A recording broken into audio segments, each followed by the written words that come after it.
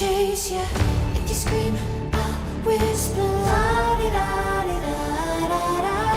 This is all you ever wanted. Take it all, you deserve it.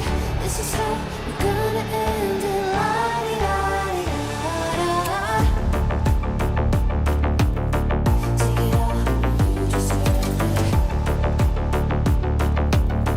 Take it all, you deserve it. Giving back the freedom you want to destroy. And my power's way too strong for you, so try. 'Cause you can't dominate and nor will you survive. And not this time, 'cause I'm the wiser of us two. I know one of life antithesis of you. The fire in my heart will only grow. If you shut the gates, I'll burn them down. I am 1,000 steps ahead of you. You'll see soon.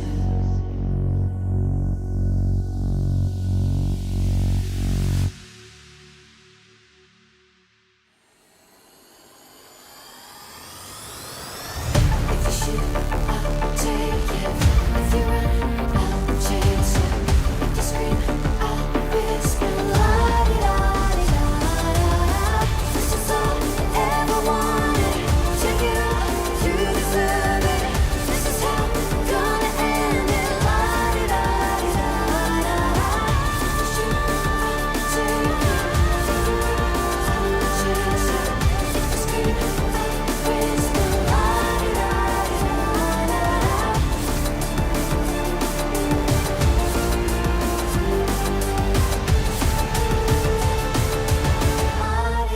La-di-da-di-da-da-da.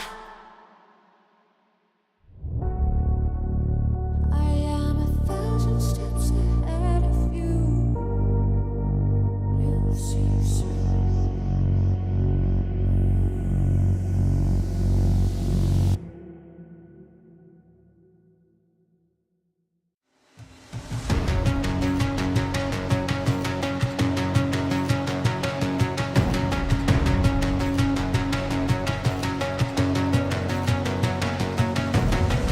There's something in his eyes. There's a storm within, but it's written in the skies. Let it break me till it's over. Won't let it shake me, no.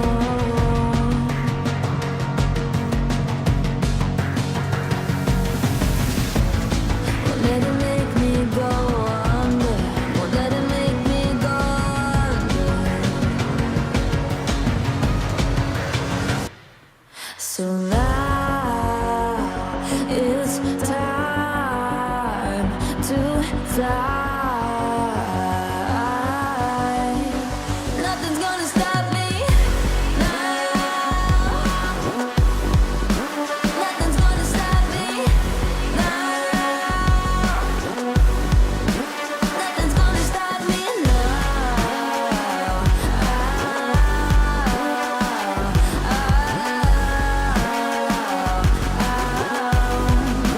Nothing's gonna stop me. No one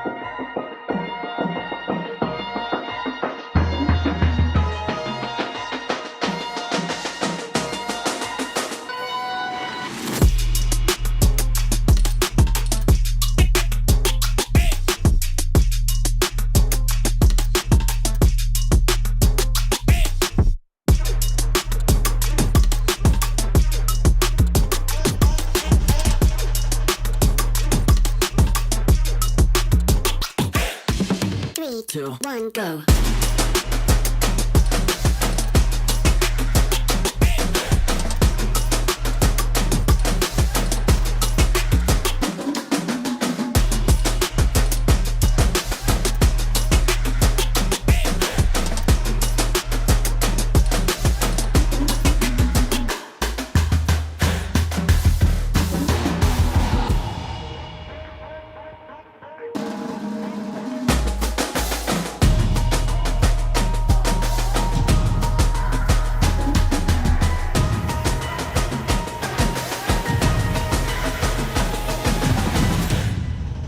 Three, two, one, go.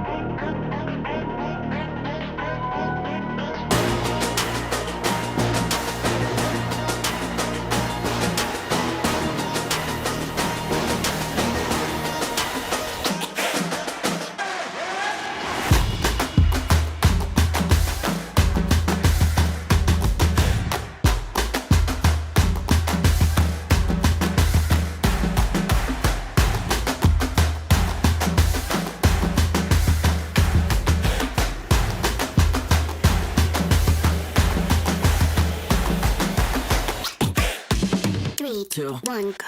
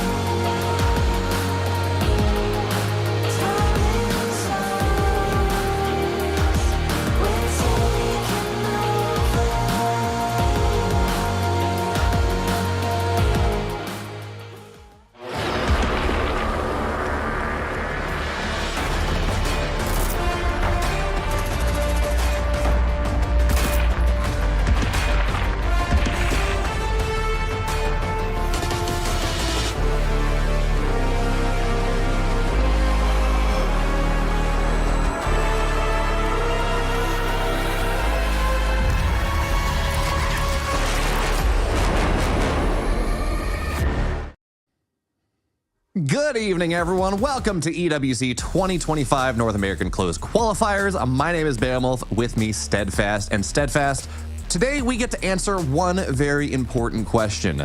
Who gets to move on immediately to Riyadh in about 2 months? Who has to play in the last chance qualifier in about a month? And who played through all of these open qualifiers only to go home empty-handed? It's a big question. We've got, it's answer to one, answer of one, answer of one, and then an answer of 6. We do have 8 players, of course. It's going to be a double elimination bracket. A lot of best of 5s ahead of us and one big old best of 7. To answer that big question, there is that upper bracket. As we can see, we got a couple mirror matchups and then a PVZ and a TVZ. And as you can see, of those 8 players, only one of them will punch a guaranteed ticket, the golden ticket, to Riyadh. And the other one will make it into that closed qualifier where they're going to be facing off against 7 other players for a right to make it into the play-ins. And I gotta say, this looks like it could go to almost anyone. Man, you say that, and I'm looking at this, I'm like, okay, Trigger's on the top side, Astrea's on the bottom side. Maybe Scarlett makes a run, depending on what type of form she's in. Maybe we see someone else in there. But to me, this looks like Trigger versus Astrea, grand finals. One qualifies, one goes to that final last chance qualifier.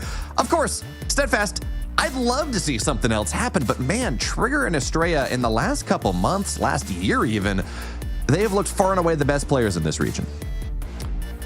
So it's kind of interesting. If we were going to say, I would say, yeah, 3 or 4 months ago, I would say for sure, especially Astrea looking incredibly dominant in the region, as he has been for quite some time.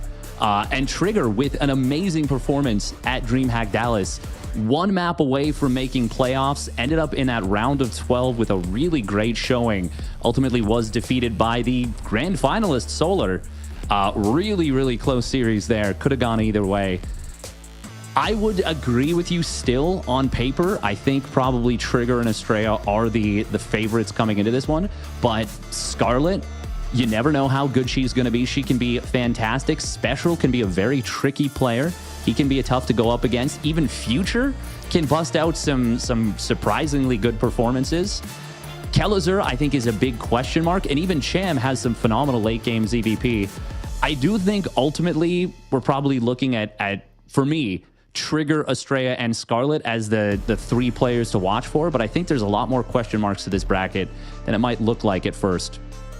Yeah, that's totally fair. I do have some inside baseball for you, though, because Max Astrea, I talked to him a little bit at DreamHack Dallas about a week ago, because I'm never sure. Yeah, how practices he? How much is he focusing? Where is he? And he was like, no.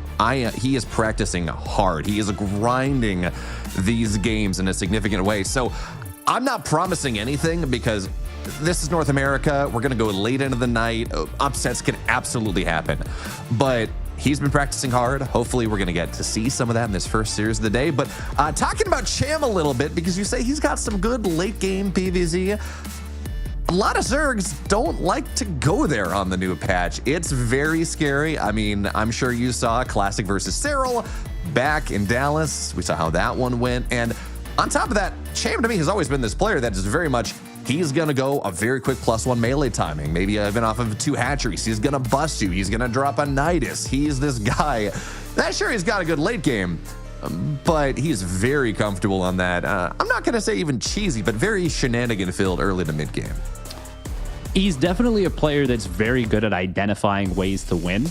And sometimes it ends up looking a little bit scrappy, maybe a little bit all-in-ish. I know that he's had success with Swarm Hosts in the past, off that 65, 66 drone count Roach Ravager Swarm Host. He's knocked out a couple of the Shopify Rebellion players with some of that mid-game play. I know that some of the European players look at the way that Cham plays and they say, this is not how you're supposed to play StarCraft. No. And Cham's like, okay, fine. Well, I just knocked out 3 of you out of a World Championship tournament, so come at me, bro. And welcome to my region. I don't even think it's welcome to my region. I actually think, and I was talking about this on stream the other day, I think he plays very similarly to Dark, where a lot of times you find that you're like, oh man, he's in a really bad position right now. And then he finds his way, this way to orchestrate a victory and snap, victory from the jaws of defeat. I don't think he's necessarily as accomplished as someone like Dark. That's to me, Dark is a top 5 GOAT. He is just up there. And I think his record kind of speaks for itself with some of the comebacks he's pulled.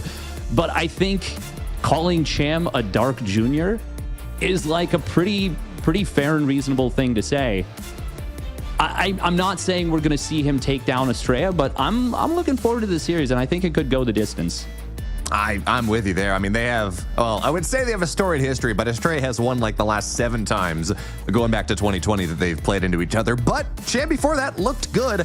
Steadfast, though, as we have this map pool up on the table right now, I love the new map pool. Now, as a Zerg player, maybe I don't, but conceptually, I really like the new map pool. We have a 3-player map in the pool once again. We have healing zones. We have Persephone that has master speed zones on the right side. And if I'm looking to your point here about Cham as this guy that is a bit of a dark junior, marches to the beat of his own drum, a map pool that is not just the same map over and over and over again has got to be something that helps him out just a little bit.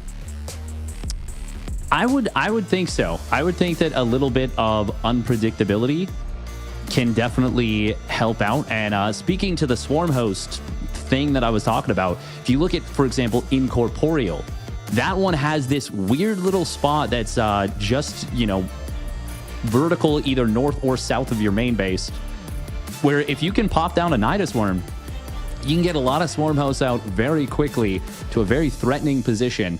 I do once again want to say I think Astrea is the favorite in this match, and especially when you look at recent performances.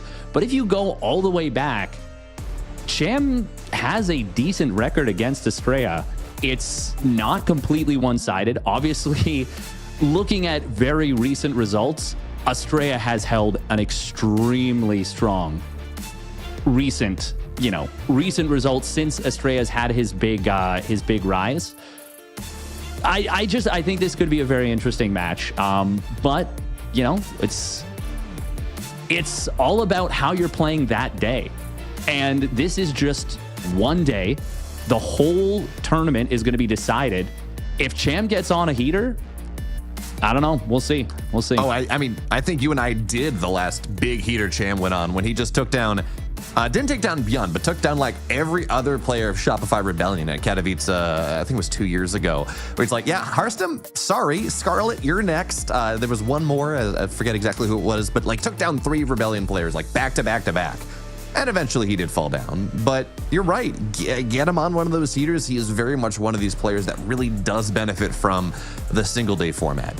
Not only because he can be a momentum player, absolutely, but also one of these players that if you give someone time to look at what he's doing on the current patch, on the current pool, in the current tournament, it's not going to be as easy for him to win. But if he can just start to put the proxy hatches down and play Swarm hosts and do all of these things that, Astrea, Trigger, Scarlett may not be expecting, they're not going to have the time to react that, say, a Weekender or something would give to them. Yeah, it's something that could be very intriguing, and we'll kind of know midway through the series which version of Cham we're going to be getting, and additionally which version of Astrea we're going to be getting, because it's not necessarily a cut and dry first seed makes it through, second seed is going to take second place. I think it's definitely worth saying there's a reason we call people the favorites. And if you were to look at recent results, I think we would say Trigger is definitively the favorite going into this tournament. But he's relatively, fresh to having a big result. Like, we have not seen Trigger have a consistent set of results. Astrea did take some time off. Even if he's grinding now, he may not be in the same form we saw him, kind of coming out of EWC last year, where he was looking incredibly good. Once again, Scarlett, bit of a question mark. Kellizer, a bit of a question mark. Special, he is always dangerous when you give him the opportunity to prep. I don't know. I think this could be a really interesting bracket. I'm with you. I mean, I'm really excited. Unfortunately, we're not covering it here because there are a lot of series and we are only one stream, so it is what it is. But I'm really excited to see what happens in Scarlett and Kellizer as well. I think that's going to tell us a lot about what's going to happen, about how this is going to go, about how really this entire bracket's going to go. But Steadfast, I want you to tell me a story. Okay, we talked about Trigger, we talked about Astrea, we talked about Cham a little bit, but we do have these Terrans that we haven't talked about a lot. Kellizer, Future. What's the path, and what do they have to do to march their way onto that qualifying slot? Well, I mean, I hope that they studied the living crap out of the Maru replays from DreamHack Dallas, because first of all, they're going to be playing each other in the upper bracket, so whoever makes it through there will obviously have a bit of a jump off point. But they're going to have to run a bit of a gauntlet of some really elite Protoss players in the Americas region, in the form of Trigger, in the form of Astrea, as we were mentioning. And then you also have to be capable of, winning one of the other ones. For Kelazur, he's got a tricky bracket himself, having to face Scarlett in the first round, who's, she was always well known for that amazing creep spread, that dominant ZVT. The Terran players are going to have a tough time. I think that I don't know. I don't know what it's going to take for one of them to make it through into that top two. I think actually just a matter of one very simple question, and it involves a number, Steadfast. 1 or 2? Specifically, 1 base SCV pull or 2 base SCV pull? Yeah, you didn't have to just look at the Maru replays. You could have looked at those Han Mono replays. Oh, man. Yeah, he was... Han Mono showed up big time. He had himself a heck of a tournament at DreamHack. That was very, very cool.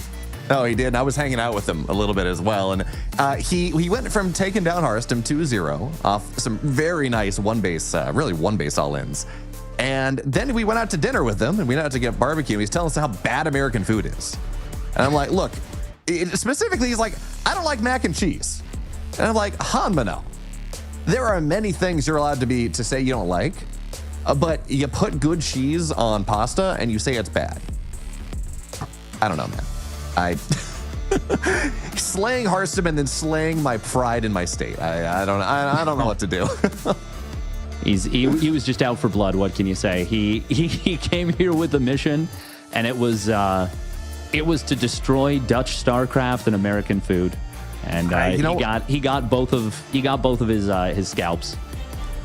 He really did. By the way, keeping you all updated, we are waiting on our picks and bans on our vetoes coming out of Astrea and Cham. That's the series we're going to be starting with. After that, well, we're going to figure it out. We did show you the schedule a little bit earlier. These are all best of 5s outside of the grand finals, which are of course a best of 7. But there is a big advantage. Well, we're going to ignore what happened in Asia for a second.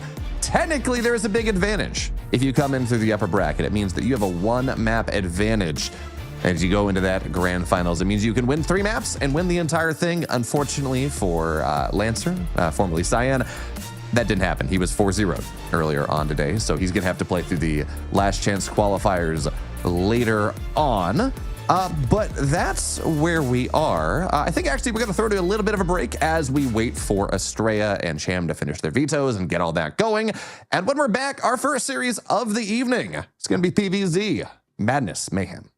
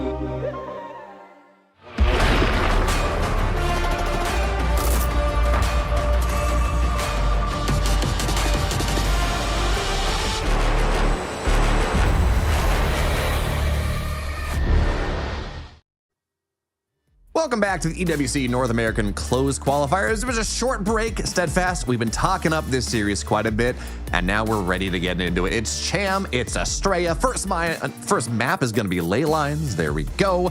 As we take a look at what exactly these players want to play. Any surprises as we get ready to get into this series? Not really. I mean, first pick. So the way that this works, by the way, just for the picks and bans, is with a best of 5, the players do one set of bans each, then one set of picks each, then another ban each player, and then they pick the third, fourth, and then we have the final remaining map. Tokamak as the map that nobody picked, nobody banned is very unsurprising. It seems like it's probably one of the least offensive maps that a lot of people have kind of settled on. They're just like, I don't really love it. I don't hate it. I'm more than okay to play it. Last Fantasy getting the first ban. We have access to the bans. We know that Astrea banned Last Fantasy. Makes a ton of sense. You don't want to have to worry about a 12 pool without information. I would say nothing really jumps out at me. Yeah, makes sense. Ley lines as well as map 1, another one of those kind of inoffensive maps. It's got by far the most number of played games in just across all the premier tournaments that have happened. People just play on it a lot. It makes a lot of sense. It works out very nicely. But Steadfast, we're ready. Here we're gonna get into game number 1 between Cham and Astrea in the upper right. In the blue, his name, it's Max Angel. It's Astrea.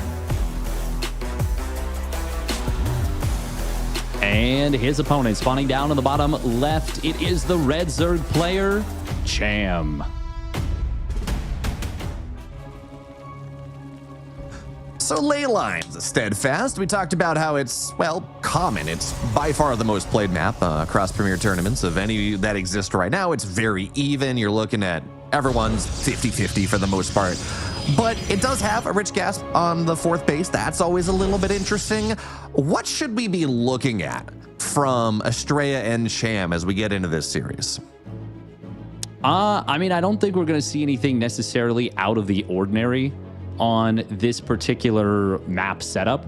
Obviously, there are those 4 rich gas bases. There's the one kind of on the low ground. There's the one on the high ground. But as you can see, there are those minerals blocking each of them. You got to mine 150 minerals in order to unlock them. So you're not going to see any strategies revolving around this. You're not going to see any Bly proxy hatches to take advantage. It just takes too long. Even if you have 2 mules mining and you're microing them manually, you're making sure that they spam onto that, it's still going to take 6 trips, you know? And we obviously don't have a Terran in this series, so it's not going to matter either way.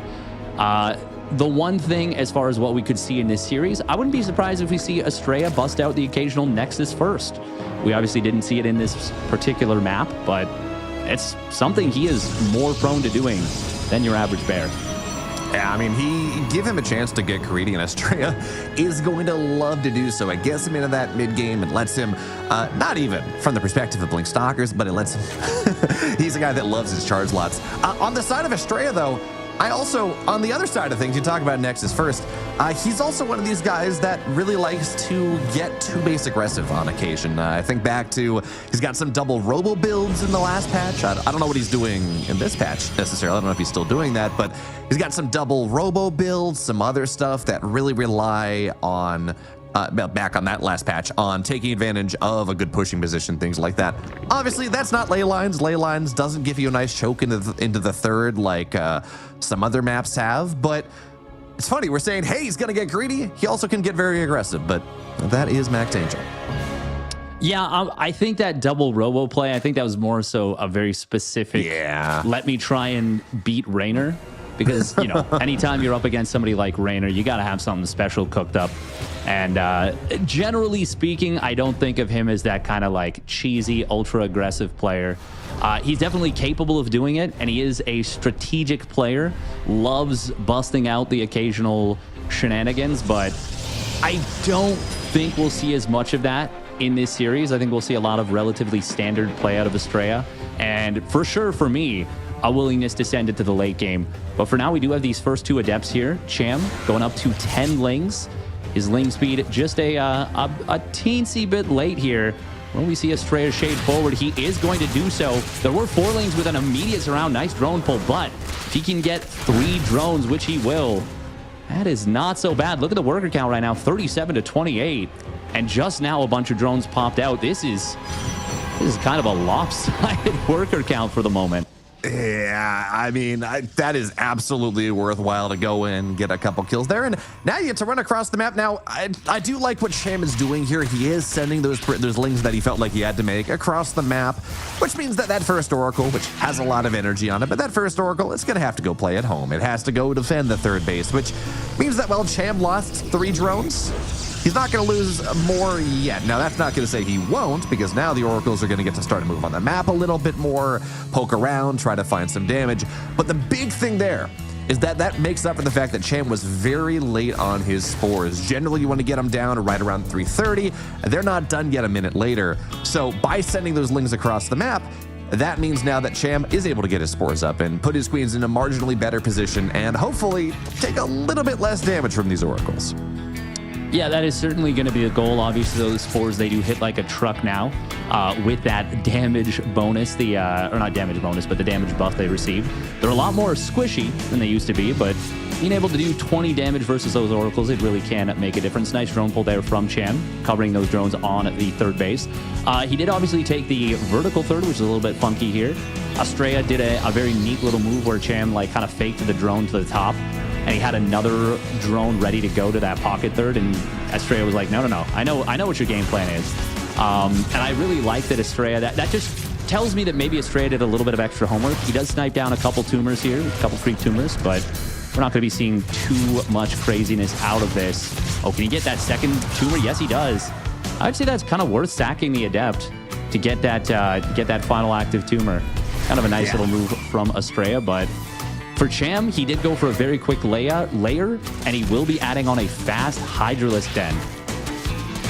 Yeah, that always makes me really happy when we see Oracles getting used. I know this is an old change at this point. It's like, what, 4 or 5 balance patches at this point, but making creep tumors light meant that Oracles and Depths could clear them. It meant that, theoretically, Protoss could actually go and have some clearing utility, which does make me rather happy, but it's also even more important on the current patch because you're just getting less queens. We're looking at 5. We're not looking at 6 or 7 because queens are now more expensive, which means there's less energy for creep tumors, which means that any creep tumor you kill slows it down that much more. But Steadfast, we got to be talking about what Cham has on the production tab, not the damage he's taken just now, because Hydras are on the way, +1 Grease Spines, but Astrea's already here with Blink. He is. This is just a very, very light pressure right now. Just going to try and take advantage of the extra energy that these Oracles get thanks to that energy recharge. Couple of stasis trappies getting set off pretty easily without too much hazard. Now, what I'm looking at, yeah, that's exactly it. Will Storm be done in time for this big Hydraling push that is likely be coming? Cham has stuck on 5 gases. He is committing off of 63 drones. Oh, the big jump on these High Templar. He's going to be able to grab one. Does force the morph there. Good job from Astrea to save that, but that was an energy recharged High Templar, and that energy recharge was just used, so it's going to be on cooldown for another 20 seconds. Even with Storm completing, this looks very, very scary, and I got to say, Cham's Hydraling timing is kind of primed to maybe get some huge damage done. That it is. Storm's going to be done in 10 seconds, but I don't know how many Storms are going to be available on these High Templars because you talked about it, forcing the Archon to get made. It looks like maybe 3 by the time that this hits. Yeah, it looks like Cham's going to give him the time, but that's a lot of Hydraling, and yes, Storms are that's a great scout from Astrea, seeing where not the entire army, but a lot of the army is. Now, I like what Cham's doing here because of this, because he knows this opportunity. He's going to try to hit the 4th base and maybe the natural at the same time. Now, if this doesn't work, it's a big problem, but Astrea's all the way on the right side because he knows this army is there on the right side. That means Cham should be able to go cancel off this 4th base, and from there, I mean, that's already a decent amount of damage.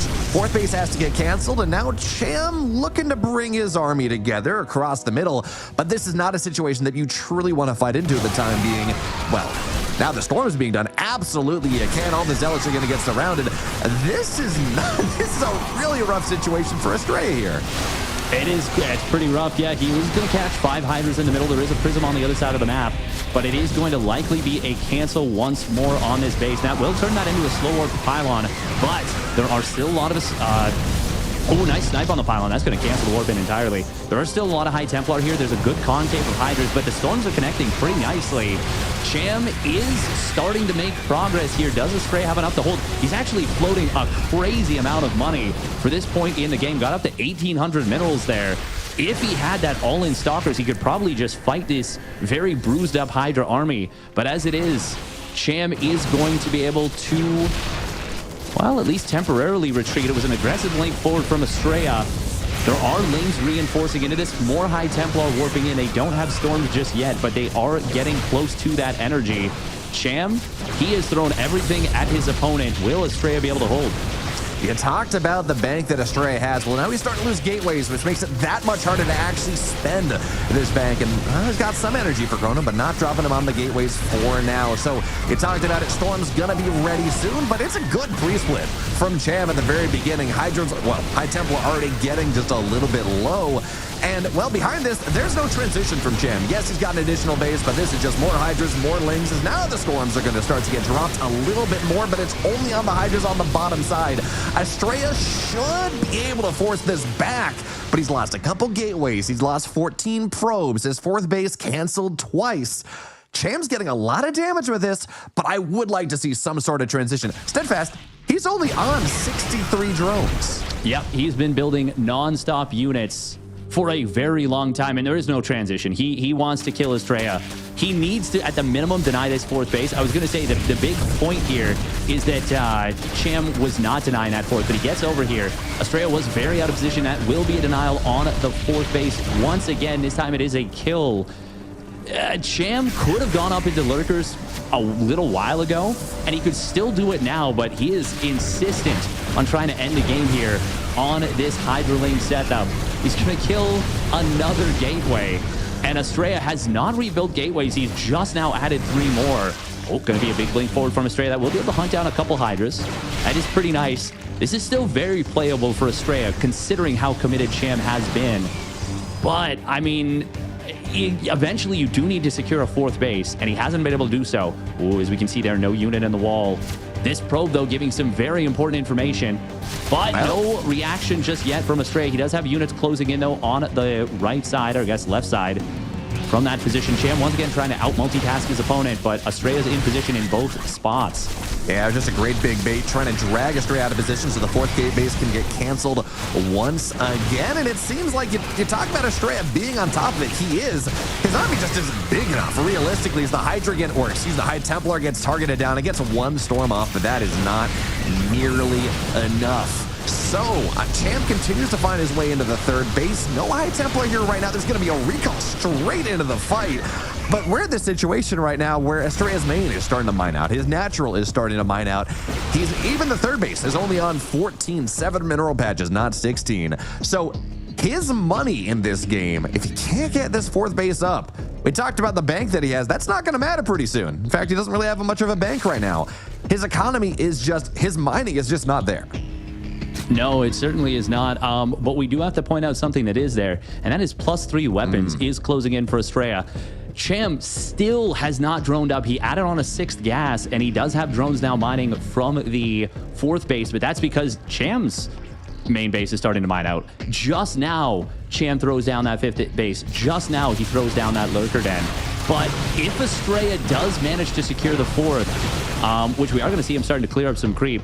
By the way, we got to give a nice little nod to Cham. His creep spread has been pretty decent moving forward. Just a couple avenues of creep, but it's nice. It started to envelop the map a little bit, so it's very important that Astrea shuts that down as much as he can. But what I wanted to get back to is if Astrea secures that 4th, this becomes a huge problem for Cham. And I mean, even now, Astrea is up in army supply. He's up in army value. He's ahead in tech. He's ahead in upgrades. I personally think Astrea is in a better position in this game. Which is wild considering how many times he's lost that 4th base, how many times he's lost good portions of his army. But a couple good storms here or there, giving him the opportunity. And because Cham wasn't droning behind this, because Cham wasn't really teching up behind this until just now, that advantage that might as well have been there, that Cham should have had, never really materialized. And now +3 is done. Shields are halfway done as well, so those Archons are going to be that much tankier as this game goes later. And yeah, sure, they're going to be 10 lurkers, but that does kind of feel like the last timing that Cham has. Astrea, he's maxed out. He's getting +1 flyer, so he's going to have that sky toss transition soon. He's rounding himself out, and it does feel like it's going to be a very difficult game for him to, well, very difficult idea for Cham to be able to get that 4th base. In fact, it's Astrea. Now he's the one that's allowed to get aggressive. Yeah, it is. And that's what happens when you transition into those lurkers. These are not high-tech lurkers either. They don't have the range. They don't have that fast burrow. Nice target fire on this one warp prism, but it gets the big Zealot warp in off. Unfortunately, the storm does kill the observer of Astrea, I believe. But it's still going to be a kind of nasty position for Cham to deal with. He will have to give up his 6th base, and Cham is actually just going to tap out the Zealots, running amok a little bit too much. There was way too much pressure on too many fronts. Astrea stays calm. He wasn't able to secure that 4th base for a very long time, but he recognized the game state extremely well and never panicked. And that was his path to victory, I would say. Yeah, you just Cham all-ins. He all-ins. He splashes himself against this guy. I'm not even going to say a brick wall, a golden wall of Protoss, and eventually you run out of steam. I do think there were definitely opportunities for Cham to maybe not win the game because, again, you were fighting into Storm and you were fighting into this defensively entrenched Astrea, but opportunities to develop and hit that next timing harder and then hit that next timing harder. And Astrea, instead of eventually maxing out and hitting +3 and having like 15 storms at the end, he had so many high Templar. He's fighting into lurkers faster. He's fighting into ranged lurkers. There are Vipers on the field, maybe. There are things that make it hard for Astrea with the composition that he was able to afford to actually play the game. Yeah, absolutely. And even on a very similar route that we saw, let's say Cham adds on that 6th gas just a little bit earlier. Maybe after the 2nd time he canceled the 4th base. And then he gets up to those lurkers, you know, hits the 3rd base. Let's say, let's reimagine a world. Let's consider he adds 5 lurkers for that one push where he's got, you know, a great concave. There's like 5-6 Hydras up in the position above the mineral line at the 3rd. Let's say Cham, has like 5 lurkers there. I don't know. I think maybe at that point, Astrea doesn't have what he needs. He's not got the immortal count that he got up to by the time the lurkers actually did hit the map. Maybe we do see Cham close that game out before things get complicated. Not a lot of things needed to go that differently for Cham to have had a victory screen at the end of game 1. But ultimately, it was Astrea who I feel like has the more, maybe the easier things to fix, not losing that first couple high Templar. That really is the thing that sticks out the most to me, that left him exposed and made it so that it was such a dicey game for him. Regardless, still a nice start for Astrea and Cham. Definitely some things to look at and say, okay, I can work with this. Yeah, I mean, I think that's a really good shout, Steadfast. It wasn't just that the High Templars died. Archon, but that mattered, sure, but it was the fact that the energy recharge was used on the High Templar right before it died. So you don't have that one when you warp in the next High Templar, which means the storms were just not there for the fight. Just about as important as the fact that it was High Templar that were forced to morph, which is, hey, you know what, Cham, if he's going to be able to get that every time, I'm with you. I think that can work out very nicely. But we're going to move on to a new map for game 2. It's going to be Pylon. It's going to be a map that, well, it confuses me a little bit because it's, with Protoss, I always get confused. I'm not talking about the map. I'm talking about the play or the structure. But talk to me about Pylon, Steadfast. Well, it is it's a big map. Lot of attack angles. Lot of bridges. We do obviously have those Zelnaga watchtowers on the bottom left, top right. I think Astrea is going to enjoy this for Zealot run-bys in general. I think if we get that far, I think mutas are definitely they're a decent option on this map, but it's not the craziest of maps. I would say the thing that kind of sticks out the most to me for Pylon is the fact that there's no Overlord pillar on this particular map, really anywhere near the natural expansion. That would be for me the biggest point on this one. That, and it is one of the shortest rush distances in the pool. So if Cham wants to get aggressive, maybe we'll see that. But for now, we're into game 2. In the bottom right, In the blue, he's up a game. He held on. He made the golden wall. It's Astrea. And his opponent, opening up with a 14 hatch. What are we cooking here? It is the red Zerg player, Cham. Oh, 14 hatch, 15 gas cancel. Not exactly sure what breed of shenanigans Cham has in store for us, but it is interesting. It is something that will be a little bit different. Now, Astrea here, you talked about the possibility of this being of going Nexus first. Obviously, it's not going to be on torches. Even though there is no perv pillar pylon, you have this natural. It's 33 seconds. That's not what you want to do. But the big question is, what does Astrea know about Cham's proclivities? This is going to be, again, 14 hatch, 15 gas cancel into an 18 pool. So you're not going to have quick links. You're not going to have quick gas, not quick speed, nothing like that. But you will have that quicker natural. You will have a little bit more larva there. Yeah, I think now that we've seen as the build has played out a little bit, Cham just wanted to make sure he didn't get hash blocked. It does actually cut into the efficiency of the build a fair bit, but if your opponent did send that worker out at that timing, trying to get a block on a 40, 40, if it's my hatchery, a 45 or a 46 second hatchery. If it's Scarlett's, it's a 43 second hatchery. But it's just basically ensuring that you don't get hatch blocked basically under any circumstance. You're trying to avoid that as much as possible. That's the main goal out of Cham. And the reason we know that is because he ends up going for that 18 pool, that much later pool out of that. So it's an adjustment. You're kind of, there's a bit of a poker game that happens. How early does the Protoss send the probe? Does anything, kind of suspicious happen with that? And unfortunately for Cham, it didn't really pay much in terms of dividends, but it's a relatively low cost. Now, we do have to point out as well, something else, I guess, on Pylon, is there's kind of this weird, pseudo high ground in front of the third and I guess not so much the fourth base, that pocket base, but in front of the third base, we do have a couple of ramps. And as you can see, very wide open if Cham can squeeze his way in around that forward base. But trying to get up that ramp might make it a little more difficult if Cham decides to go for another Hydra timing. Adept in the natural, barely making it out there. Oof, that was 1 HP. Managed to get a couple lane kills and will just skedaddle on home. Yeah, we talked about Cham getting into this series about what he likes to do, what his certain brand of breed of madness is. And you mentioned that he's kind of a swarm host guy. At least he can be at times. And well, when I see maps that have that ramp or that cliff, not the ramp, outside of the natural, outside of the third base, sometimes it's a rock wall, a couple patches or a couple maps in the last pool. I think swarm hosts. It's something where you can just drop the locusts and not really have to worry about the stalkers or the zealots or whatever it is getting on top of your swarm hosts as they drop their locusts and run away. So I wouldn't be surprised to see if Cham decided to go for something like that on this map, just again because of that ramp. But we're not going to see that just yet. Oracles are going to try to fly in, and we talked about this last time. Cham's spores have been a little bit late.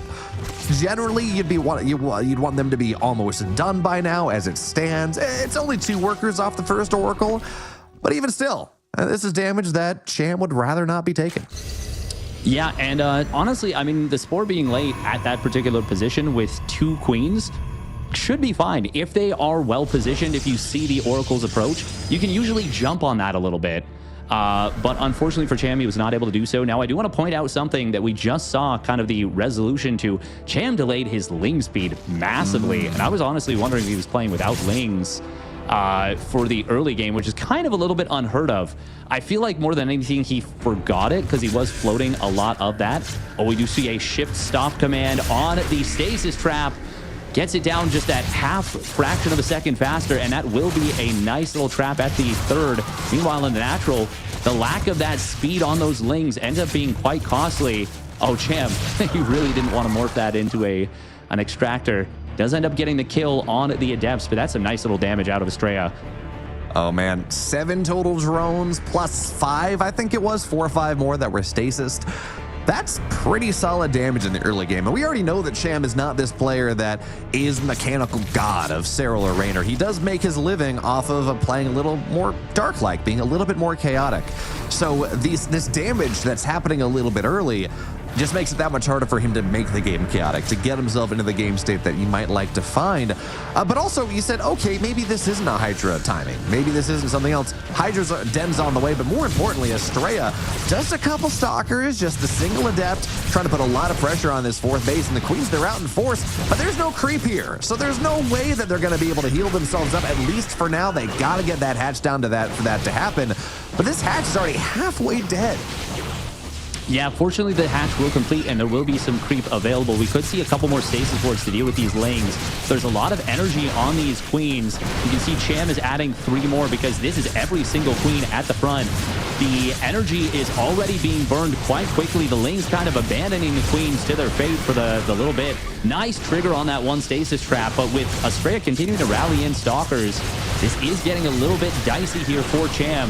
He finally gets out enough lings to kind of shove this back, but Astrea is doing a pretty good job here. Will he be able to finish off this hatchery? Not at the moment. We do see 14 hydras in production. Cham this time has gone up to 65 drones and 6 gases, but it looks like he wants to do a very similar timing to the previous game with a lot of +1 missile hydras. And once again, as we can see, Mapu pointing out, we've already got the storm halfway done. And if Astrea keeps that first High Templar with the double storm alive, that is going to make things a lot more difficult for Cham. Really nice snipe right there on one of those hydras. Just basically using the blink timing for that. The blink cooldown, I should say. Does lose 1 more stalker on the retreat, but this is a decent start for Astrea, to say the very least. Fast, you say 1 more stalker, he loses 1 stalker. That's the only stalker he's lost this game. He's been so efficient with his blink timing, just wearing away at this army of Cham. And what that hopefully means for Astrea is that this attack from Cham is that much more impactful. Now, based on the positioning, he might not be able to hold on to this 4th base. In fact, I don't really see any High Templars in this army, so he's going to have to cancel that one. But now the question is, what can he find on the rejoinder? Storm is done. High Templars should join the fight soon, but Astrea, he's fine, right? He's going to get this 4th base on the way once again. He's going to accept the losses that he's taken, but the one big difference that I like from Cham in this game 2 compared to game number 1, he's already saturated some of his 4th base. He's on 77 drones. He's got a 5th base on the way, but Steadfast, there's a Lurker Den almost done. The Infestation Pit is almost done. Cham is transitioning off of the damage he's getting. Yeah, and that's what we were looking for in the first game of the series, and he didn't go for it. And now, you know, this is kind of what I was talking about a little bit at the very beginning of the broadcast. I do like the way Cham approaches opponents. I like the way he kind of sets up in terms of his thought process for these kind of games, because if you play the same every game, it's going to be a lot more difficult to win a strategy game. But this kind of, you know, unpredictable play, I'm a big fan of it. We are going to see Lurkers trying to get out. Will they be out in time for this Stalker High Templar push? The answer is just barely. And the positioning at the top of the ramp, I mean, it works both ways. A couple of those Hydras do eat a bit of a nasty storm, but it's not the worst thing it could have been.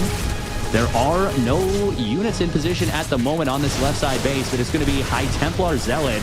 And with the storms being used up quite quickly, this will turn into a fight that is quite good. Nice trap on the Zealots, using the Lings to cut off the retreat. More Zealots flooding in for Astrea, but they will not do the job against Hydra Lurker Ling. At that point, you just got to cut your losses, run away. I think there was actually only 1 storm. It was 2 High Templars, but I don't know if the second High Templar actually had the energy. So you run in. I like it conceptually. Lings are going to answer. You storm the Lings. That means the Zealots can fight better, but Cham responded with a good portion of his army, and then, well, you've lost 2 High Templar. You lost 15 Zealots.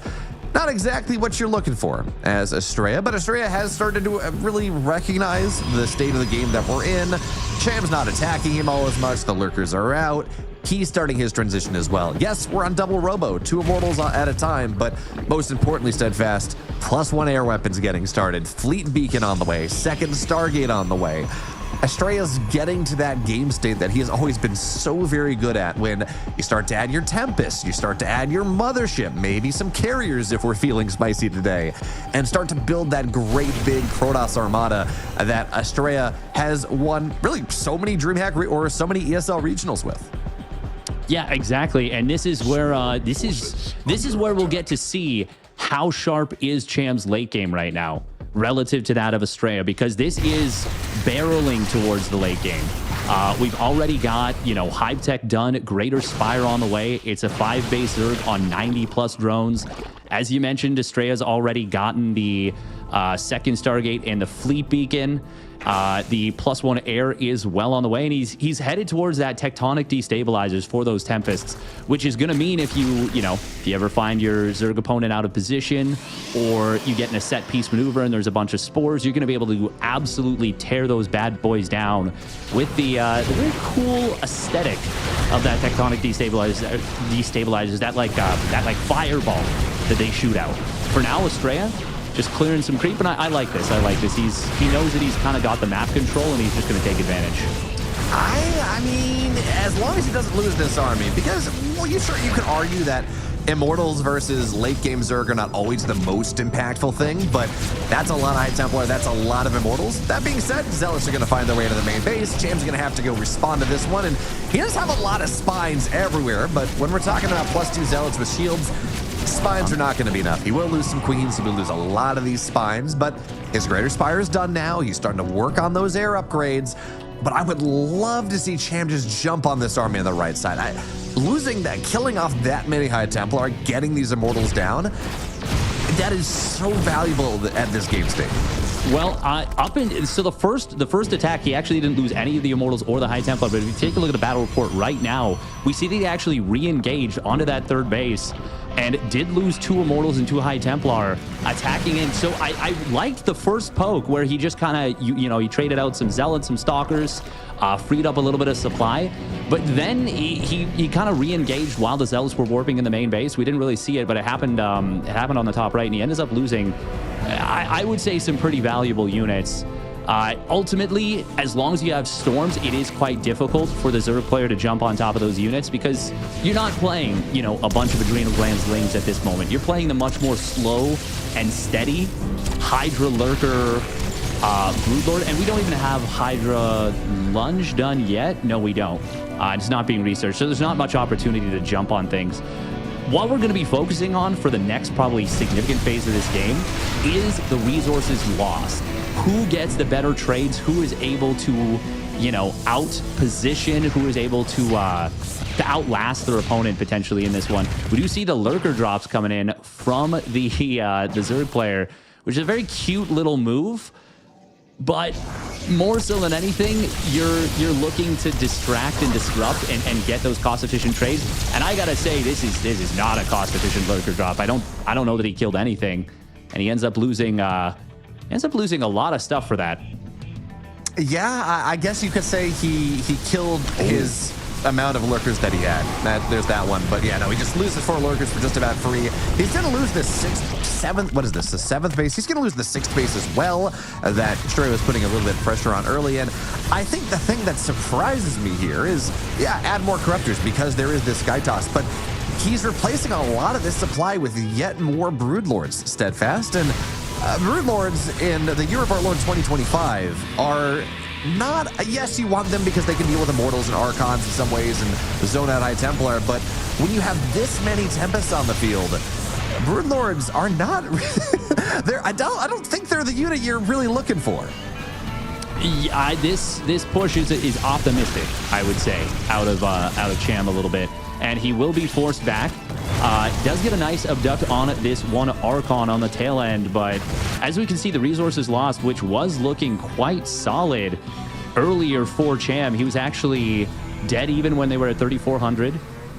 It started to slant in favor of Astrea. Nice revelation. We'll be able to tag those Broodlords. He's going to be able to find 2 of them very quickly.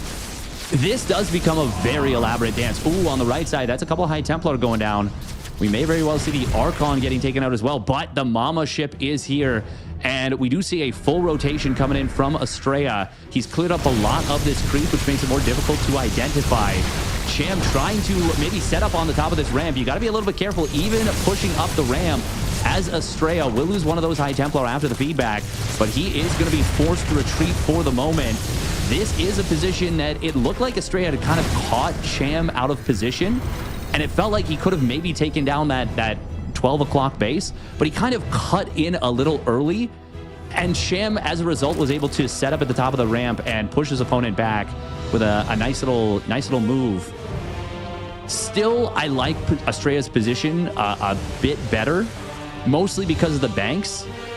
But Astrea's got to be careful with that army. It is very easy to lose a lot of stuff really quickly on either side if you make any significant mistake. Yeah, I think it's important to point out, as much as I'm bemoaning the Brood Lords and all of that here, I was going to say I really like Cham expanding upper right and bottom left, but he's going to lose that immediately, and maybe losing another base here. But we should point out that if the Fungals start to chain and you start to get a parasitic bomb on top of things, these armies, they will evaporate. But Astrea takes out the north side base. He's going to take out the south side base. And Cham is... Astrea hasn't taken every base he wants to take just yet, but Cham is struggling to really build that economic advantage. Take all those bases that you like to see. So he's going to start to siege away now, but he's the time is being bought here. Shield batteries, cannons, they make it rather hard for the Broodlords to push in, and with a massive revelation on top of every single one of these 13 Broodlords, well, the Tempests are going to start to go to town. So Astrea's got the north side base on the way. His Zealot run by killed that off. And Cham, he's not trading well enough to make this a full split map scenario, but he's also not really buying the position that he needs to prevent that from happening. I mean, it's difficult to do so. I will say more important than getting the revelation on the Broodlords, actually hold that thought. We do see a little bit of a skirmish on the top side. Zealots warped in. Astrea just kind of brute forces his way through those lurkers. 5 or 6 of them there, but being able to trade gas, minerals for gas is usually something that is pretty, you're pretty happy about it as the Protoss player, and that is what we saw right there. So that's still something I like out of Astrea. Getting the kill on a good number of those lurkers and re-securing that base. What I'm excited about and what I feel like is the super important thing for initiating these fights is the infestors. So getting the revelation on those infestors, getting able to see where they are and play around them is really, really nice. Astrea once again with that mothership on the top right, threatening the recall whenever he wants. And it will leave Cham kind of questioning, like, oh man, do I have to get back over here? Do I have to do something for this? As for the upgrades, 2-2 nearly done for Cham for the air, and he is completing the full gamut on those upgrades on the ground. Hold that thought. Almost potential for a big fungal there, but we can see with the vision that Astrea has, he is doing a great job of just, once again, keeping tabs on the Zerg player's spellcaster. I really think that is the key to these late game scenarios. Oh, absolutely. It really is. Yeah, it's whoever can have the spellcasters. If the storms land, if you get good feedbacks, Protoss is probably going to win the fight. If you don't get the storms, if the fungals go off and the parasitic bombs go off, it's very hard for Protoss to do the same. So for now, fishing for fungals a little bit as a couple High Templar running forward, looking for some feedbacks, but this is where it gets a little bit scary. That's still a lot of Broodlords. High Templars will get evaporated. But I'm with you. I love the play on the mothership here. This is something that Astrea has been doing. Storm to kill an Overseer. You don't see that one every day. But Astrea has been one of these players, even before the most recent changes to the mothership that made it that much more powerful, has been one of these players that loves to play around the mothership recall. Plays on one side of the map, recalls to the other, starts to really find some advantages. So I love to see him do that. For now, he's going to lose the space on the north side. That's not really something he can take just yet. Realistically, these center side bases, I don't know that there's something you can take before you bring your entire army there. But on the left side, okay, no, that's not as much poking as I thought it was. I saw flashing lights and fireworks and bright stars, but no, just the Tempest poke. Yeah, I mean, there was a big fungal landed, which is the initiative that you need to kind of take a fight. But anytime you have to push up a ramp to do that, it just does not feel good in the slightest. And we do see that Astrea, oh, well, he pulls back pretty far. The fungal does land. There's no infestor to continue to chain this up. And, I mean, at that point, you're kind of just draining small amounts of shield battery energy. I do want to say both players are doing a phenomenal job of continuing their upgrades, and Cham has done quite a good job of keeping his Broodlords kind of safe in the back. And by securing this position, even though he doesn't have creep right here, exactly right here where we are, where the Broodlords have been slowly shelling away at that left side, it gives Cham influence over that bottom left base, and it allows him to secure that. And another thing to point out is that he does have that high yield gas base. Oh, Disruptor. Oh, it's going to connect on the Infestors. That's a very nice play. How many Infestors did he just get? I want to say that was like 3 or 4. How many did he get? 5 Infestors. That is now the mothership's going to die in exchange, but okay, let's do the math here. Yeah, 5 Infestors. I think that is still worth more. The Fungal is going to land, but we are looking at 1 Infestor on the map right now. The reason that it's hard for Astrea to really move in right now is the Zerg spellcasters. Well, there's only 1 Fungal, maybe there's 2, but only really 1 Fungal available for the time being. We have only 2 Vipers here. I'm a little surprised, actually, to not see Astrea try to jump on that a little bit more. Without the Fungals to keep him in place, this is absolutely something that feels like you can push just that much harder. He is going to go for a little bit of something there, but it is going to be a Fungal and a Tempest Abduct coming in behind this. Cham, though, says, okay, I don't think your positioning is good right here. You're away from your shield batteries. I'm going to go for this. Disruptor will push the Infestors back, but this is a really cornered Protoss army.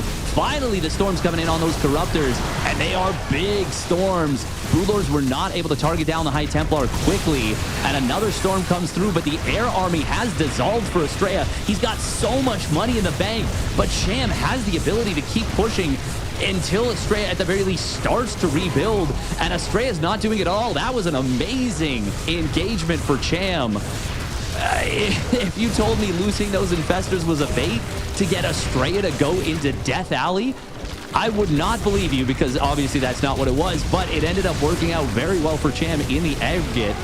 And now the resources lost that was so massively in favor of Astrea, well, it's starting to close a little bit, but I do like that counterattack on the top side out of Astrea. Steadfast, those storms were so late. The Corruptors were sitting on top of the air army for a solid like 3 or 4 seconds before the 4th storm went down, and that was time. Certainly that the High Templar could have been targeted down. As it stands, it meant the Corruptors survived. It meant they killed enough of the army that even by the times the storms softened up a good number of the Corruptors and knocked a lot of them down, it didn't matter because the entire Air Armada was dead. And that means this 3rd base or 4th base that Astrea had, that's going to go down. A little bit more pressure on this outlying base that Astrea has been trying to hold on to. And yeah, sure, eventually Astrea is going to get himself some Tempests. He's on the magic number now. He can one-shot any unit that, really, any unit that Cham has at this point. But 5 Tempests are not the 7, 8, 9, 10 that he had. They don't have the mobility. They don't really have the ability to play multiple sides. And you're still only killing 1 unit at a time. Now, I wonder, though, because we saw the 5 Infestors die, and we saw what kind of an opportunity that opened up. Is 10 Infestors too much? Well, I wanted to talk about that actually a little bit. Hold that thought. We do see a couple of Infestors getting jumped in the middle of the map. Only one of them actually goes down, and it will end up with a Stalker and an Archon going down, and an Observer potentially. Feedback's trying to reach forward, not able to get anything more than just a single Infestor, and he doesn't even kill it. Ends up losing the High Templar. I wanted to point out, Astrea has gone and rebuilt some of his probes. He's on 72 probes. Cham went down to 49 drones and is on 150 army supply going into this big fungal growths are going to land. Abduct coming in on this Tempest, but some huge feedbacks in response. There's still Infestors ready to go. Cham is like all in on army supply and is starting to really take better and better trades. It's weird to say all in because, like, actually what I should say is he's on a turbo late game army supply. He is really playing a low drone count. If you look at some of the bases that are probably further back in his territory, I'm assuming we'll see less drones there, and he's trying to just mine the very forward ones. Well, I guess actually, yeah, look at that. He's mined out of so much of his gases, and so many of those bases have been mined out. Astrea is still not remaxing particularly quickly, and this is looking increasingly better for Cham in the late game. Yeah, man, Astrea, he's only on 3 Stargates. He's got 6,500 minerals in the bank, 3,000 gas.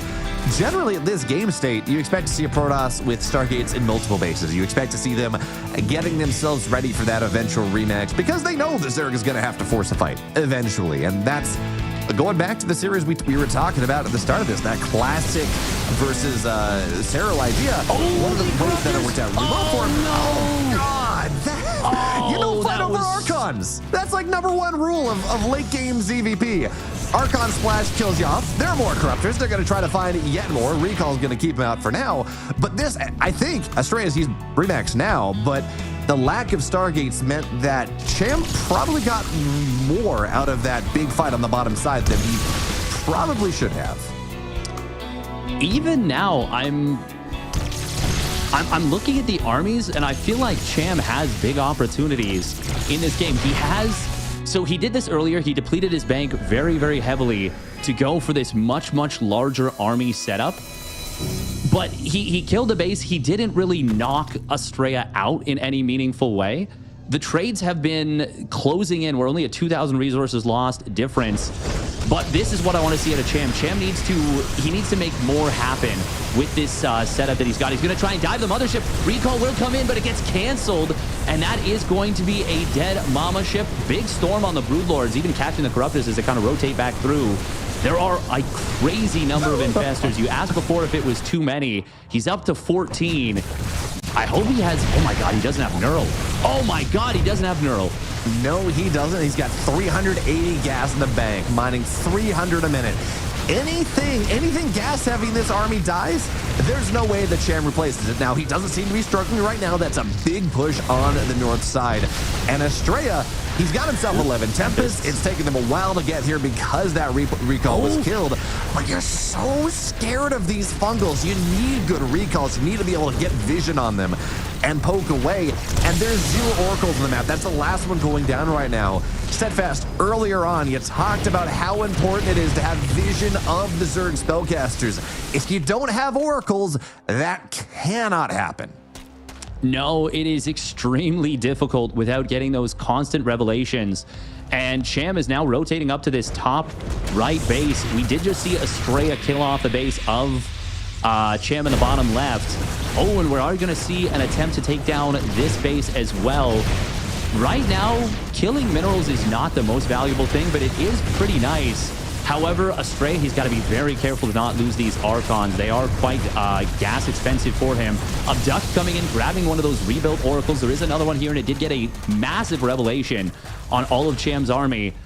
And that will be enough for Cham to say, no, I don't want to have a repeat of what happened before with the kind of Death Valley situation where he gets caught in the corner. He's going to rotate over to the high-yield gas of Astrea, high-yield gas base. Cham really can't let Astrea get that base up, I feel like, this particular one. I mean, even with the base not being up here, it's a struggle. Yes, the army's massive. It's 160 supply. There's no world. The only thing the Cham can build at this point is Zerglings. There is no world where he remaxes on top of this one. He has to win with this fight and this fight alone. And when we're talking about this... Oh, Lurkers on the bottom side. Pretty nice getting on top of the Lurkers here. Just so many Archons and Immortals. They're going to take them all down. And that's gas that Cham realistically cannot afford. So he's going to get the base. He's going to lose the base on the bottom left side. But when we're talking about these late game PvZ scenarios, Steadfast, the Zerg wins on winning the fight and then, well, not even winning the fight, but getting enough out of the army and then winning the remax. And if all you can build are about 3,000 or 300 lings, that's not the remax that wins the game. Well, for me, it's not just that. It's what that bottom left setup does. And we do see, yeah, I'm pretty sure Mapu pointing out no adrenal glands done for those lanes either, which is going to make the remax even less impactful than it would be. Not to mention the fact that they also don't have +3 melee, so they're good, but they're not the great cracklings that they could be. Now, for me, the big point about that bottom left side is that Cham is not able to re-secure that position with the units here. Disruptor will come in, will get the kill on another one of those infestors. Very neat usage of just like singular disruptors. Disruptor shot comes in, grabs another 4 infestors. I want to say that was a huge shot. Feedback's raining it on the infestors as well. We do see the corruptors diving in on the back line, but this is very costly for Cham. He has lost everything, and with that, he will lose the game and the series. A very chaotic fight, but it is Astrea who guns down those infestors, lands the big feedbacks, forces the engagement, and outlasts the Zerg opponent. Well, Steadfast, good news. The series is not quite over. He does outlast him in that game. These are best of fives, though, so we will get to see if Cham can make it happen once again, which is always going to be fun, right? Because I think we look at those two games and we say, Cham, you had every opportunity to win game one. Cham, you had even better of an opportunity to win game number two. But man, Steadfast, those late game PvZ scenarios, I know you've played against them on ladder. I know you've suffered. Once you get that point when you're talking like 3-3 Protoss Air and a bunch of Storms and Archons and everything else, it becomes very difficult for the Zerg player to navigate appropriately. And I want to go back to those infestors because Astrea, his solution was to get a couple disruptors on top of the feedbacks. And yeah, when you have 14 infestors, they're great. But if they clump up and one disruptor nova kills off 10 of them, you're not winning that fight. It's going to be a lot more difficult to do so, that's for sure. Something I will say that could have happened, and we obviously didn't see it, and I don't know that it so one, adding the disruptor makes it much more complicated for the Zerg, but it can turn into a double-edged sword where, let's say Cham does have Neural and he grabs one of those Ruppies, grabs it, throws it into the middle of the High Templar. All of a sudden, your greatest weapon has been turned against you, and now it's all of a sudden the Zerg that is, absolutely eviscerated your ability to have supporting spellcasters in that fight. Ultimately, though, Astrea did play that late game a little bit better, but it was a very competitive late game, and I do think that there were opportunities for sure, specifically on the bottom side after Cham had gotten the jump on Astrea's army and had pretty much killed off the entire air army.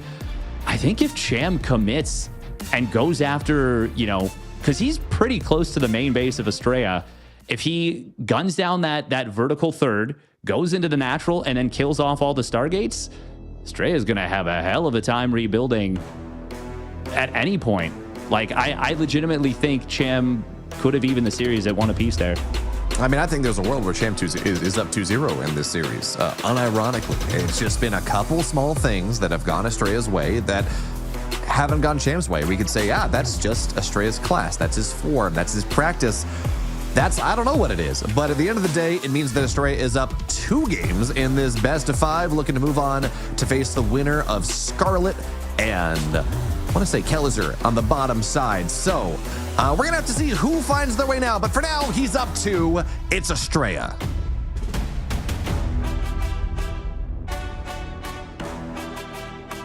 And his opponent with some absolute flashes of brilliance there, but not quite able to put the finishing touches on either game. It is Cham.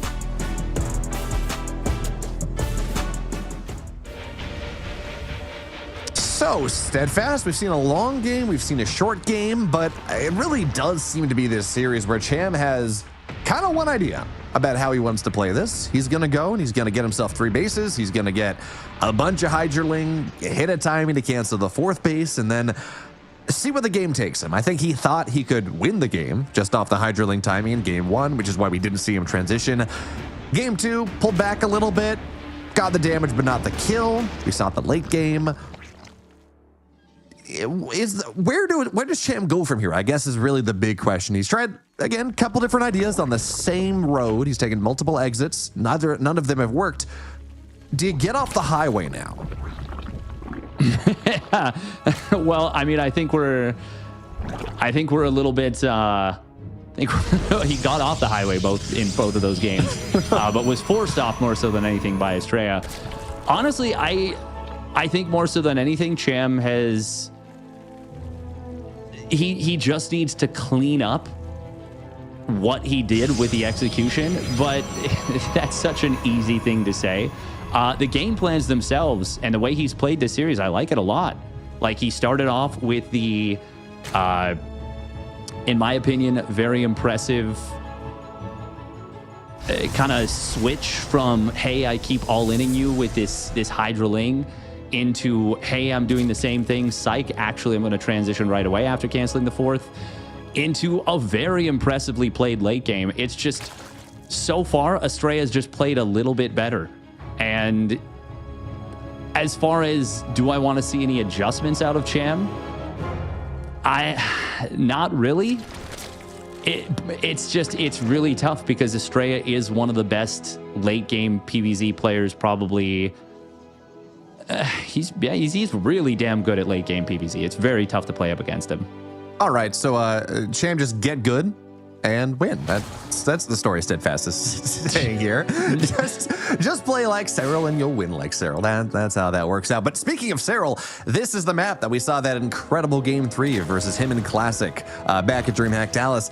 It's a pretty solid late game map, but the reason I really like Incorporeal, and I know we keep talking about maps, but I like maps. I like to talk about maps, is this Zelnaga tower that is at the center with kind of a wall between it. So it's one that both players can kind of have access to. You can contest on multiple sides, but really what it does as this game gets later is it provides kind of a centralizing power, because both Zergs and Protoss players, they have a siege unit. You got Brood Lords, you got Tempests, something that really benefits, well, actually, I guess all three races do. You got siege tanks as well, but they really benefit from having this vision of the other base. So what it means is, unlike a lot of other maps that play very much on the edges in these late games, this Zelnaga tower at the center and these two bases here, even if they're lacking gas, provide some very interesting late game interactions should we get there. And, you know, Steadfast, I'm not promising we're going to get there. Cham might just win in 6 minutes with the timing, or, you know, it might not work at all, but we might not get there. But I think this is a very cool map for the late game, should that happen. I mean, I think if it goes late game, I think it's a big favor to the Protoss player, because there are no gases in the middle, and it's quite difficult to keep the Protoss player from ever taking their 6 bases. You're not going to steal the bottom island base unless something has gone tragically, horribly wrong for the Protoss player in the mid game, and at which point you're probably winning any late game-esque scenarios anyways, because you're going to have such a big advantage. The middle bases, it did end up mattering a lot, actually, in that Cyril versus Classic series. But mineral-only bases in the middle, I don't know. For me, Incorporeal is definitely a map that I don't think you want to go to the late game unless you're really, really, really confident. But let's talk about this game right now, because we got something very important unfolding. Astrea has gone for the Star Glaives 4-gate resonating glaives after the 2 Oracle opening. So he is going to be shielding, hiding this a little bit. But Cham has gone for the Roach Warren this time. He did not skip it like he did in the first 2 games. And that is honestly quite fortunate for Cham. He is going to scout all of these Adepts. This is a really, really nice scenario for Cham in terms of going into this. He will need to kind of complete this wall at the natural. I think it's quite important, actually, that he builds another Evo chamber on the left and kind of sets up with the Spore Crawlers here. But with the Roaches he's already built, well, I mean, actually, he's only got 2 on the field and a bunch of Queens. I really wish he had kind of set up for this wall. We do see a shade forward coming in from Astrea. Roaches in small numbers can get gunned down pretty quickly by those Adepts. No transfuse coming through, but this is where that wall is necessary in the natural. And it did get set up, but Cham ends up kind of having to. Oh no, it didn't get set up. He had to chase this back. Kind of an awkward scenario. It feels like Cham did so many things right, but just did kind of the last thing. Missed the opportunity there, and it will end up with him getting having a little bit of a struggle against this, more so maybe than he could have considering the setup. But he is going to have Roach speed and +1 missile very far along, and Astrea will not have a crazy number of units. I would love to see Overlord speed and turn this into a German taxi type of play. Or even just the Deutsche Autobahn. You don't even have to pick him up. It's nice. You just run across the map on the highway there. But at the end of the day, the big issue that you're pointing out here is that there are a lot of Roaches. There will be Ravagers. Adepts do not fight those numbers. There will be Blinks soon, But we're only looking at 6 stalkers on the map right now. Cham has a big army, and he really didn't lose a lot of drones. He only lost about 7, but that stasis trap in the middle of the map is going to slow things down dramatically. And hey, by the way, fourth base. And another one. God. That's like 80%, maybe not 80%. That is a significant percentage of Cham's army there that's just stuck in time. He's like, it's Rip Van Winkle. It's a long nap. And eventually they're going to come up and they got a long white beard and they're, guys, what happened? And Astrea is probably going to be ready. He will have that storm done, and that +1 weapons is closing in on completion. +2 missile starts up here for Cham. I mean, you really have to commit hard to this kind of an attack to make it work. I do like the way Astrea has been doing this, by the way. He's been canceling all but 2 Adept Shades and then canceling the last 2. Like, it's always a nice little thing if you can slip a couple Adepts in. For now, though, they are going to be forced to retreat. They are not a good addition to this army. They are very weak, relatively speaking. Dropper Lords are coming through. Oh, very cute little blink across the tower just to say, ha, like you couldn't get me. You can't touch me. This is Cham's, I guess, series life on the line right here. There are a good number of stalkers now. Astrea may very well need to give up this 4th base, and I think he should. Oh, a blink forward coming in will end up drawing Cham into a pretty big storm on the ramp. Astrea wants to fight one part of the army at a time. The storms are decent here on the right and left. Corrosive Biles will get mostly avoided. Storms are doing some decent damage. But now as the Queen or Overlords start to drop this creep, is there enough for the Roaches and Ravagers to keep pushing through? I don't really think so. That's a little bit dicey here. Cham just ran his Dropper Lord, his German taxi, straight into the Stalkers. He lost that one. So while he was able to generate some creep, the Oracles, they were able to just kind of do whatever they wanted in that fight. And the final Queen's going to fall. 4th base is dead. I think that was dead from the very beginning. But Astrea got so much value out of those storms. A lot of these Roaches are tremendously low. And holding the high ground, pushing the high ground is not the easiest thing for Cham right now. These Oracles, again, are just uncontested. So yeah, Astrea loses the 4th base, but the difference in supply is much closer now. Stalkers, especially once they get +2 and blink, are just much more supply effective than any Roach Ravager type of composition that Cham may find. And this attack, Steadfast, I just don't think it got enough. Neither do I. I got to agree. This was on Astrea that was more than okay losing that 4th base. Now, I will say at this point, with the +2 missile done, that now it makes the transition a lot less painful. But Cham still isn't droned up. He's just starting to now. He adds on a Spire and a 2nd Evo, which is quite interesting that he's going for the 2nd Evo and a Carapace. I feel like when you want to play Mutas, which is, it feels like Cham wants to play Mutas out of this, feels like you want to play with those attack upgrades. The Carapace is an interesting choice to me, but I mean, so is this 2nd Evo. I mean, if you've already got the +2 missile and you really want to continue double upgrades, the only thing you can get off of the 2nd Evo is going to be that Carapace. Looks like we are going to see an Infestation Pit. I wonder if that's a fake. He did that underneath the Oracles. Okay, it looks like no. It looks like it is not a fake out right here. Yeah, I definitely favor Astrea's position in this game massively. And to me, the big question now is, will he try and get something done as a pre-hive timing? And is that why the Infestation Pit was thrown down, to try and draw Astrea into maybe a less than ideal attack, and then the Mutas come in? Or maybe it's just even show the Infestation Pit so that your opponent doesn't build cannons and shield batteries? And then the Mutas can find some value? I mean, I'd buy all of those things, but 14 Mutas, they're just about done. Steadfast, I was going to say it looks like Astrea's getting ready to attack right now. That's not the case. He does have a bit of a run-by getting ready to go, but man, there is a world where Astrea is halfway across the map right now, and he's pushing, and then 14 Mutas pop, and you're just trapped at home when the Zerg dies. As it stands, the Mutas are going to get their chance. They're going to get their time in the sun. There are 11 of them right now. Actually, it looks like did he cancel a couple? He had 14 on the way at one point. I swear he did, but no, it was 11. It was 11 the whole time. Something else was 14, I think. Okay.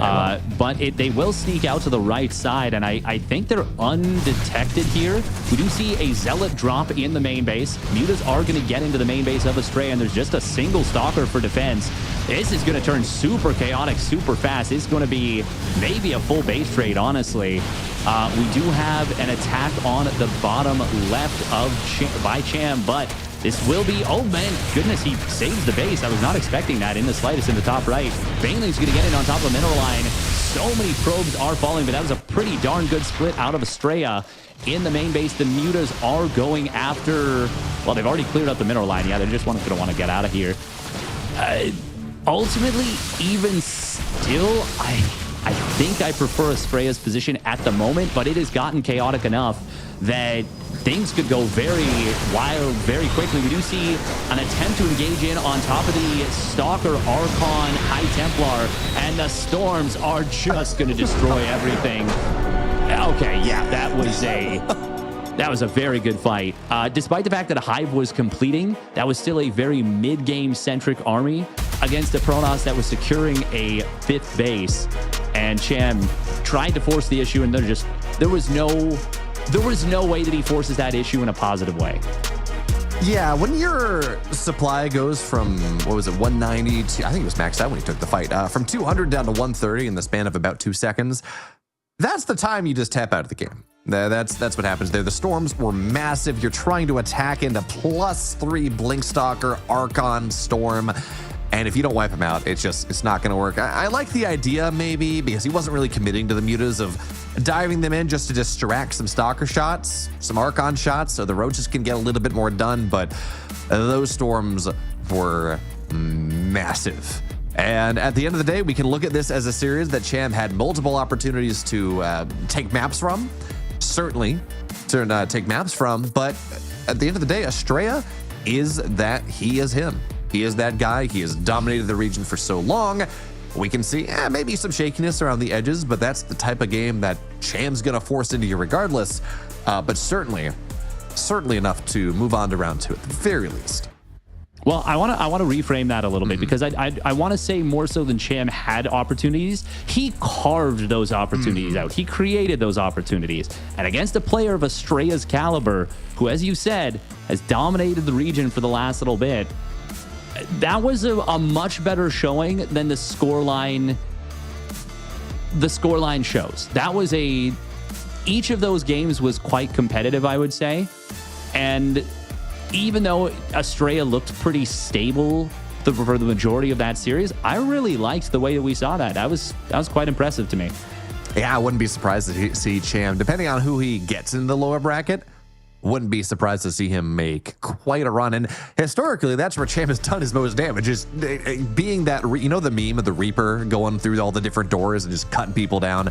And that has historically been Cham in the lower bracket. But for now, we do have, again, some results here. Future has already 3-0'd Master on the bottom side. Cham is awaiting the loser, I believe, of Scarlett and Kelliger. Scarlett's up 2-1 there, which Steadfast is going to be the series that we're going to be doing next. Not Scarlett Kelliger, but whoever wins that series versus Astrea, which means there's a high likelihood, depending on how this goes, where we are looking at what happens better than 50% in these America's regionals that we've had in the past.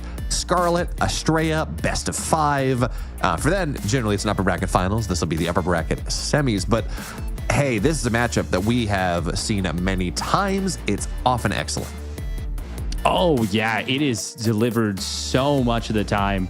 And I think that we're probably going to see it deliver once again. We saw Astrea was on point. I haven't gotten a chance to see much of Scarlett's play, admittedly. Although, if I'm looking at things, it's looking pretty promising right now for Kelliger to force a game number 5 in their series. But either way, I think it's going to be fireworks one way or another.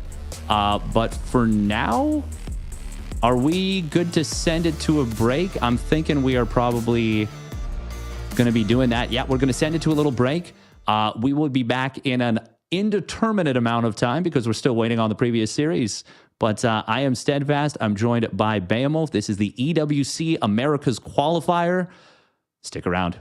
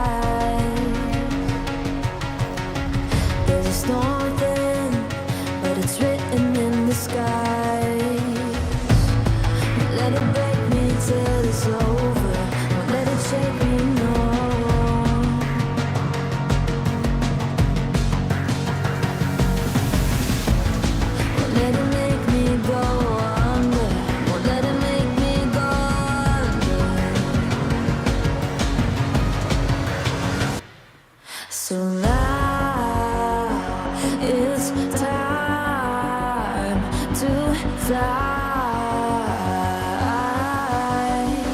Nothing's gonna stop me now. Nothing's gonna stop me now. Nothing's gonna stop me now.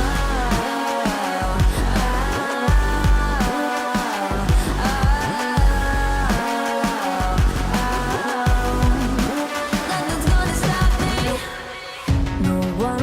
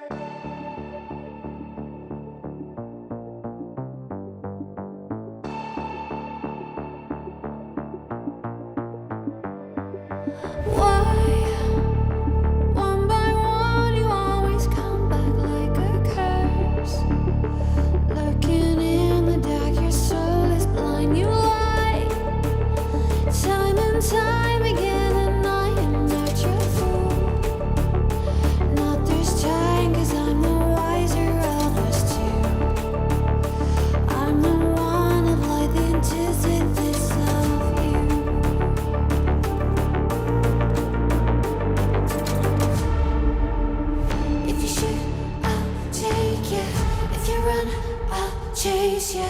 If you scream, I'll whisper. La di da di da da da. This is all you ever wanted. Take it all, you deserve it. This is how we're gonna end it. La di da di da da da. Take it all, you deserve it. Take it all, you deserve it. Giving back the freedom you want to destroy. And my power's way too strong for you, so try. 'Cause you can't dominate and nor will you survive. And not this time, 'cause I'm the wiser of us two. I know one of life antithesis of you. The fire in my heart will only grow. If you shut the gates, I'll burn them down. I am 1,000 steps ahead of you. You'll see soon.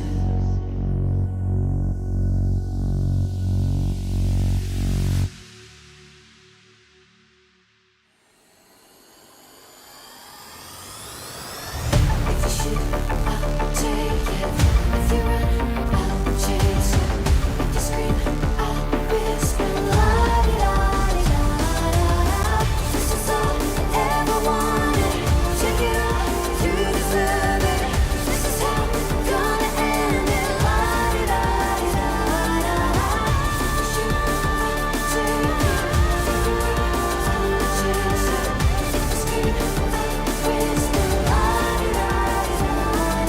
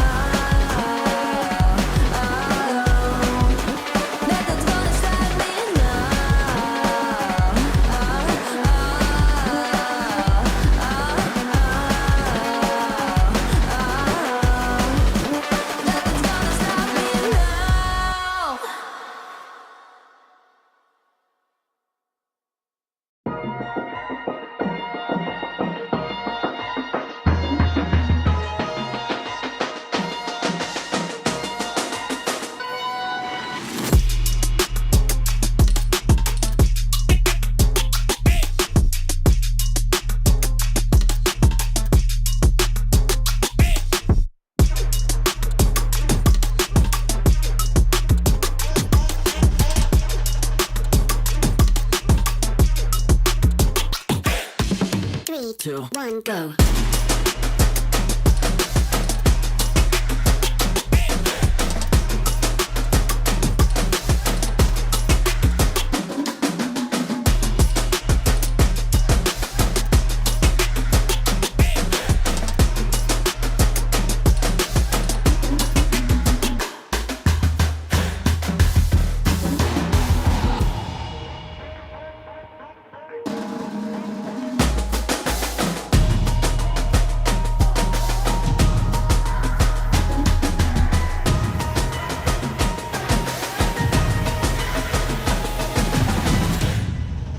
Three, two, one, go.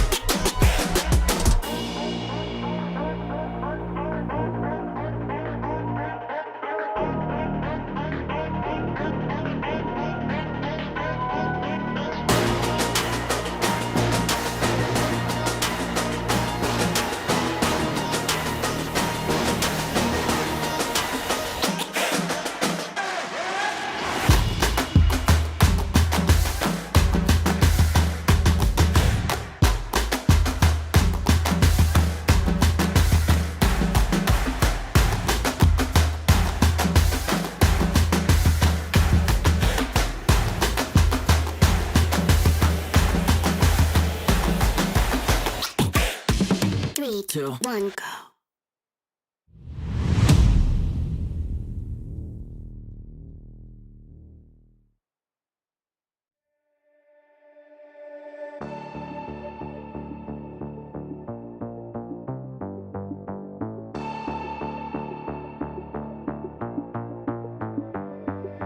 Why, one by one, you always come back like a curse?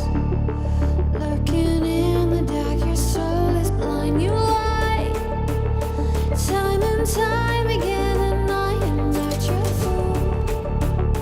Not this time, 'cause I'm the wiser of us two. I'm the one of like the anticipates of you.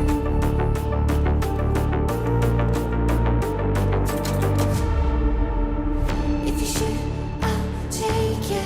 If you run, I'll chase you. If you scream, I'll whisper. La di da di da da da. This is all you ever wanted. Take it all, you deserve it. This is how we're gonna end it. La di da di da da.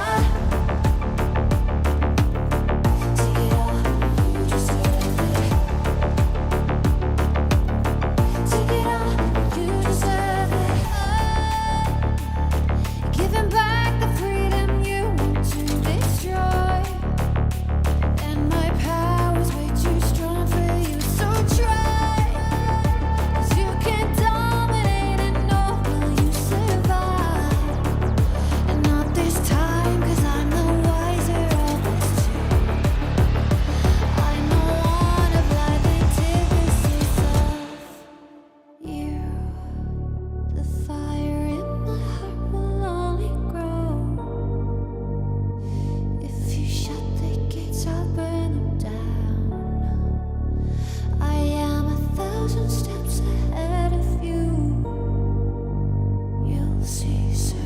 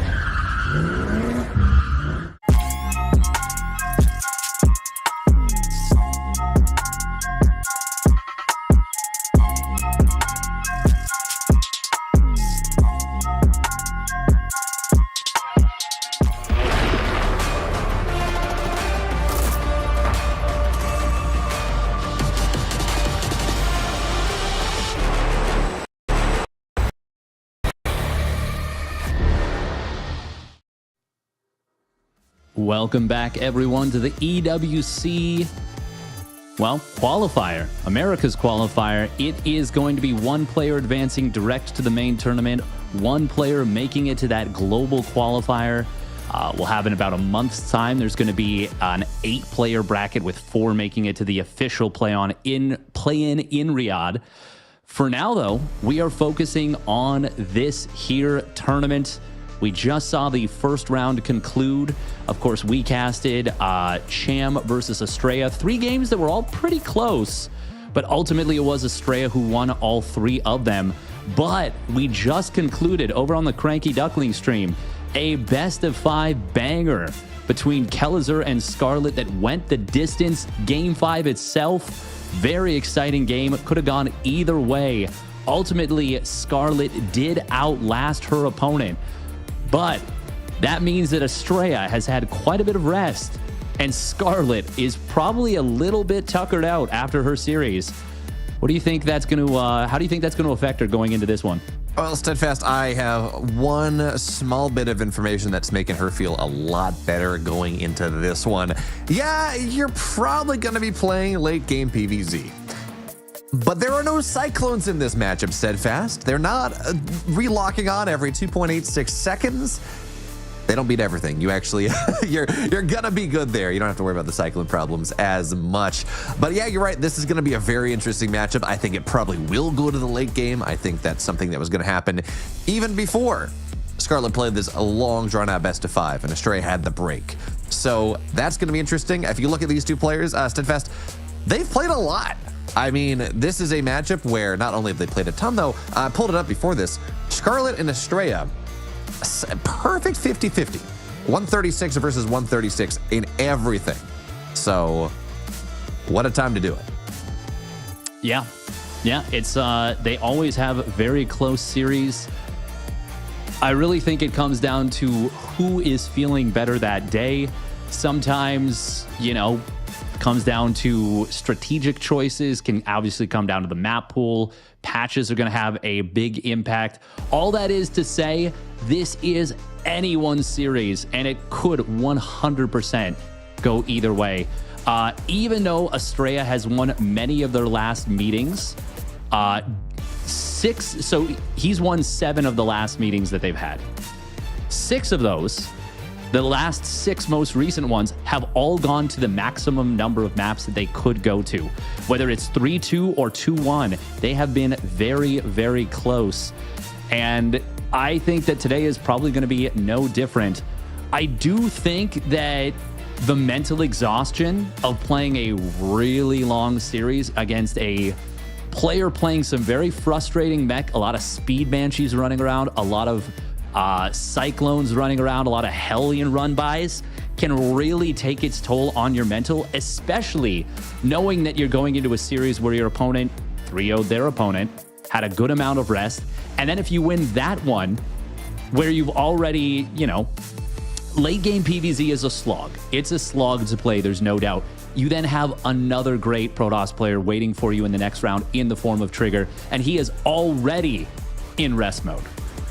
Trigger is just counting his lucky stars, the bracket luck he's gotten. Of course, as we're getting ready for this next series, we do have to take a look at the maps that are getting played. Ultra Love going to be map 1 Steadfast. We're going to ignore balance for a second. I love the map. It's beautiful. You got the black holes on the sides. You got all the lights. It makes me very happy. But I asked you last time. I'm going to keep asking you these questions as we look at the maps today. Certainly, it's not going to be the same order, but anything surprise you? Anything interesting about this pool? Not particularly. Scarlett banning Maganatha and Torches. Torches, of course, with that healing shrine on the left side of the map, which is amazing for oracles, for blink stalkers. Very, very good. Makes a lot of sense to veto that one against the Protoss.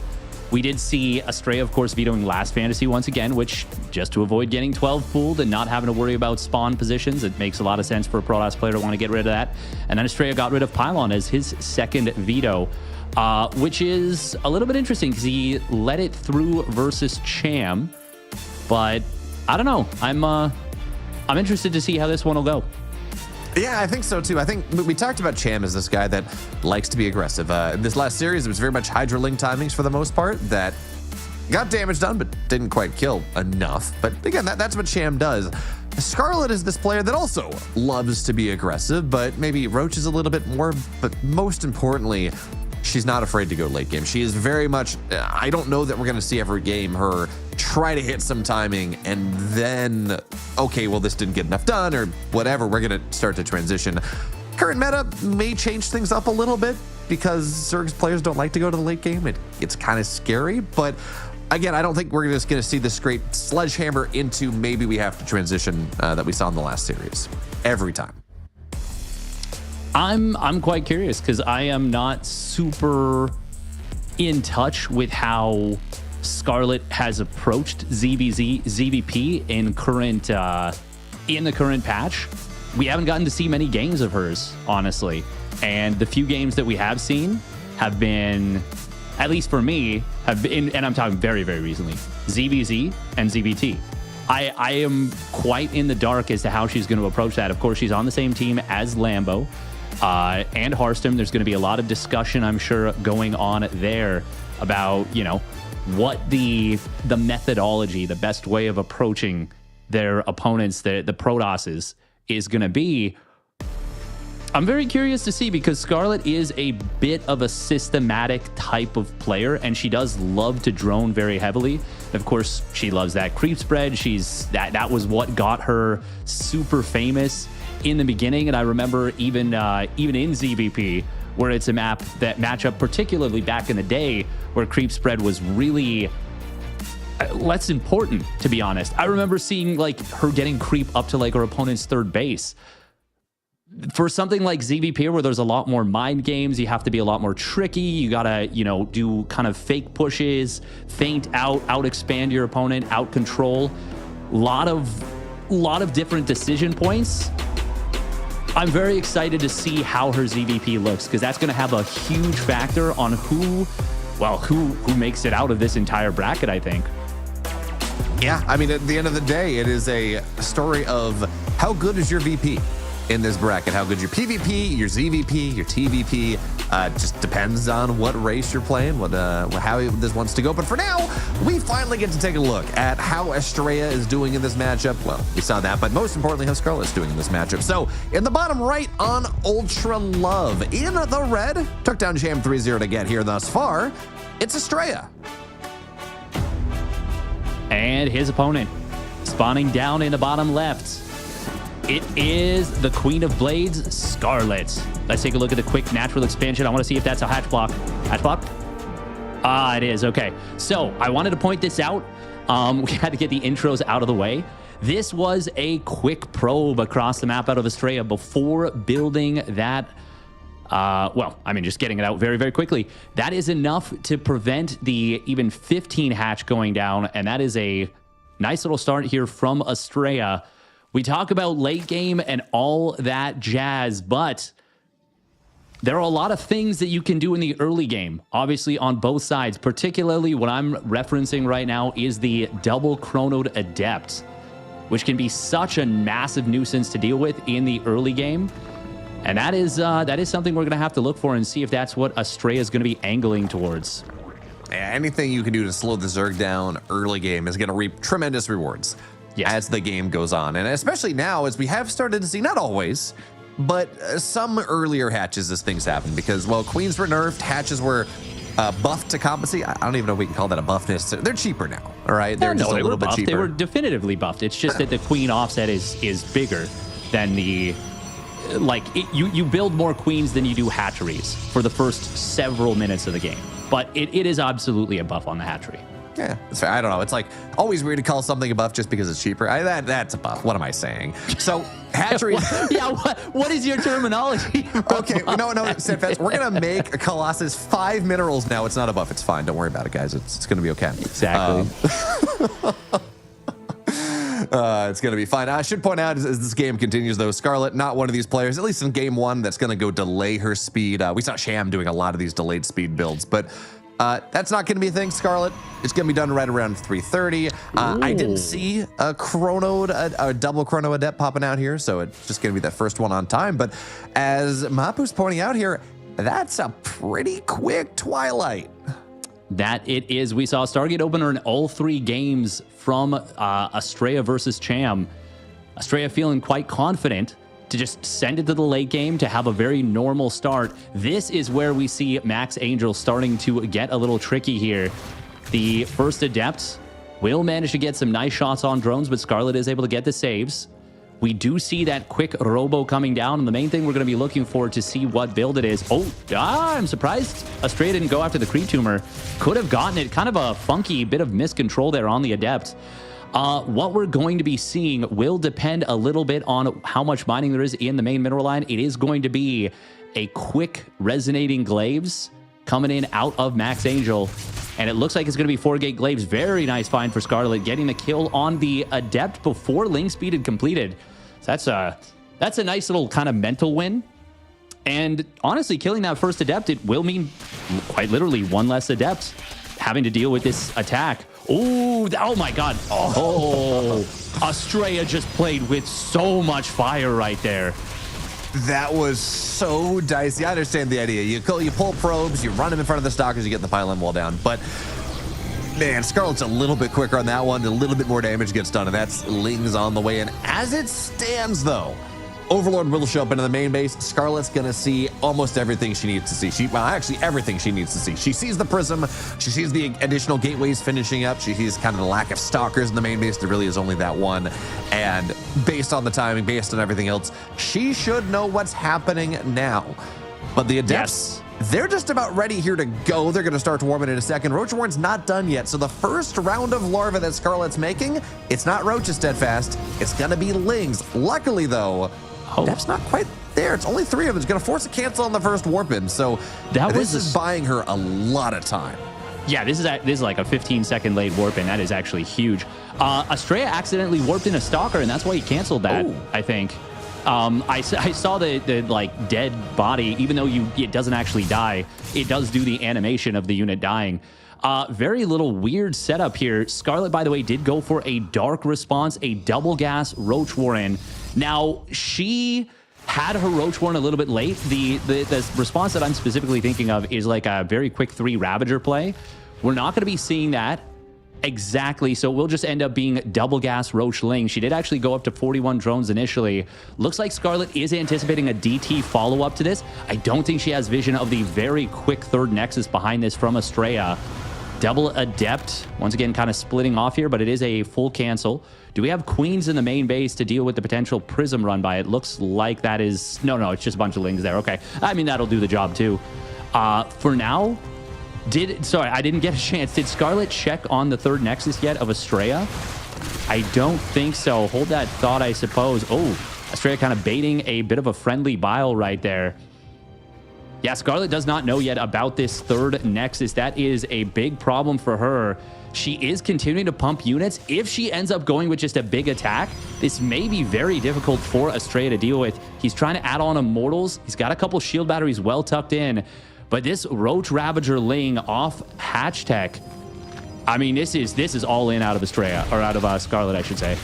Absolutely it is. So she's just going to try to bust the natural for now, taking advantage of the fact that Astrea is trying to defend the 3rd base. Now big surround. Bile's going extremely well. That's like 4 or 5 adepts going down immediately. So yes, there's an Immortal on the west side. Astrea trying to do what he can to micro around with it as much as possible with the Prism, with just the shield batteries. But now as the Lings start to filter away here, Astrea is actually bringing the Immortal more and more forward. A beautiful micro here, trying to get as much value out of boss as possible. So Scarlett, she does bust. She kills off a lot of these adepts, but without the follow-up here just yet. These Immortals, these adepts, actually, they shade in a little bit. Astrea wants to make sure he gets the kills, but as the Lings return, not too much more you can find, but just being so aggressive with this Prism is really working out for him. Yeah, and that is the benefit of going for those Immortals. They are such powerful units when kept alive in a situation like that. Astrea did a very good job with that.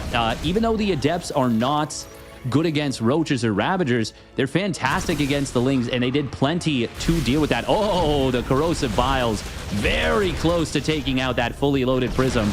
And Scarlett has not droned out of this. She is not teched out of this. Astrea continued to probe. She's actually pulled the queens. Oh, the prism. Okay, the prism is fine on the left side. That was 3 queens shooting at that. It's still a lot of adepts here. And with the Ling reinforcements, these adepts are going to get value. Shield batteries trying to complete here. Scarlett going for the full wraparound. It's going to be up to the prism micro to be good. Corrosive Vials do connect. Nice pickups on these Immortals. Corrosive Vials going to come in on the energy recharged battery. Not going to be able to take it down quickly. It stays alive for a very long time. This is looking quite good for Max Angel if he can keep these units alive with the prism.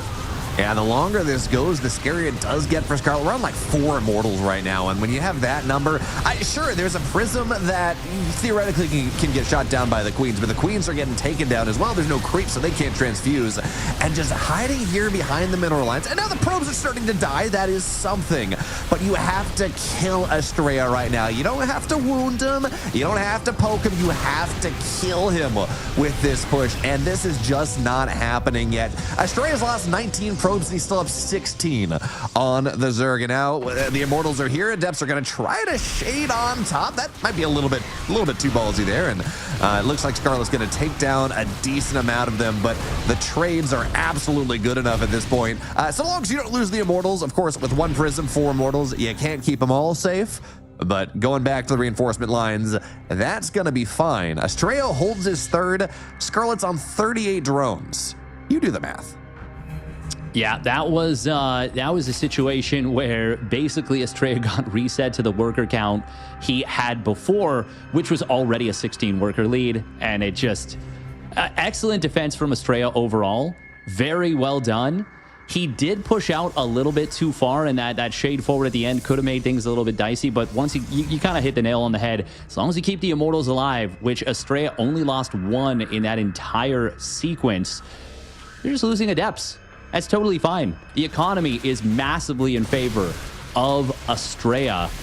And Scarlett, she added on a Baneling Nest. She is going for it. She did take a 4th hatchery, but as much as I can tell, that's just for larva, because she was actually floating a little bit of a few extra minerals here. Probe is actually body blocking that 5th Immortal from joining the fight. That could end up being, or I guess that's the 6th Immortal even. That could end up being a little bit awkward, but still, this is going to take a miracle for Scarlett to be able to get anything done. It's a nice wraparound. There's not a whole lot of units here. We will see the shield battery getting energy recharged. It is going to get taken down rather quickly. Scarlett does get a 1 Bane into the mineral line, but the positioning from Astrea is so good. And these Immortals continuing to live up to their name. I like the idea of the Banelings, right? Yes, you know, Astrea it's a great idea, yeah. So heavily on these adepts, but the problem is Scarlett is so far behind at this point that it doesn't matter. She doesn't have she's on 38 drones. We keep saying it. It's still true. You don't have the money to support the army that you need to make. 4th base, because Scarlett lost all of her queens on the push, so didn't have enough larvae, had to go get a 4th hatch. Might as well put it on location just to spend that money, as you said. But she's droning up a little bit, up to 41. That's something. But I guess the one saving grace here is without Storm, without anything else just yet. It's a little hard for Astrea to walk onto the other side of the map, but you shouldn't kill these Immortals. They're just going to continue poking you. Yeah, and I really love the cleaning up of the creep spread here, because the one thing Scarlett kind of does have going for her is that she had a nice little path towards her opponent. And Astrea just says, oh, okay, well, that's fine. Observer follows the prism. It's considering the level of play, this is the easiest micro Astrea can go for. You mentioned no Storm, but even as the Templar Archives, I saw it started up, he has been on like 800, 900 gas. He's going to have so many High Templar immediately ready to go. Oh, very cute little move, triggering the Immortals barrier. That killed like 4 or 5 Banes right there. Very nice stuff from Astrea. I don't even think he needed that necessarily, but that is a little bit of swagger right there. Scarlett, she is still on hashtag, by the way. She is still on hashtag. Still just on 2 gases. This is it. Storm is completing in moments. There's Archons, which are amazing against this too. We're going to see one last-ditch effort. An Immortal on the left side does get surrounded by the Lings. Lings and Banes flooding forward, but there are so many Blink Stalkers. Storm will complete, and Scarlett, even as she takes a fight that is not the worst in the world, it is not going to be anywhere near enough. We even see a High Templar getting juggled in the Prism. Astrea outlasts in game number 1 and will survive. Steadfast, if there was a world where that all-in worked, the final all-in, to be clear, not the first one, I could see that working, but if there was a world where that final all-in works, that's not a world I want to live in. Right? Yeah. Scarlett was very dead by that point. Again, this is EWC upper bracket close qualifiers. You're going to give yourself every opportunity to try to make that happen. But Astrea, if there's one thing he's kind of taught us from the, 4 games of PvZ that we've seen from him thus far, it's that in his current form, you may damage him, you may poke him, you may kill a base even, but doing enough damage to kill him seems very hard right now. Yeah, absolutely. It's not easy. It is not easy in the slightest. Very well done to, to get hurt but not killed on a consistent basis. And yeah, I'm looking at that game number 1. I don't think we're going to see, if it ends up being another Resonating Glaives play out of Astrea, which I don't necessarily think it will be, but if it does end up being that, I don't think we're going to see Scarlett try and go for that bust again on the third base. I think she is, I think she's going to be wanting to avoid that. I think she's going to be wanting to play the macro game from there, and she certainly could have. That was not a situation where she was forced to attack necessarily. She might have felt maybe like she saw the third Nexus too late, or that it was too early from Astrea, and that the Adepts didn't get enough done. But the reality is, if you get that Prism out, the micro potential is so high that you can certainly defend a lot of attacks. Yeah, certainly. I didn't hate the desire. It's like, yeah, okay, he's going third base behind this. I deflected this with 0 damage. Let's just go punch him and hope that his face caves in. Unfortunately, the face was made of stronger stuff than maybe other Protoss might go for. I did like seeing this aggression out of Astrea, though, I think. Going Glaive Adepts, sometimes it works great, sometimes it doesn't really. But he showed such defensive play in the previous series against Cham. I don't know how much really Scarlett had a chance to take a look at that, but if she did, she would have seen a very standard +1 blink defensive Protoss. Some aggressive options, but mostly defensive. And then immediately going for the Glaives timing here in game 1, I think that just puts a little bit of a wrinkle in the brain of Scarlett's idea for this series that's going to theoretically propagate throughout the entire rest of the series. Honestly, I would, with how tricky, generally speaking, Astrea is, I would not look at any one specific game or one specific series even that he played and be like, oh, this is how he's playing today. That's the thing, and that is the power of being unpredictable. And it may have even been a little bit of a trap that Astrea set for Scarlett with that Cham series of like, oh yeah, I'm just going to be playing standard today. Don't worry about me. It's just going to be standard Oracle into third base every game, and then psych, Resonating Glaives. Nah, I'm still the same Max Angel you've known this whole time, but might have thrown a little bit of a wrench into her plans. Regardless, here we go. It is the very same Astrea in the top right, Mr. Max Angel. And the bottom left, hoping to avoid any sort of hatch blocks early on. She's down a map in this series. It's Scarlett.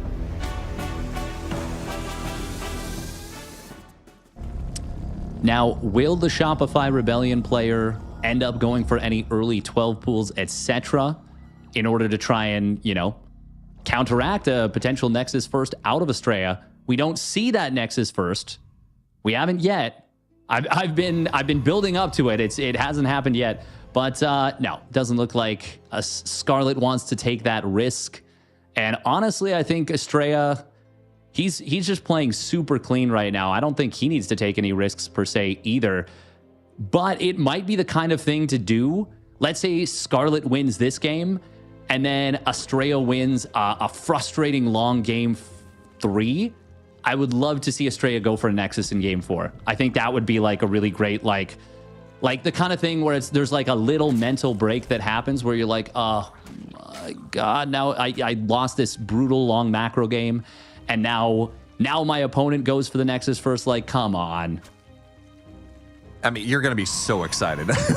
That'll be, 7 straight games of Astrea PVZ where every single one, like, guys, I promise, it's okay. It's going to be a Nexus first. Believe me. And I mean, look, Steadfast, for your sake at this point, I really hope we get one so we don't get like the crazy man on the whiteboard just trying to point all the arrows and tell me exactly why Astrea is going to finally Nexus first. Like, I promise you, it's going to happen. He does that 100%. I don't know that it's generally, I feel like I've seen him do it when there's a map with a natural or with a high ground natural, so you can have that ramp to play around with. But I think from a series planning perspective, yeah, just punishing the long game. Although the other way to talk about that, Steadfast, is Scarlett plays a really frustrating long game. That feels like it's the game that it's most likely to go for a 12 pool, something like that, just to wipe the taste out of your mouth. Possibly. We'll see. We're getting into like a little bit of advanced mind game theory, etc. We are going to be seeing no chrono on the Adept or the Stalker here out of Astrea. He does open up, though, with that Stargate, and that is a nice little bit of mind gamery, because if you see, a very quick Stalker is the second unit, I mean, I'm not expecting a Stargate, not necessarily, but that's the beauty of it, and that's what we are going to be seeing out of Max Angel. Speaking of what we're going to be seeing, no third gateway unit just yet. He cancels the second gateway unit and throws down a ludicrously fast third Nexus. That was like 310. We talk about 350 as the standard Nexus timing, maybe 345. We talk about 325 to 330 being a fast Nexus. A 1 unit expand at the third base. That is the Max Angel that I know and love. That is some turbo greed right there. It's not a Nexus first, but it's just about as close as you're going to get to a Nexus first without it being a Nexus first. This is insane. And at this point, it makes you wonder what Scarlett's... She's got to find a way to punish this in some way. You cannot let a Protoss get their Nexus down at 3 minutes and 10 seconds and really allow anything to happen. For now, though, Oracle first move in. Obviously, it's when the Oracles pair up that really you expect to get some damage done. But first move in, I was going to say it's not going to get anything. And instead, it just stasis traps half the mineral line. And now Scarlett, with a sinking feeling in her chest, is going to see, not only did I just lose half my mineral line of mining for the next 30 seconds, his Nexus is done. Yeah. This is quite brutal for Scarlett right now. She was actually oversaturated on that natural mineral line too, so there was even more drones in that position for that stasis trap than there was supposed to be. She does throw down a layer and adds on a couple gases. Until we saw those gases, I was wondering if we might have seen a very... potentially a very fast Nidus out of Scarlett, because this does delay... well, I mean, I guess it doesn't delay your tech too much, but it can delay your gateways, etc., your first couple units. We do see Astrea looking for the cancel on this fourth hatchery. Will manage to get it. Oh, man, and even got the drone. Oy, oy, oy, this is looking pretty darn rough for Scarlett. She has been droning very hard. Hasn't had to build a whole lot of units early, but I mean, this is such a cool opening out of Astrea. Steadfast, I've been watching a little bit of the NBA playoffs, and I'm pretty sure that that's what we call an and one. You get the hatch, get the drone. That's what I've been told. But anyways, on top of this, Astrea now, his blink is just about done. He has gotten so much value on the map that his fourth base was already canceled once, and now blink is done in about 20 seconds. +1, not quite as close here. Astrea does have to cut some corners somewhere, and you do, +1's going to be a little bit slower, but the number of stalkers here with the stasis traps as they are, this fourth base looks like it might get canceled a second time, but Link's do a good job there of really forcing in on top of some of the stasis traps, at least one of them. But even still, stalkers, they continue to rally across, and this fourth base is very low, and I don't think it completes in time for any transfuses. Astrea's got this one. It's the second cancel and one again. And this is off the greed. Scarlett's not allowed to be as greedy as she would like. This is kind of a disaster for our Canadian Zerg. This is an absolute and total disaster for Scarlett right now. If we look at the resources lost, it is a perfect game currently for Astrea. Yes, most of the units that Scarlett has lost have been Lings, but she lost a high-energy Queen there. She's lost a couple drones. Creep is going to get heavily cleaned up now. This is looking unbelievably good for Astrea. And I want to make a slight kind of adjustment to what you were saying, because you said that Astrea's +1 weapons was late. It's actually not the +1 weapons that's late. It was that the blink was unbelievably early. That was a pre-6-minute blink, and that is what enabled that attack to be so strong. And I can tell you that when your opponent gets away with the kind of thing that we just saw, oh, hold that thought, actually. Is there going to be a Contaminate on the Storm? Yes, it's 6 seconds. 6 seconds on the Storm, but a big stasis trap in the middle of the map does catch a bunch of Hydras, and that actually kind of counteracts the Contaminate we just saw, because Scarlett wanted to get in here before Storm was done, but with that stasis trap, she is not going to be able to get in before that Storm is done. It is going to complete momentarily. Oh, man, that is so unfortunate. Talk about tit for tat right there. It really is. So now the Storm's going to land on top of all of these Hydras, all of the Lings, and this is not a... Once Storm is done, this is just such a hard army to fight, but Scarlett's still trying to find her way forward. It's not going to happen. It will not work. She's not able to get enough Hydras down, or enough High Templar down before the Hydras all die. And Astrea, he gets away with the Omega Greed. He gets the super quick blink time. He cancels the 4th base twice, and quite frankly, just runs away with that game. Yeah, that was pretty picture perfect for Astrea right there. That is a game that for many reasons Scarlett does not want to think about anymore. Whether that be the stasis trap in her natural the first time, the stasis trap in the middle of the map, the 310 third Nexus out of Astrea, which by the way was super cool. And then the fact that you get that Contaminate and it gets instantly counteracted. It was a really, really great game plan for Scarlett. And if she doesn't eat that stasis trap in the middle of the map, maybe she gets in just before Storm completes. Maybe she ends up sniping 2 or 3 of the High Templar in those Storms that absolutely decimated her army.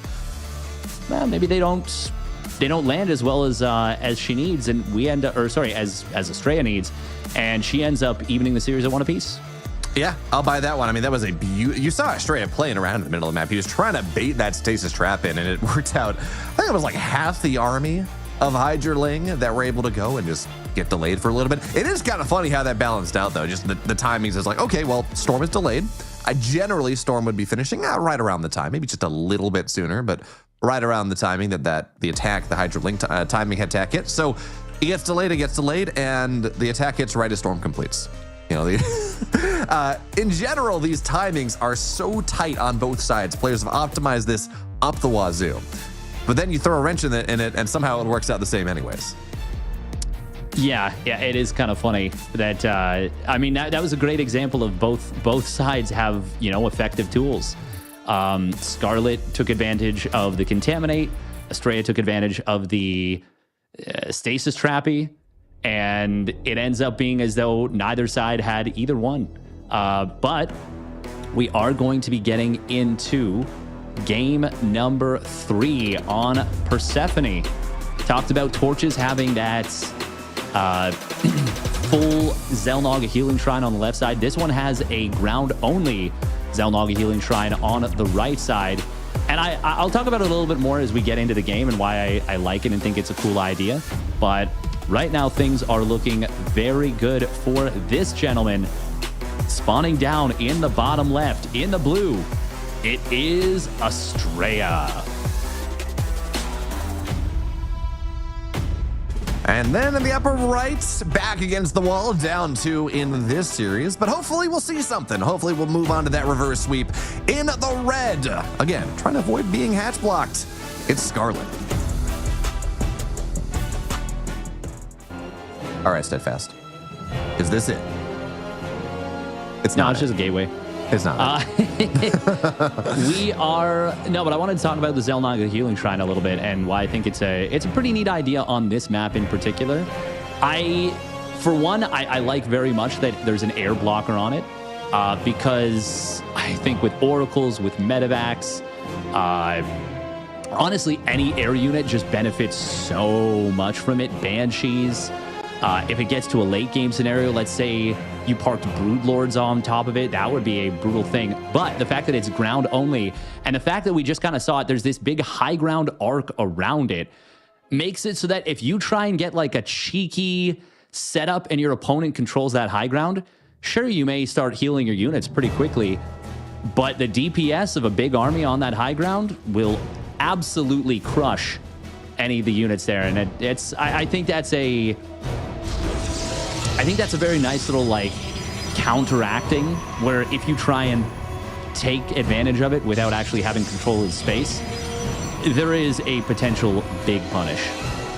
That there is. It also does mean some of these attacks onto the fourth base. And if the Zerg, as they often do, take the linear expand, go to the north side, upper right side, and the fourth base, it can power some attacks, but you're right. It's more of a position that if you hold everywhere around it, you can go and get a little bit of extra value, not something that would be truly oppressive, which is nice. I also, when we watch Persephone, I love to talk about just the speed, not a speed zone, it's like a speed highway on the right side. It really enables on a map that could otherwise feel rather large, could otherwise kind of feel difficult to find a way all the way around, especially in the diagonal, really enables a lot of motion on that right side. Of course, players at this point, they've had a couple months to go really get used to it, but at the very beginning of the map, certainly we were seeing people just getting a little bit caught off guard by how quickly their opponent could go and like make that run by all the way down to the bottom side and break the game open a little bit. Yeah, let's take a look at the Overlord of Scarlett right now in the main base of Astrea, because we do see a Twilight Council once again, and this time it will be scouted very early on. Still 3 probes on each gas. It is Adept into Stalker. Adept on the other side of the map, going to try and find some value. Scarlett, not able to get the creep to, or the Spore Crawler morph in time. And Astrea shades out with this Adept. Or the Overlord in the main base of Astrea. Will it go down? Oh, just barely doesn't get away. Huge pick off there for Astrea, and that actually does supply block Scarlett for a teensy bit of time. But here we see the adjustment from games 1 and 3. It is going to be a Dark Shrine coming in from Astrea. Yeah, so this is something that we don't see as much as I say as we used to. It's been a long time since this was like properly the default opener, but we did see it. SOS is playing it a little bit at Dallas. It's kind of fun to sit behind him and watch him do that. I forget what Zerg he was playing against, but we do see it sometimes. And Scarlett, for right now, she knows that there's no Stargate, which means that she has totally neglected spores. She has no detection. There is no lair on the way, and the Dark Shrine's 80% complete. Steadfast, we were talking about hoping, desiring, praying for a really nice long series. Well, I see the Dark Shrine done. I see the lair just getting started. This looks like a terrifying amount of damage. Spores just now start up. There is no Dark Shrine completed just yet. Scarlett may have the timing down to the wire here. And it looks like she has calculated this one out just about perfectly. Now, the DTs are going to still be a nuisance. And they can pick off a couple units here. Scarlett, of course, does not want to lose any lings if she can avoid it, but ultimately, she will get those spores up just in time.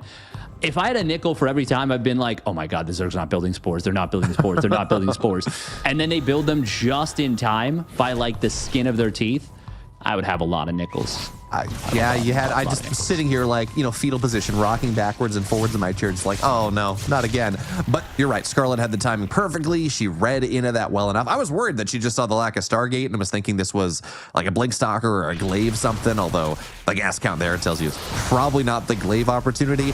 Regardless, she had the proper read, and now her response, Steadfast, it's the first Spire of the series. I was saying going into Dallas that the key to victory for a lot of Zerg players versus Protoss was going to be mutas. And while we didn't see it from every Zerg player, Solar definitely had a path to victory in many series based off mutas. And I think that's actually how he beat Trigger in multiple of their games. Same thing with Rogue. We saw it a fair bit. Hold that thought. We do see an Archon drop from those DTs, able to find one of the Queens. Another one does get pulled back, but it will be at least 2 kills. He might get all 4 Queens. Going to be very close. Kills the third one. Enough Lings come in to force the Archon back, but that is a very nice start. Getting 3 of those turbo expensive Queens.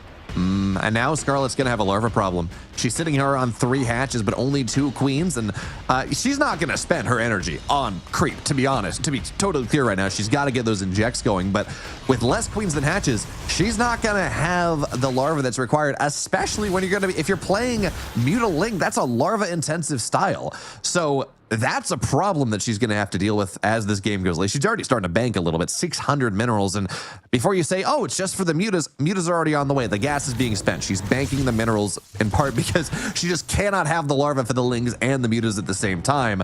Yes, there's a 4th hatch done, but it now really becomes incumbent upon Scarlett here. These mutas have to get a lot. They have to get something done. The good news for her, though, Steadfast, Astrea, he hasn't even scouted the gas numbers. He doesn't. He has nothing that tells him that this is coming. Yeah, my big question right now, does Astrea have any cannons or shield batteries in his mineral lines? Of course, he will be able to warp in some stalkers defensively. They do have blink, but there is just 1 shield battery at the 3rd base. That is a defensive setup entirely. Scarlett is bracing for a potential big attack out of Astrea. And we are going to see a big warp-in of stalkers coming into the main base. Scarlett will be able to find a couple probes, but unfortunately for Scarlett, there was no warp gate cooldown used up. We do see the attack coming in on the 4th base of Scarlett. While Scarlett moves across the map with her army, this is going to get very messy very quickly. Many of the mutas have already been picked off. I feel like Astrea should have enough to defend at home. Meanwhile, he kills off the 4th base of his opponent. This is... It's looking a little bit dodgy right now for Scarlett. There are a lot of roaches here, and this is away from the static defenses. Will depower a couple of these gateways. Oh, this is going to be very messy, but yeah, no, I definitely like this for Astrea right now. Oh, 100%. Scarlett cannot build an army out of her out of her bases back at home that hopes to touch 2 Archons and a couple Mortals and some Blink Stalkers. She's trying, she's building some roaches, but it's really bad when you go for a base trade. And not only do you lose the fight on your opponent's side of the map, you lose the fight on your side of the map as well. And that's what happened. Scarlett had 160 supply. She now has 118. These mutas are all dead. She did get 37 probes, but that just means that as the supplies are equal, Astrea has a much stronger army, and he is going to slap this attempted base trade aside. You know, Steadfast, we talked about grand finals between Trigger and Astrea, and that may still be true, but to get there, we're going to have to get through Astrea Trigger in the semis, which is coming up next.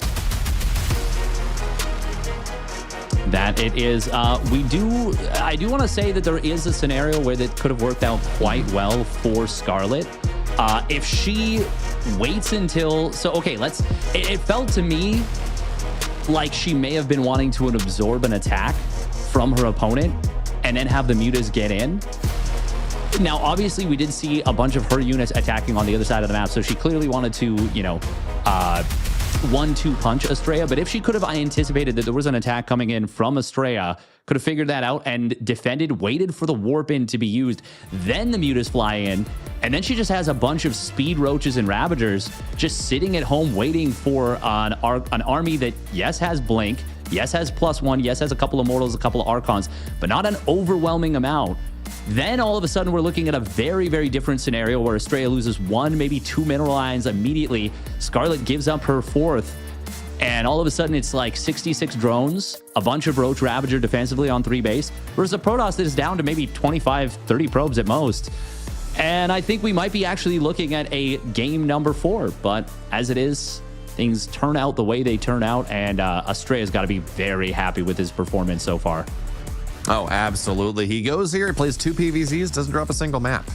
Looks great in every single one. And sure, there's some shakiness, especially against Cham, but as you mentioned at the end of that last series, it's not even shakiness, it's just Cham dragging him down in the mud and forcing him to play against him. And Cham does that very well. So soon, coming up, we're going to be looking at a PvP for the first time this evening between Trigger and Astrea. And man, this matchup right here was the final boss of like every qualifier last year. Home Story Cups, ESL tournaments, everything. You'd get down to Trigger and Astrea in what was the grand finals then, and it would often be a 4-3 in Astrea's favor. Not always, but that's how it often went. So we're going to get our first crack at it here, Steadfast, as we're starting to take a look at that one a little bit more. Thoughts on how Max and Trigger match up against each other? I mean, I said this at the beginning of the broadcast. I think Trigger, if we look at just the most recent tournament performance and how they've been playing, Trigger is the favorite for this entire bracket for sure. But Astrea just has so much more experience. He's so much more used to these high stakes tournament matches. And even though Trigger, I think on paper probably is the air quotes better player, if we were to like power rank them and, you know, look at it just on paper, maybe he is right now. But that experience is worth so much. And I think that this it could go either way.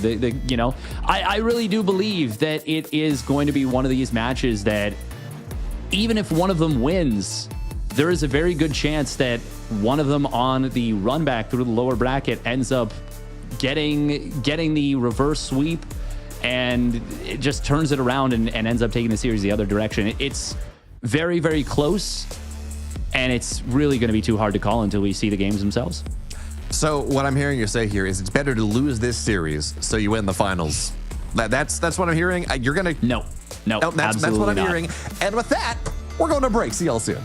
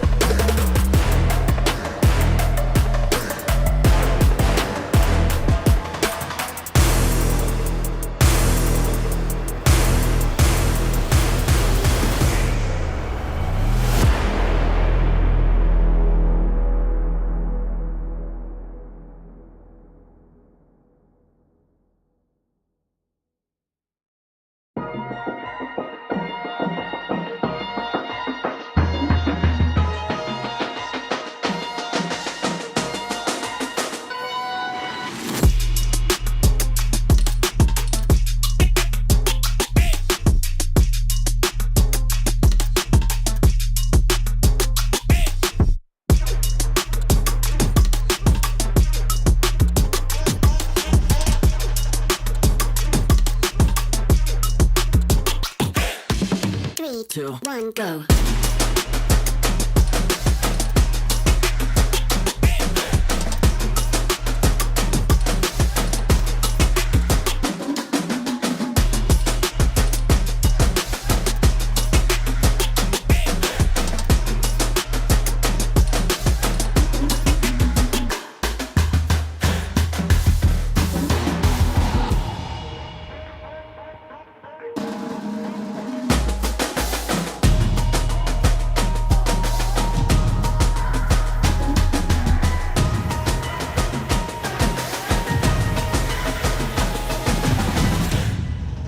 3, 2, 1, go.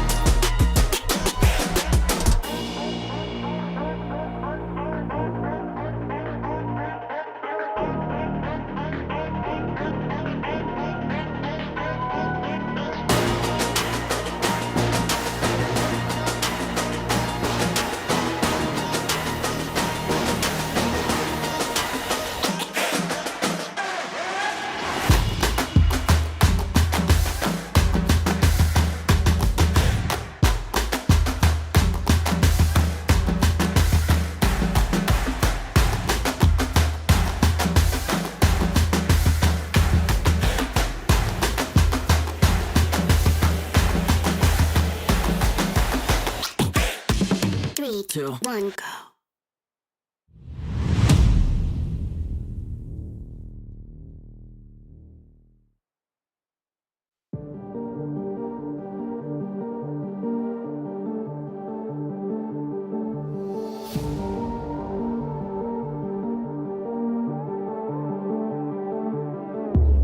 Come into my world if you wanna see some action. Enter my zone, shut down the competition. Stand out from the crowd, yeah, I'm the main attraction. Come into my world if you're ready for some action. Are you ready?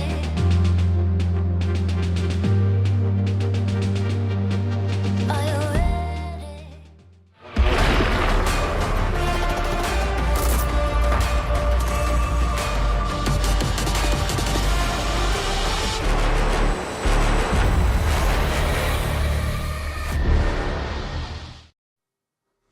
Welcome back, everyone. It's now the upper bracket finals where we get more, at least our first look at what might be the qualifying match here, maybe just a little bit later on this evening. It's Trigger, it's Astrea, it's a best of 5, it's Protoss versus Protoss, but Steadfast might also be, as look at the lobby chat for just a second, it could be a TVZ. It won't be, but it could. I don't think I was in the lobby chat for that moment. I'm assuming they were talking about playing off race there. That would be super awesome if they did that. But as it stands right now, they still currently both have Protoss selected. I'm guessing they were kind of yapping about that. Yeah, Trigger, you know, loads into the lobby, or as soon as I get in the lobby, he's like, dude, what if you played Terran? And Astrea's like, yeah, but sure, but if you only if you play Zerg. So I don't know where their off races are, but I'm assuming that Terran is Astrea's worst off race and Zerg is Trigger's worst off race is the assumption there. Of course, that's not going to happen. It will be a PvP. We're taking a look at the maps that we get here right now. Ultra Love is the starts. Then we get to start to look at some fancy nuclear, fusion reactors right now. That's tokamak. We don't get fun fusion. Even in the far future of the Kaprulu sector, we don't get nuclear fusion. It's too far away still. It's pretty difficult, I've heard. I've heard it's not the kind of thing that you just pick up on a random weekend and figure out right away. But to what you were speaking about with the off race, I think that might actually be a reference to when Astrea. So Trigger had Clem over at his place in Korea, and Clem was playing off race Zerg, and it was versus Astrea's Terran. And there was some pretty entertaining stuff that came out of it. It was a very fun VOD. I'm assuming Trigger still has it up there, but it was fun. It was a neat little interaction, neat little setup. But here we go, spawning up in the top right of this winner bracket finals. It is Astrea. And at the bottom left, fresh off his sojourn, his journey, his training arc back in South Korea, he is the red Protoss player. It's Trigger.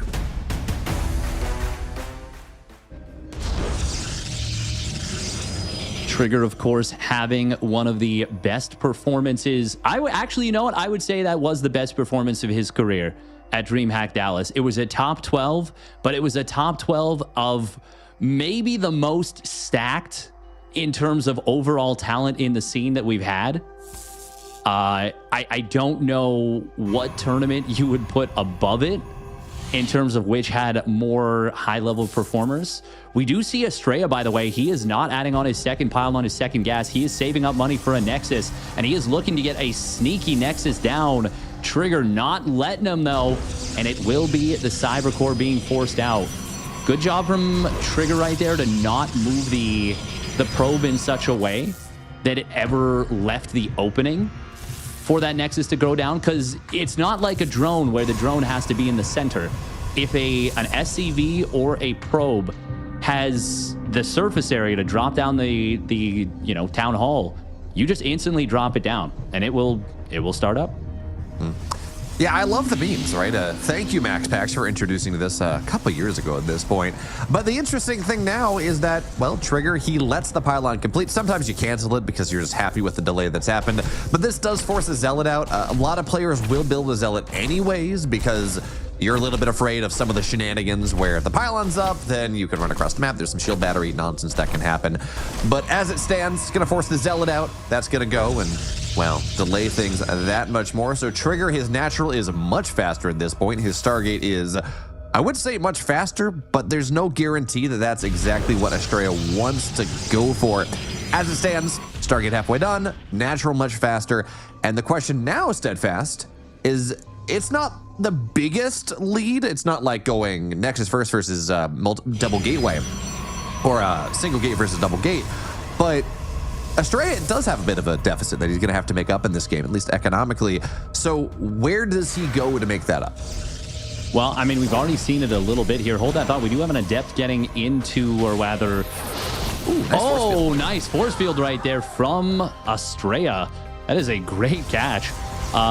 What I was going to say is Astrea actually went for just continued probe production throughout this whole thing. So even though Trigger's going to be able to mine from the natural for a little bit longer, by the time the natural expansion of Astrea finishes up, you know, Trigger will basically have just barely caught up in the worker count. And in fact, it might still be a worker lead coming out of this for Astrea, as he's prioritized probe production very hard here and got a very quick Twilight Council. I actually think coming out of this, Astrea's slightly ahead in economy. Yeah, he's still got a couple worker lead as his Nexus completes. And it is going to be up to Trigger to actually try and find some value with this first Oracle. It's actually always interesting. It's like you just look at this by default. Okay, my Nexus is faster. I should have more money. Or I should have more workers. But you're right. Yeah, you know, he gets a couple more probes out. At the very least, it's equal now. And he's going to be able to start produce off of two bases and not really have much of a problem, especially because that first Oracle didn't really do anything. And now, if I'm Trigger here and I'm looking at what's happening, he doesn't know the timing of the Twilight, unfortunately, but this is a very fast blink, especially in the context of what Trigger's gone for. Oracles don't really do much against a bunch of Blink Stalkers, and good news for Trigger, he sees this pylon, because if that was allowed to complete and Blink gets started, there's a lot of pressure that Astrea could have put on. This is such a funny thing to see. Energy recharge is the funniest spell because normally you would never in a million years consider wasting your Oracle energy to kill a pylon. But now, I mean, why not? Why not use that Oracle energy? It was a pretty good deflection from Astrea. You didn't really want to, hope. Trigger at least didn't want to hope that Astrea just made a mistake with his stalkers, and instead elects to take that free kill. We do see the Zealot found that stasis trap from earlier, and it's actually going to act against Trigger right here in order to, I mean, the vision is going to be really nice for Astrea. And now we see the Guardian Shielded Sentry getting taken down. This may very well be a cancel on this Nexus. Astrea taking advantage of this timing brilliantly with the faster blink. And well, Trigger actually is going to be able to potentially save this Nexus after all. Zealot wakes back up and funnily enough will be able to help quite a bit here. If anything, just for the tanking. Finally, Blink does complete, and that will force that will allow Trigger to retreat these units out of here. But Astrea reinforcing across the map, takes out the pylon at that base. Trigger doesn't have high ground vision, so it's a little bit awkward for him to try and come up here. Astrea may still get the cancel after all. Yeah, we saw Trigger just really try to wedge his way up the high ground, but Trigger is, I think, coming to terms with the fact that his natural is dead, and he's got a very interesting response. There's a pylon on the northeastern side of the map, 2 additional gateways going down on top of the one that's already there. And Trigger is, I'm not going to say fine with what happened. He's very much not happy, but he's just going to go for a great big Blink Stalker all in off the back of this. And Astrea, I don't know that he's going to be prepared for this necessarily. I mean, this is not something that happens in 2025. Yeah, it is a really cool response out of Trigger. I like it a lot. And Astrea is still building probes. He does not know how committed this is. 4-gate blink, very common. 6-gate blink, a lot less so. We do have that shield battery completing. Probes will pull, but it's not enough for the beginning. This is looking quite promising for Trigger. The blink micro on both sides is pretty good. The units are starting to get very low on the bottom side for Trigger, and a lot of them are starting to kind of get bottled up here, but it's just a numbers game at this point. There is a 10 Stalker plus lead here for Trigger, and he will be able to keep pushing forward. If Astrea had thrown down a lot of gateways right away, after denying his opponent's third Nexus, he might have been able to hold, but as it stands now, Trigger gets the shocking kind of counter blow that Astrea just wasn't ready for. Trigger takes a 1-0 lead. Yeah, I love that call from Trigger. He's like, yeah, you know, my blink's slower, my oracles didn't get anything done, I lost my third base. What's 1 to 2? Build 3 gateways on the other side of the map. Turn it into a 6-gate blink all in. And if I hadn't seen it, I would not have been prepared for it either. This was such a nice call, and I'm not going to blame Astrea for not seeing that coming. I mean, what was there to see? It was a very nice call. He's able to run across the map, and now that means that you're right, Trigger. He's got this 1-0 lead, and I think we're going to see more stuff like this as the series goes on. They've played each other enough at this point. They talk to each other enough at this point that this is gonna, and it's a PvP, so this is going to be series that's going to be predicated as much on the mind games as just how well you can blink your stalkers. I mean, yeah, it's going to be definitely a lot of strategic trickery. I think coming in will be the word. That was quite a cool move from Trigger. Will the opportunity present itself to go for something like that again? Maybe, maybe not. If it does, will it work again? I'm not so sure. I don't think Astrea is going to be as likely to fall for it once more. Yeah, that was a cool game though. That was a cool game and a cool way to start off the series. Yeah, I think it's one of those things where you look at how the players. We talked about this a lot, but you have to look at each game in a series as more than just a game in the series, right? It's not just in a vacuum of, oh, this happened and look at these builds and how they interact. Because a lot of it is you're telling a story to your opponent about how you want to play the game, how you want to play the series, how you want to approach them. And Trigger going and saying, yeah, I took damage, let me immediately slap you in the face. Let me immediately drop these 2 pylons, 3 gateways on the other side of the map, means that now Astrea, if he does something like that again, he's going to have something in the back of his head that says, he might be doing something to me. So maybe you don't commit as much because you're worried about the follow-up. Maybe you start to scout around a little bit more, and that's an APM text, whatever it is. Now there's that thought in the back of Astrea's head that says, okay, maybe maybe I gotta be a little bit more careful here. But we'll see if that happens, as now we move into game 2. And in the bottom left, down a map of this series, it's Astrea.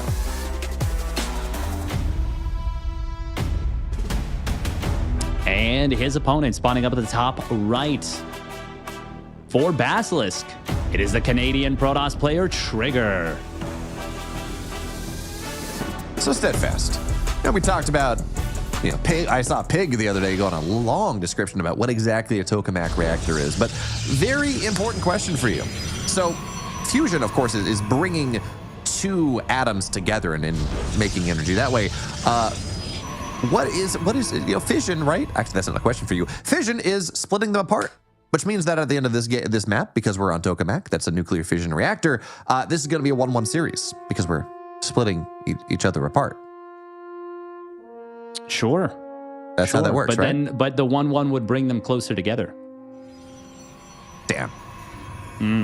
Yeah. You can present facts are so manipulatable.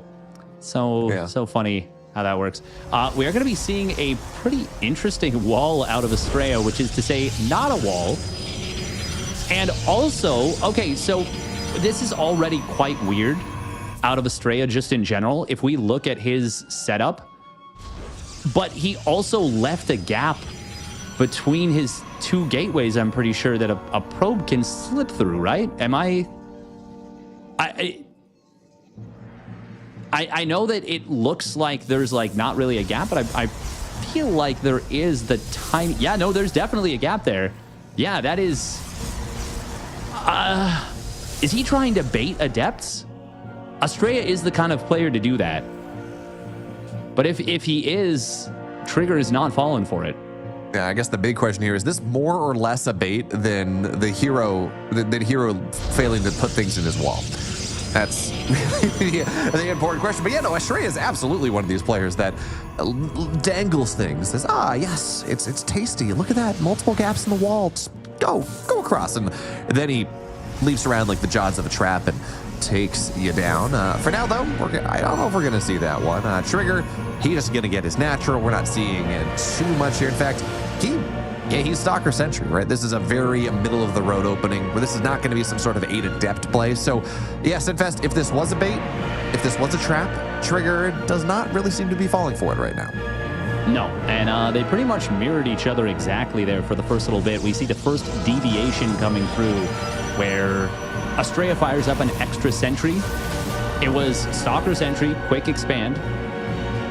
And they're both going for the Twilight Council. Yeah, the only difference so far is we got 2 Stalkers out for Trigger and 2 sentries versus 3 sentries and 1 Stalker. This is a lot of times what can end up happening in these early game PvPs. Looks like Astrea did prioritize maybe a little bit more chrono into probes, or possibly just a little bit more consistent probe production overall. And I will say it's a very, very small thing, but there is a small advantage from not having to send your probe to the ramp. That doesn't account for the difference in the worker count, to be clear. But that accounts for a very small portion of it. So, right, Astrea gets that going for him, I guess. So you're going to have to put a number, dude. Are we talking like a third of a worker? Talking about a 16th of a worker? 32nd of a worker?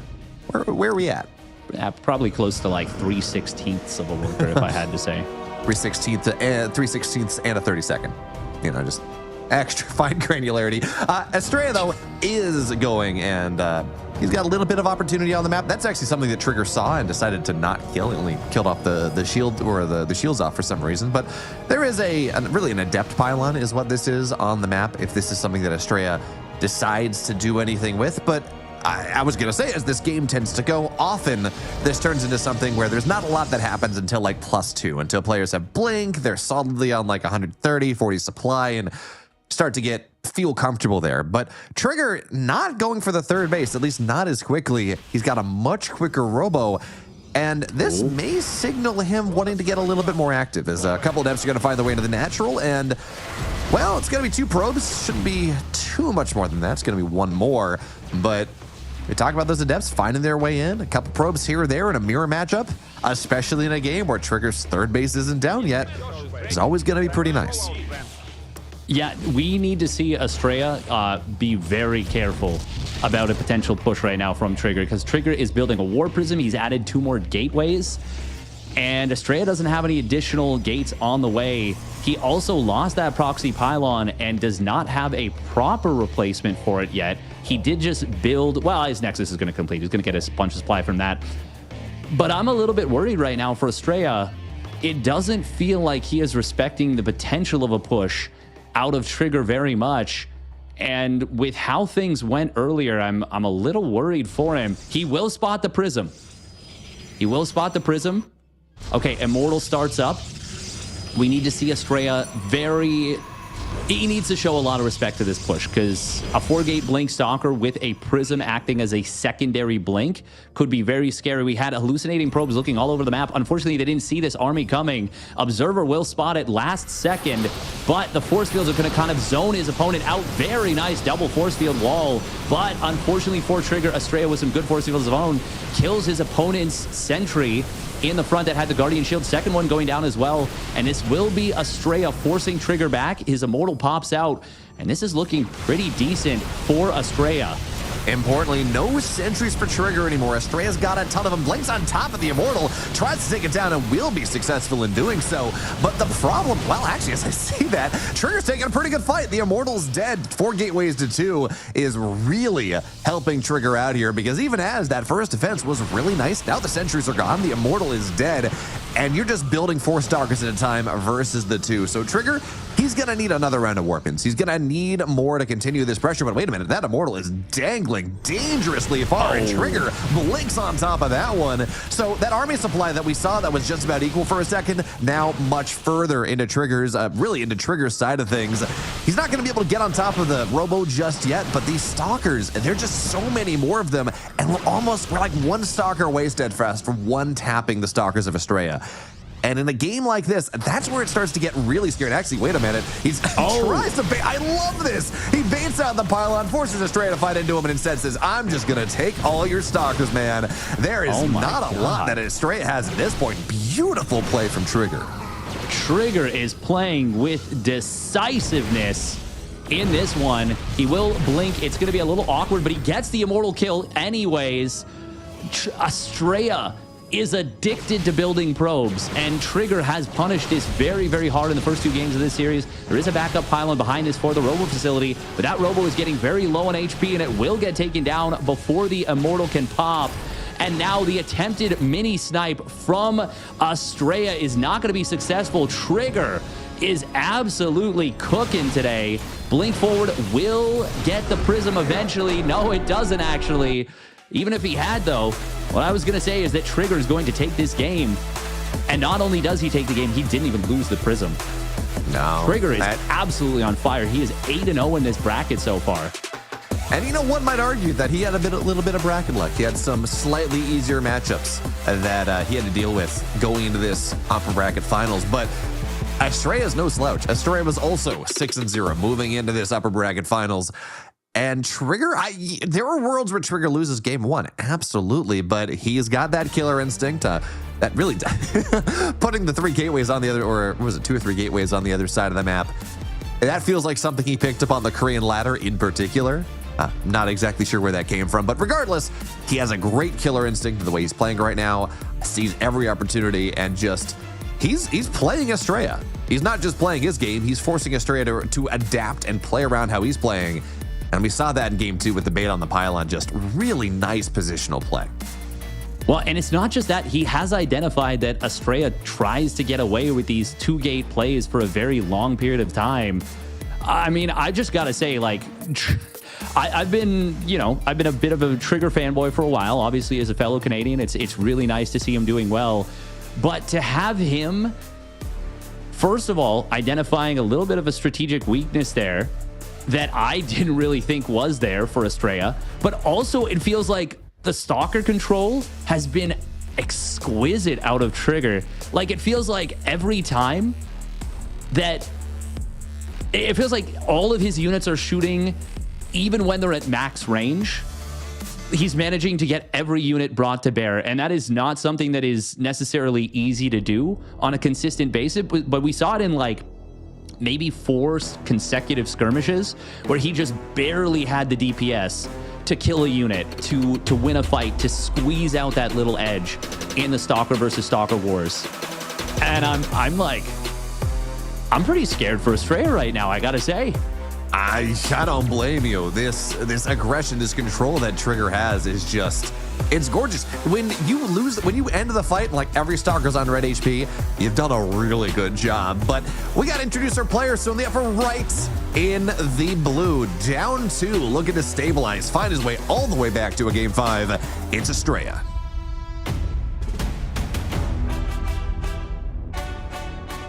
And his opponent playing some of the cleanest StarCraft I have seen from him. It is the Basilisk Protoss player, Trigger. I think one thing that I think is actually pretty interesting in how Astrea has been playing these first 2 games is that he hasn't been putting like the second pylon on the map, like that good old Schrodinger's pylon of, am I proxying?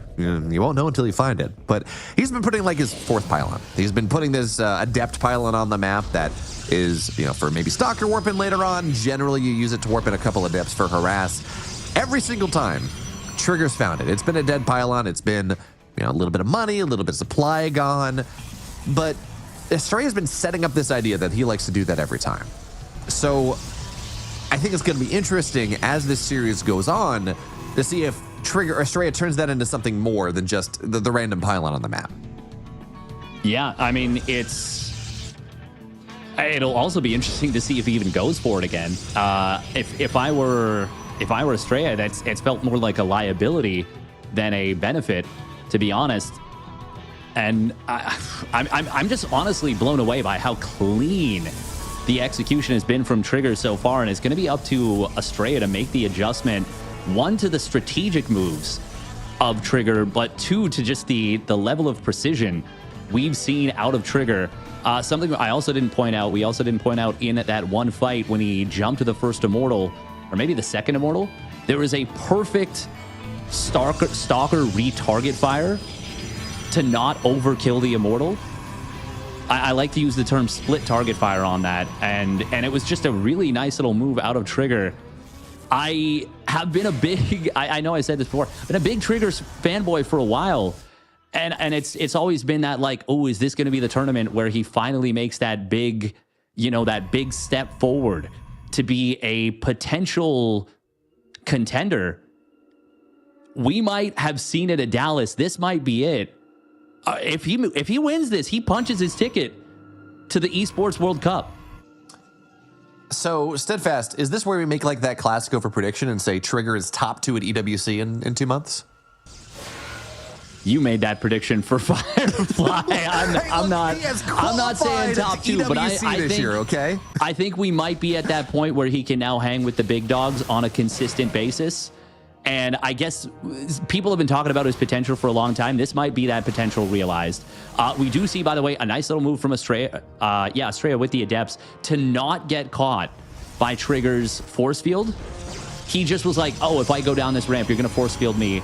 I'm going to lose one of these Adepts. Oh, but he actually does shade forward with those Adepts. Fortunately, he's able to get the recall out. I guess there was another Stalker chasing the Adepts, so he didn't want to mess with this. But this is kind of the first time we haven't seen more or less a mirrored opening, or close enough to a mirrored opening. It is actually going to be, well, I guess we didn't really in game 1, but it's going to be Astrea playing Oracle, and Trigger will have to play defense against this. Yeah, this does. Well, okay, we're going to see Stay Strapped go down to the main base. Trigger, though, quick on the pull. This is not going to be what happened to Scarlett in the last series. It's going to be a probe. Pretty much the damage that you expect. You kind of can't prevent it from at least getting something in this early game. A single stalker does not kill the trap in time. But yeah, it's something. It's scouting as much as it is anything else. But it's always funny when we look at this Stargate versus Blink setups, because there is a gap, right? Blink will be done faster for Trigger. That's how it often goes. But we don't often see that really turn into all that much in terms of like being an aggressive timing. Yes, it does give you map control. Yes, it can potentially make a third happen, but I do like this. Couple Oracles, couple Adepts, all shading into the natural. You pair everything together, they do burst down through a shield battery, but the Adept, number 1 of them, that's gonna fall down. Oracles, not really getting a lot done. It's 3 probes for a lot of, well, actually, hold that thought, they're gonna get a little bit more. I was gonna say it's 3 probes for really a lot of energy, but okay, well, okay, kill that Trigger. That Adept is right. Okay, I was gonna say well, that Adept I'll is take right the there. Oracle every time over that. Oh yeah, 100%. Wow. That's very nice. And what I was going to bring up is the fact that when there's double Oracle, a lot of times you don't see that push out because you can't just build a shield battery and be safe. You can't just build a shield battery and be safe against a while you're moving out with that extra blink timing. But the fact that he kills one of the oracles actually will allow Trigger to take advantage of this faster blink. Astrea is not going to be able to start his third Nexus basically as a result of that. Starts it up now as the Stalkers come in here, but with the Guardian Shield, with the Sentries, this is a little bit scary for Astrea to try and force the issue. Looks like Trigger, though, is going to respect the fact that his opponent has that defender's advantage. And it's still going to be a faster Nexus here for Trigger, so I do actually like him backing away. Astrea really wanted to get both Sentries there, but fortunately for Trigger, he is able to pull one of them back. First one was caught behind the Stalkers, so no real getting that one away. Ultimately, though, this looks like it is going to be a relatively even setup going into the mid game.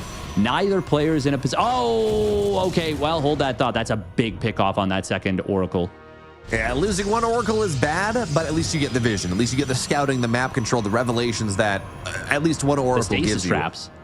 Yeah, stasis traps as well. Losing two, you don't have any of that. You don't have the map control. You don't have the scouting. You don't have the defensive stasis traps. All of a sudden, there is so much more utility that Trigger has right now. And Steadfast, what's the thing he does the second that Oracle dies? He drops a Dark Shrine. He knows that there's probably really not going to be a lot of detection for a while. Now, the Robo will be done in time, but if you pressure with this number of Stalkers that Trigger has, the likelihood is that Astrea is building Immortals, not Observers. I mean, if he does manage to put some pressure on, yeah. I think more so than anything, Trigger was trying to get a cheap and cheeky win here. And just like, oh, maybe you won't build a Robo facility, and I'll be able to get this sneaky play in. Astrea, though, I mean, he was on top of it already, and he does get the hallucination scout, so he will throw down that Observer first. We might have just seen an Immortal first, incidentally, as it were, but ultimately, Astrea he's too good to just lose to the DTs, to forget to build detection at all. We do have the Stalkers of Astrea kind of finding a little bit of an opening, but it looks like the Stalkers of Trigger get on top of him. Will Astrea lose anything on the retreat? Nope. Looks like, actually maybe kind of an awkward scenario overall as Astrea stopped retreating for a moment. For now, with no +1 weapons started up yet for Trigger, if nothing else happens, actually hold that thought, we do see kind of a weird situation where the Stalkers of Trigger kind of beat his opponent back across the map. Did the trap go off in the natural stasis trap? No, looks like they did not. DT's now dropping into the main base. This is just a little bit chaotic everywhere. There's a DT in the natural of Astrea as well. Trigger with some great multitasking here. Oh, and now the DT gets back into the third base, and it was the DT's, not the lack of detection. It was the fact that you can only have one Observer in one place at a time. And Astrea just kind of, he just struggled there a little bit. He did, and I was looking at this as well because Trigger. Oh wait, a dangling Immortal. Trigger, and that's free. Oh my god, it gets a Stalker kill. I was looking at this, and Trigger's had his forge for quite a while, and only just now is getting his +1 started. And I'm like, okay, Trigger, he's pressuring with the DTs, he's trying to drag the army around, and it's going to be a great big charge loss. Well, he's going to try to end the game with that. Looks like that's not quite as true. He is probing up the fourth base, he is saturating that one, but he is going to try to make something happen with this. I don't know how much I like that as much anymore. It's +1 Blink Stalkers, it's +1 Zealots versus +0. The supply is the same, so this likely is not going to get all that much for him, but remember, his economy, it did blow up for just a little bit. Astrea has been able to probe up as much as possible, but this fight in the middle, we're looking at 8 gateways. Astrea has 9. The force fields are good. Steadfast, when you're down an upgrade like this, even though you've gotten some damage, and especially now as Astrea's going to find the warp prism, I don't know how much I like this. I mean, I like it conceptually. You're keeping the pressure on. If your opponent doesn't reprobe, then you just disengage right away. If they do reprobe, you have enough of an army lead that the upgrade disadvantage can be somewhat mitigated. That was a great snipe on the prism behind this. This is going to turn into, though, a bit of an awkward situation for Trigger. He's continuing to kind of reinforce into this, despite the fact that he did lose that prism and is down the upgrade. Astrea has recovered beautifully after that DT harass. and still finds himself with a very nice upgrade timing lead. Trigger ultimately does complete the +1 weapons right now, but Astrea is just moments away from having that +2 advantage. We are going to see a 4 DT hit squad coming into the natural. Observer just popped out, but it is moving away from where it wants to be. Both players have sniped a bunch of each other's observers, and now by keeping the pressure up on the left side, Trigger has opened the door for these DTs to get 11 probes very quickly in the natural. Will depower the Robo as well, and now the recall out. Very cute little move. Yeah, I like this one a lot more. The attack from Trigger in the middle, you say, oh, well, you're going to have enough army supply. Enough army supply to trade, sure. But the supplies were pretty equal going into that fight in the middle. It was I think it was like 79 to 79. So if Trigger's doing this while running DTs into different bases, I love it, because you're okay. You may not trade perfectly, but you're going to have a lot of harass potential. You're really going to be straining Astrea's his APM, his actions per minute, his screens per minute, his attention. But as it stands, a little bit awkward. This is great. Oh yeah, it's not going to quite get everything though.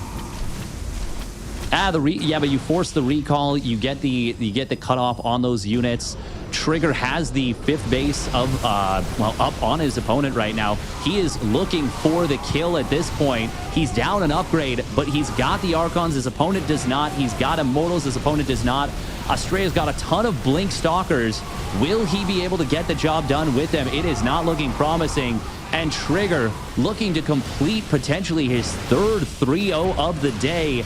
Up 30 army supply, up a base, and just looking dominant right now.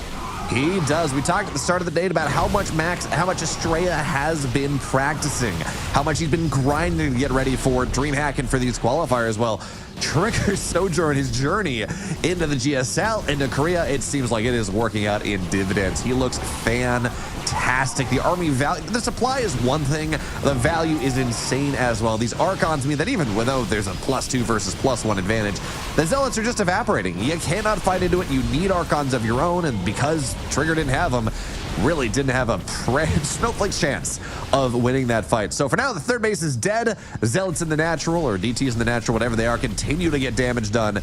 And Astrea's holding on this one. He's trying desperately to make something happen, because if he loses this, he's down into the lower bracket, which is not where you want to be.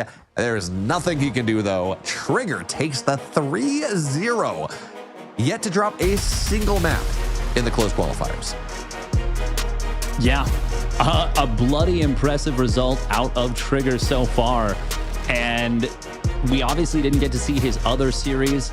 Master, definitely a player.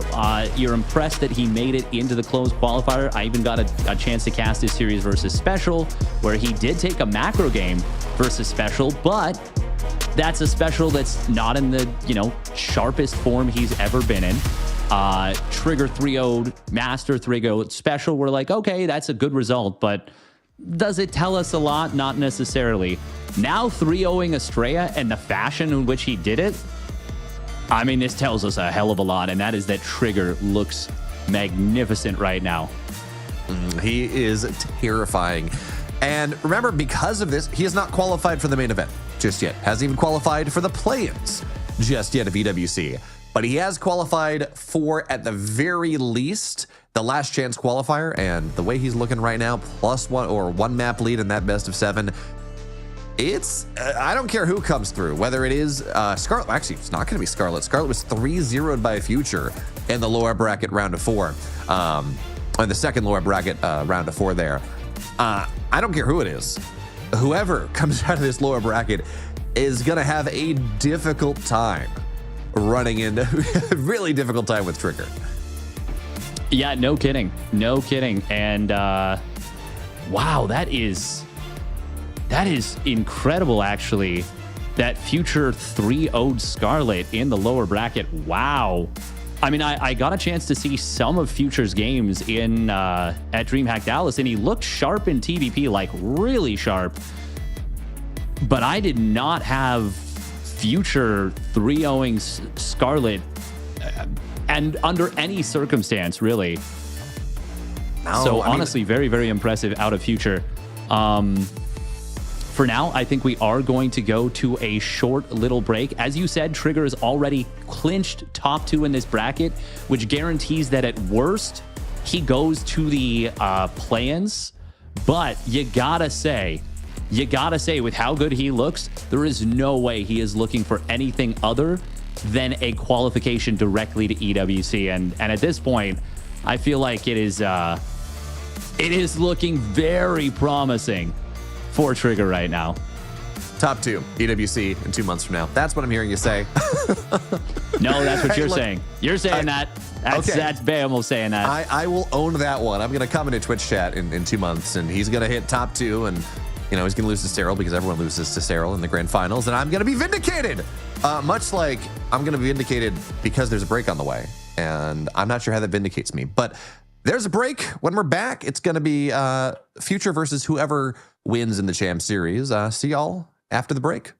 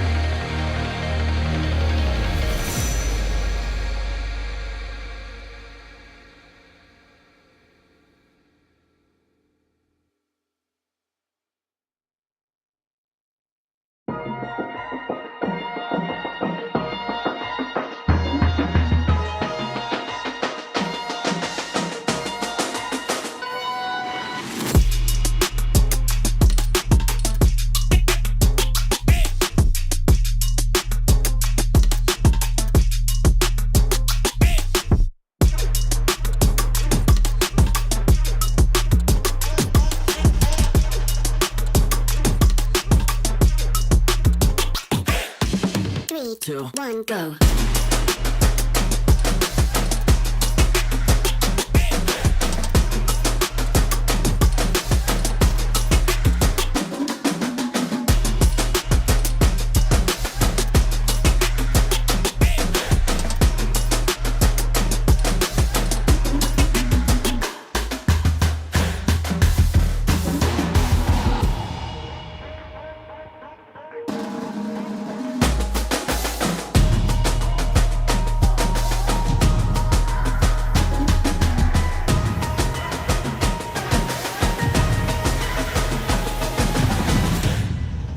3, 2, 1, go.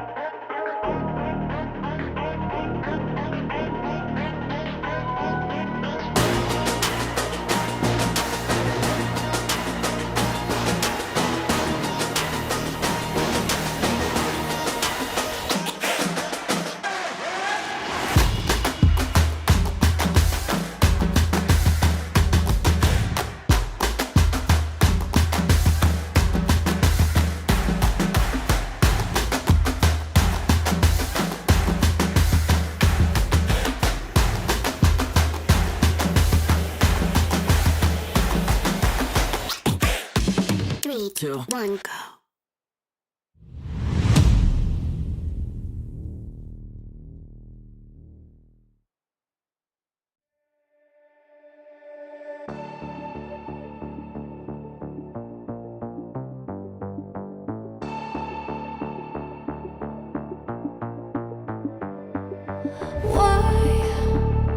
One by one, you always come back like a curse.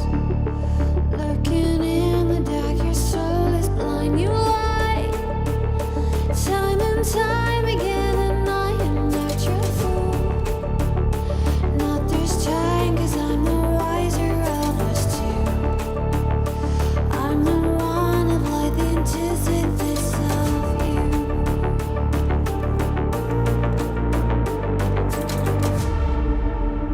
If you shoot, I'll take you. If you run, I'll chase you. If you scream, I'll whisper. La-di-da-di-da-da-da. This is all you ever wanted. Take it all, you deserve it. This is how we're gonna end it. La-di-da-di-da-da. Take it all, you deserve it. Take it all, you deserve it. Giving back the freedom you want to destroy. And my power's way too strong for you, so try. 'Cause you can't dominate and know will you survive.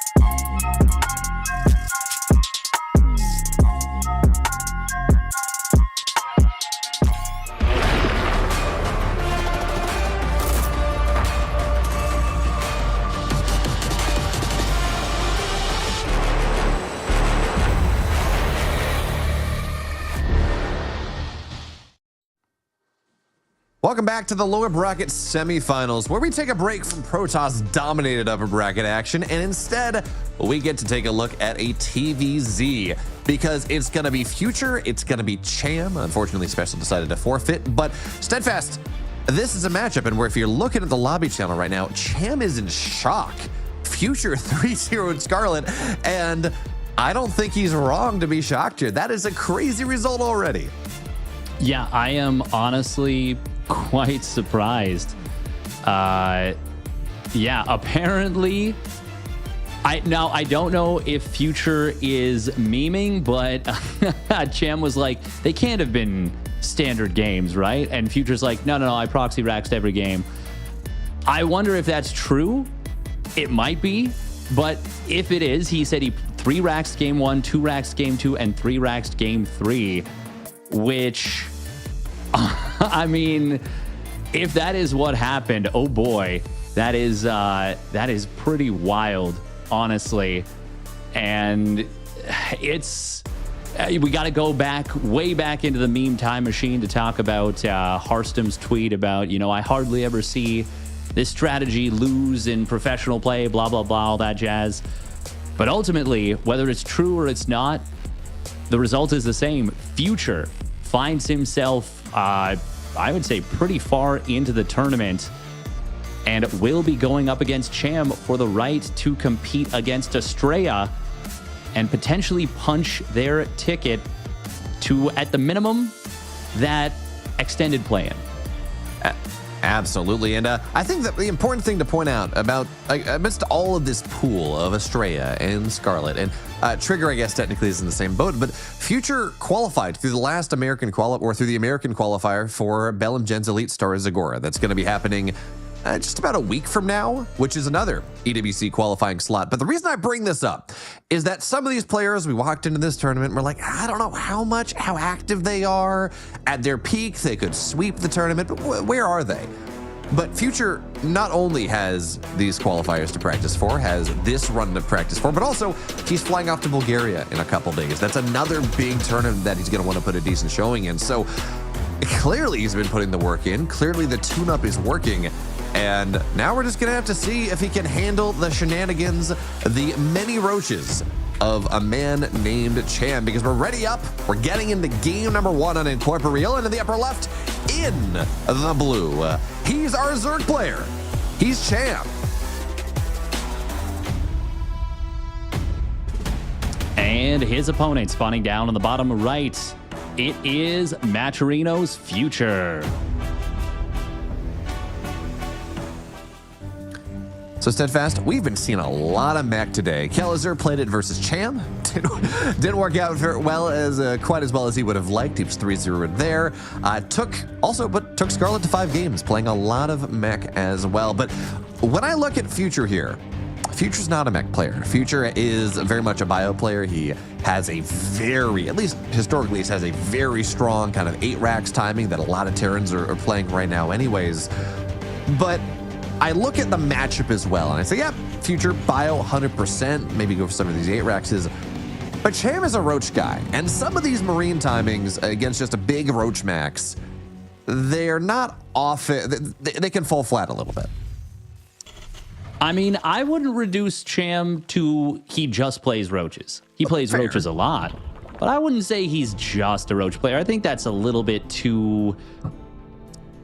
It boils things down a little bit too simply. There is a decent chance that he plays at least 1 roach max, but he also loves to play Mutiling Bane. He also loves to play roaches into Roach Ravagerling Bane, into Vipers, into Ultras, like, I think Cham is a really flexible player. But with all that being said, if he does play pure roach and Future ends up playing very 8 racks heavy, I think that'll favor Cham quite nicely. But the map pool is a very 8 racks friendly map pool. Now, this is not one of the maps that I think of when I think of that. In fact, I would say this is more likely to go to a split map scenario, if anything, than that. But we'll see if that's what Future wants to go for. he is going for something very interesting right there. We saw it pointed out. Quick double gas, but it's very quick pulling off of the SCVs off the gases, off of this command center first. Quite an intriguing setup here from Future. This is kind of like blending a TVT and a ZVT opener. This is a very Future-esque, calculated, just unique build that he's come up with, and I'm very intrigued to see where it goes from here. Yeah, it's going to be fun. I just find a little bit of room where there are a couple free minerals so you can pull an SCV off, build the second refinery, even if you're not going to use it, because when you need those minerals later, you can kind of make it happen. But for now, when you see double gas like this, even if it is not quite fully 6 workers on gas at the very beginning, it does tell us that there's going to be a little bit more focus on the tech. And for now, it seems likely that's going to be for Banshees. Obviously, there are a couple other things you can go for, but based on where all the structures are, that kind of seems to be where this is going to go. And you talk about the 8-rack friendly matchup. When we talk about incorporate or map pool, when we talk about Incorporeal in particular, you talk about this kind of concept of a split map scenario. I think this is another one of those maps that I really do like whoever's not Zergian, because you talk about those minerals the mineral only bases in the middle is 4 workers are going to go down. Very nice there, Future. Good target fire. But also, you have that Zelnaga in the middle, and we're talking about like this split map, late game, tank focus type of setup. That additional vision that you can get to just dominate the center is not only the mineral only base, you need gas as Zerg, but even if you do take the base, it's a really hard thing to hold on to. Yes, it is not an easy spot to hold on to, but I think the big thing there is the fact that there is not really a great way to deny the Terran player from securing their 5th and 6th gases, or bases, I should say, gas bases. And when that happens, you don't get a base lead as the Zerg. It's pretty tough to win those split map scenarios. But once again, we're getting a little bit ahead of ourselves. I'm anticipating it heads there, but I'm not sure. We are going to see a nice defense initially against these Hellions. Good kind of grab, but it will be Future who slips his way out of there. The early damage from the first 2 Hellions wasn't crippling, but it was certainly nice for Future, but not enough to win the game by any means. We do see a very quick layer out of Cham. A lot of gas is coming down, and it is going to be that Mutiling Bane that I called for earlier. Cham is a player that really loves this. It really loves this style, and Cham is one of the players that I really enjoy watching. You want to talk about my favorite games of StarCraft of all time. They're all Mutiling Bane games. There's a reason that this style, it's dynamic, it's beautiful. It's also really not all that great into the current meta. 8-racksing, we don't see as much 2-on-1, but like these big marine focus styles, it puts so much pressure on the map that it's really hard for the mutas to go on the other side of the map and then pin the Terran back. And if that's not happening and you're not able to get the good trades because Banelings have been nerfed like 7 times, maybe not that many, but has been nerfed quite a bit in the last couple years, it becomes very hard to build the space on the map that you need for Mutiling Bane to work. So, well, for now, that's what Cham's going for. Ideally, he's saving a lot of gas for these mutas. Ideally, when the Spire pops, you're going to get 7 or 8 mutas. You're going to be able to fly into the other side of the map. And because this is a Future going for like the 2-2 style of pressure more than just like really hitting across the map early, he's going to be able to get those mutas across the map. And if he can do so and then just play the box around where the Terran is and zone him out, that's where Mutiling Bane can actually be a little bit effective. I think if you can survive to get those mutas up is the big thing. Get up to that muta ball. But I mean, you talked about the 2-2 timing. I'm not worried about the 2-2 timing. What I'm worried about right now is this very crisp 1-1 stim combat shields double medevac timing that we see coming across the map. And Future did bring the tank with this. So it will have, actually 2 tanks. It will have a lot of oomph. Cham was not able to take the top right 4th base right away, so he had to take this pocket base, which is where the siege tanks on the high ground, as you can see, can do very well. They are well set up here. It's going to be an attempted flood to deal with this push. No Banelings in the army. Siege tank will get targeted here. That's quite nice out of Cham, but can he deal with the Hellions and Marines left over? There are more Marines crossing the map. For now, the answer is yes. But Future won that fight, I would say, well enough to do exactly this and start clearing up a little bit of creep. Regardless, though, he doesn't feel like he can keep pushing, and that is going to be enough to cause Cham to, well, stabilize on what is going to be 5 bases. Future, though, will be going for that 8 racks, and it is going to be a sustained amount of pressure that will be quite challenging to deal with for the Zerg player. I gotta say, though, that hold from Cham with no Baneling, I was looking at that, and the attack comes in. I'm like, there's not a single Baneling morphing Steadfast. There's not a single Baneling, but he holds on to it very well. He only fights part of the army with the mutas, and 8 to 10 mutas can overwhelm 5 Marines, even with 1-1 in stim. So does a very nice job of that one, kills off the tanks. That's a big stim, by the way. That was the entire army going down to yellow HP, and even though they're gonna get healed back up, that's a lot of medevac energy. That's not really there. But I think the hold from Cham, given the game state, fantastic, especially because he keeps his 4th base alive. The one thing I'm a little worried about, there's not a lot of creep defending that base. So it really will now be on these mutas that are on the other side of the map to not allow Future to just waffle in the middle. If Cham can go after these engineering bays, it would be huge. He does go for the missile turret instead. If he had gone for the engineering base, I think he gets the kill on those. What I'm actually more worried about than the creep, although the creep is a huge deal as well, is the 2-2 versus 1-1 timing, which is coming up very, very shortly. We do have Future trying to force the issue at the front. Muta's trying to pick at reinforcements, but Future will set up. How many tanks are there here? There are 3 tanks and 80 Marines. That +2 weapons very close to completing. More reinforcements are coming across the map here for Future. He's got to be careful about pushing too far onto creep. There is still a good number of Banelings. Scan catches the tail end of this. Cham is going to go for the counterattack. That's a great way to try and deal with the big 8 racks plays, but Future on the other side of the map is setting up very aggressively. He's already knocked out the natural of his opponent. If the tank siege up right here, this is a free kill on the main base, more or less.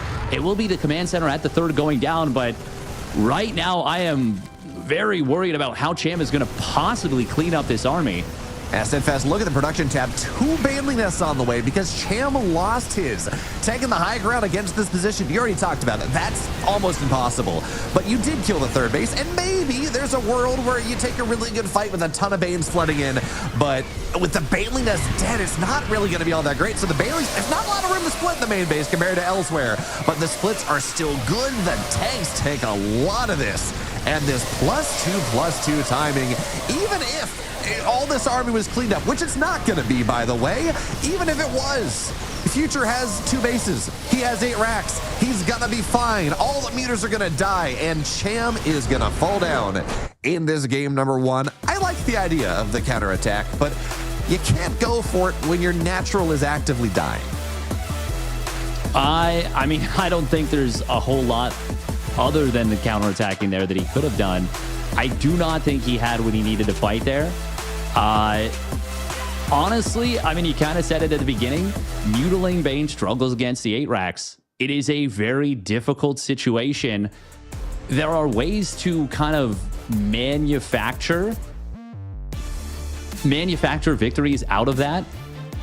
And honestly, I think if Cham had given up the natural expansion earlier while going for that huge Mutiling counterattack, let's say he pulls drones to the right side, has that big Ling Bane swell at home, and he's already got the double Evo at his 3rd. Let's say he expands to a base on the right side and takes another base there and still maintains like a 2.5, 3 base economy, maybe on like 55 drones, drives into the natural with the Mutiling.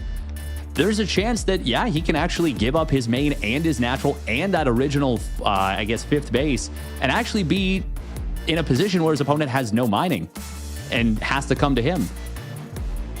Yeah, I think the thing to point out here is we talk about this a lot about how mutas, their job is to pin, right? Their job is to go and make it so the Terran has to make difficult decisions. But the mutas of Cham, just because of how long the map is and how aggressive Cham was being and where the rally was and where the creep was, they were not able to play. They were not able to just box around the 3 bases and start to harass and cause problems and make it difficult for the Terran to make these decisions up until the point where Future was knocking at the door, right? We saw it was like 1 attack into a mineral line, I think it was. And what that means is that Future was able to get, what was it, 82 Marines into the natural, pretty much unfettered, don't have to make difficult decisions. And then, again, by that point, even if I do like the idea, I'll maybe take the right side, but as it stands, just not quite enough. But it's another day, it's another game I don't want to see. I don't think I want to see Needling Pain anymore. I love the style. I think it's really cool. It warms the nostalgia of my heart. But in the current meta, on the current map pool, I think you're right. We saw the problems with the style. Yes, and that was once again on one of the maps that's not actually that great for 8 racks. Ley lines, Ultra Love if we have it. I've already, let me take a look at the vetoes here. Future Band Maganatha, Cham Band Last Fantasy, Future Band's Torches, Cham Band's Ultra Love. Okay, that makes sense. I mean, Future has Tokamak ready to go.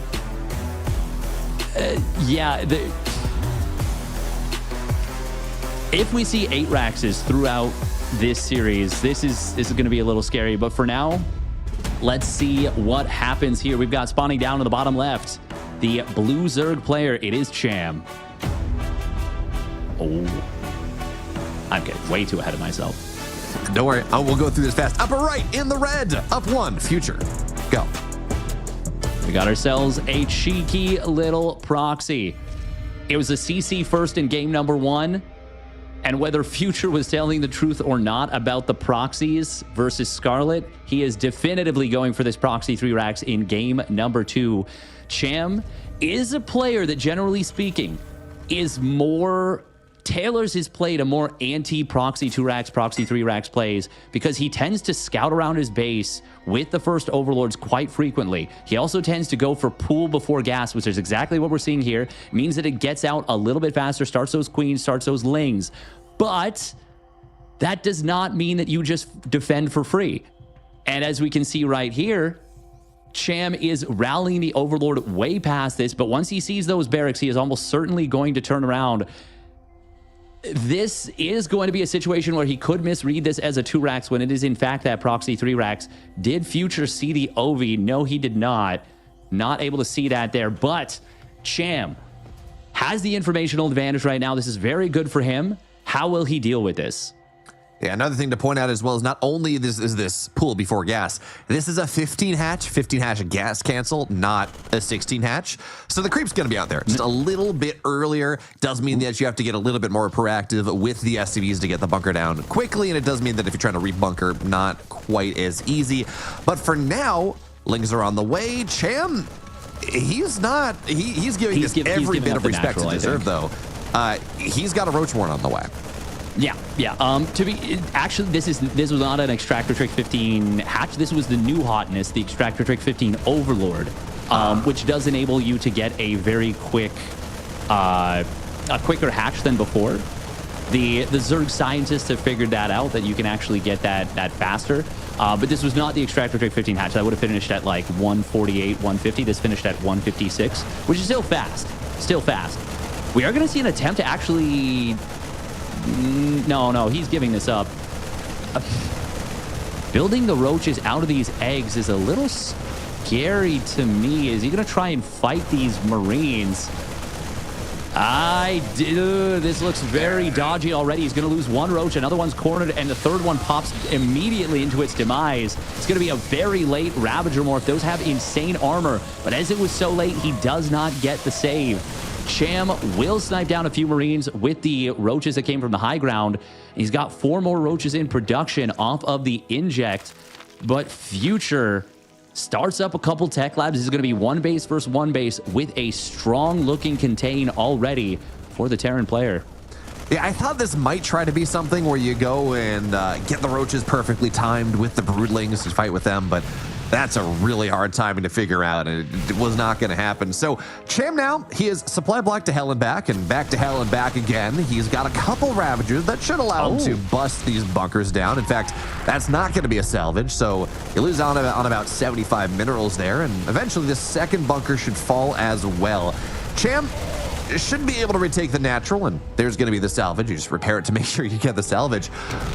But behind this, there's concussive shells halfway down. I saw the double tech lab. I'm like, it might be just be stim or something, but no, it's concussive shells, double marauders here.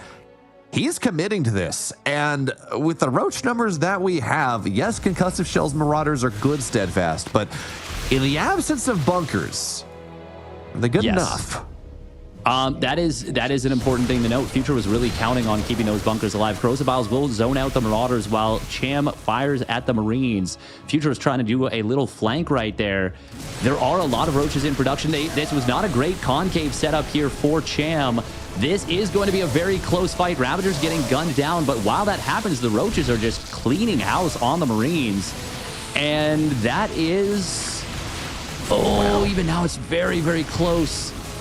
The roach gonna get gunned down. The reinforcements of Future coming in more timely, and that will be enough to drive this back for the moment. However, more roaches pop out. These Marauders are very low on HP, and as long as there's a couple Ravagers, they can chase down those slightly slower, slightly clunkier Marauders, and it is gonna be Cham clearing the position, and now he can kill this stim, and that is big problems for Future. Oh, this was very, very close, but it will be Cham taking a definitive advantage now. Oh, man, losing stim. Well, okay, there we go. The mile's going to go down. It's going to burn down. Losing stim like this is such a... I can understand. Okay, like a great tech labs, I can understand why you would want to do that. But losing stim like this, at this point, it's one base versus one base, as you said, but Cham's got his natural hatch on the way. And more importantly here, we're looking at 4 Marauders versus 4 roaches, 4 ravagers. So it's gonna be 4 roaches, 4 ravagers, 6 lings. There's no production in the main base. Sure, there will be a factory eventually, but this defense now for Future is gonna be extremely difficult. Well, it's not just that, it's the lack of map control he's going to have. Oh, this is so cool out of Future. I love this. Oh my God, so if I were much. playing against it, I'd be molding already. But since I am casting it, this is super cool. Double starport. I do not think it is going to be for BCs because I don't think he has the economy or the money for it. But Banshees, that is going to be a really, really awesome play. Now, in the meanwhile, I do like what Cham is doing here. He's pulled the Overlord forward. He's going to be able to gun down all 3 of these supply depots. The bunkers are very well placed.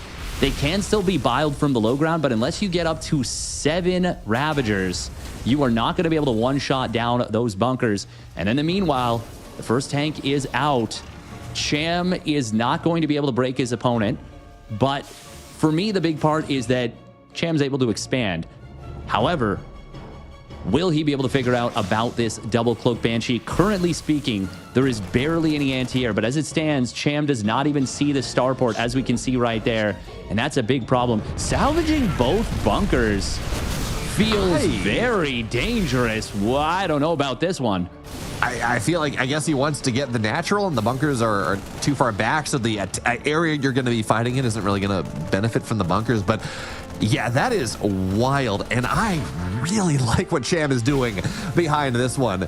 He's just going 2-base Muta out of this. It's a I'm not going to say it's a classic response. It's a good response to when you hold a proxy Terran like this, because you know they're going to be trapped on 1 base, on 2 base. Their stim is hella delayed.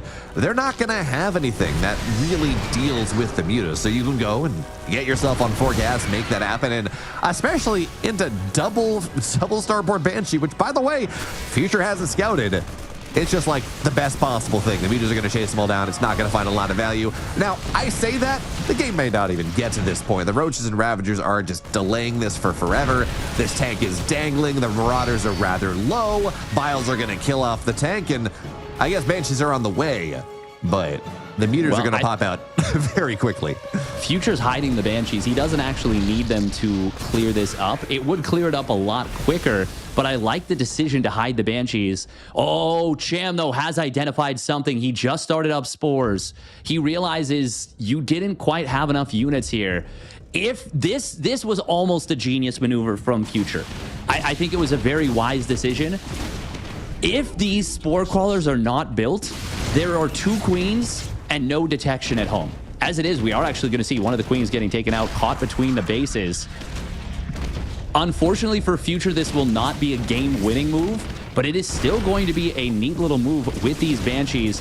And oh my God, he's pulling the boys with this. What? Taking a page I out of saw the Mars SCVs book. coming. I thought they were going to the natural expansion. This is insanity out of Future. All right, it's 9 Marines. That's the number we're looking at right now. That's really all that matters because the mutas will clean up the rest of this. And for now, we're looking at it. It's 6 Marines. It's 5 Marines. There's really no anti-air at the front line anymore, even if the natural dies. Cham has a third base here. No, it's killed. It's gone. Oh, did it die? Yeah. Okay. This is super weird now. Future sends the SCVs back home. Oh, man, this is one of those situations where if Future had realized that it was these mutas, he would not have pulled as many of the boys as he had. He would have killed potentially the natural expansion and the third, and then he would have been in a very good situation coming out of this one. But as it stands, Future loses so many of those workers. Cham will be able to re-expand. Future, can he manage to survive the mutas is the big question. This Banshee is actually distracting the mutas for a very long time. Eventually, it's going to run out of cloak energy.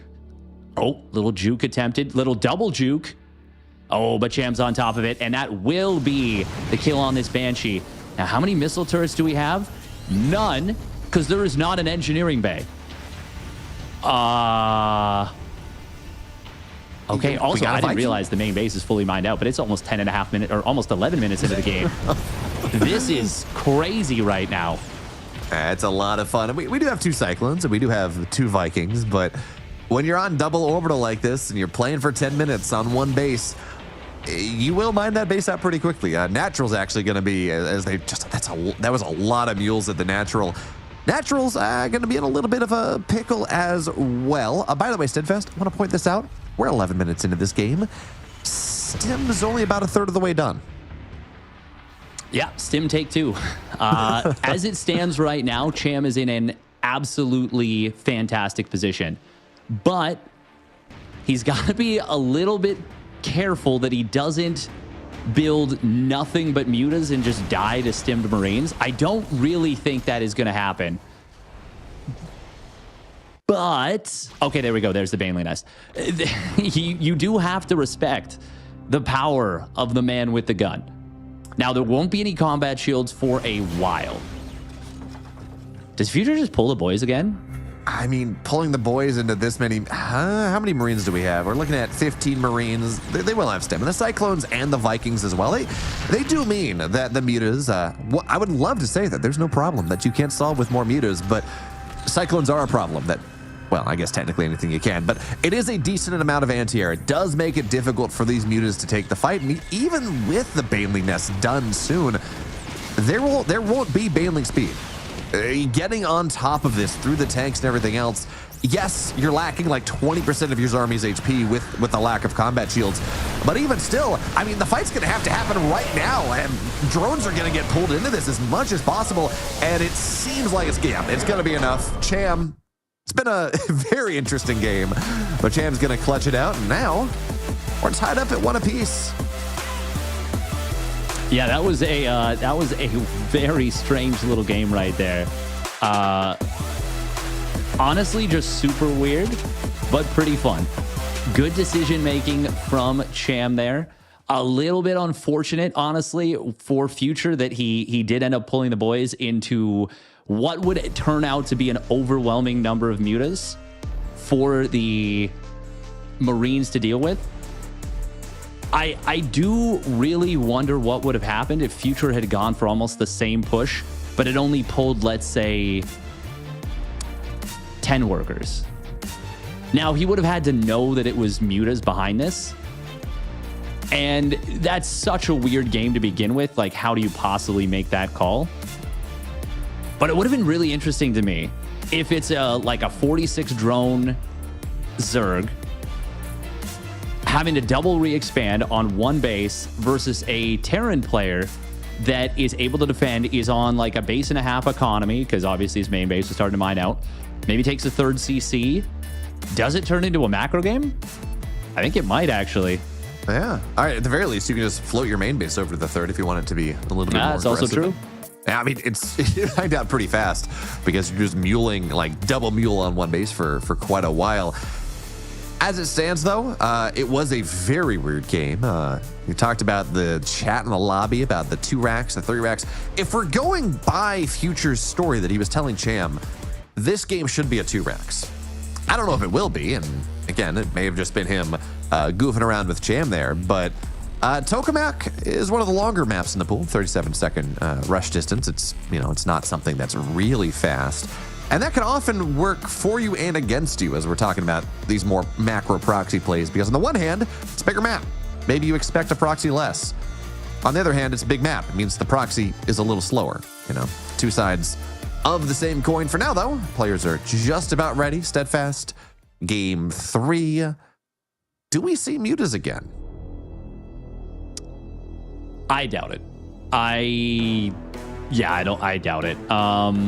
We could, but this is probably the scariest 8 racks in this particular pool. The scariest 8 racks map. Yeah, I mean, there's so many good tank spots. It's pretty strong for taking like a pocket third and just pushing across the map. I don't want to count my chickens before they've hatched, but if Future did an 8 racks, I would be very unsurprised. But let's see. I've been wrong before. This man is unpredictable, and it would be cool if he was able to pull it off. It is Cham. And the upper right in the red. His proxy didn't quite work out this time, but that's good. It's fine. We got 3 more games maybe to solve it just a little bit more. He's the Terran player. He's Future. And he's going back to the CC first.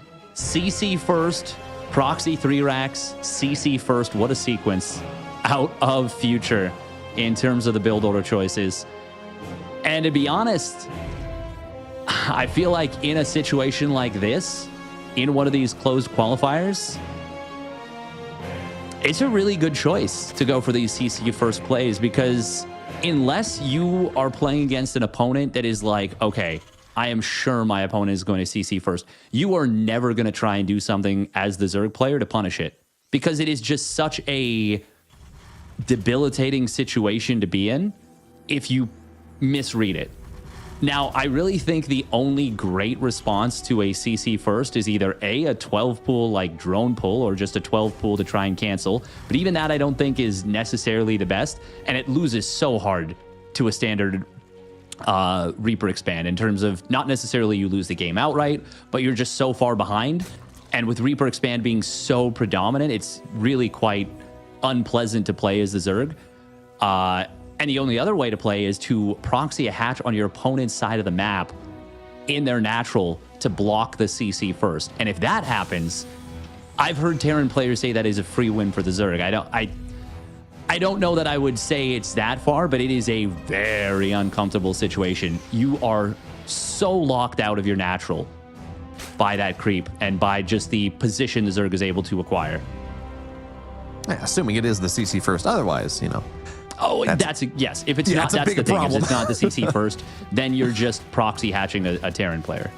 Yeah, so makes sense. And also, we talk about these maps that are very good 8 racks maps. Well, one of the benefits of going CC first, whether it is into an 8 racks, whether it's into a 2-1-1, whether it's into a Hellbat push, which we really don't see as much anymore, but whatever it is, it just speeds it up a little bit.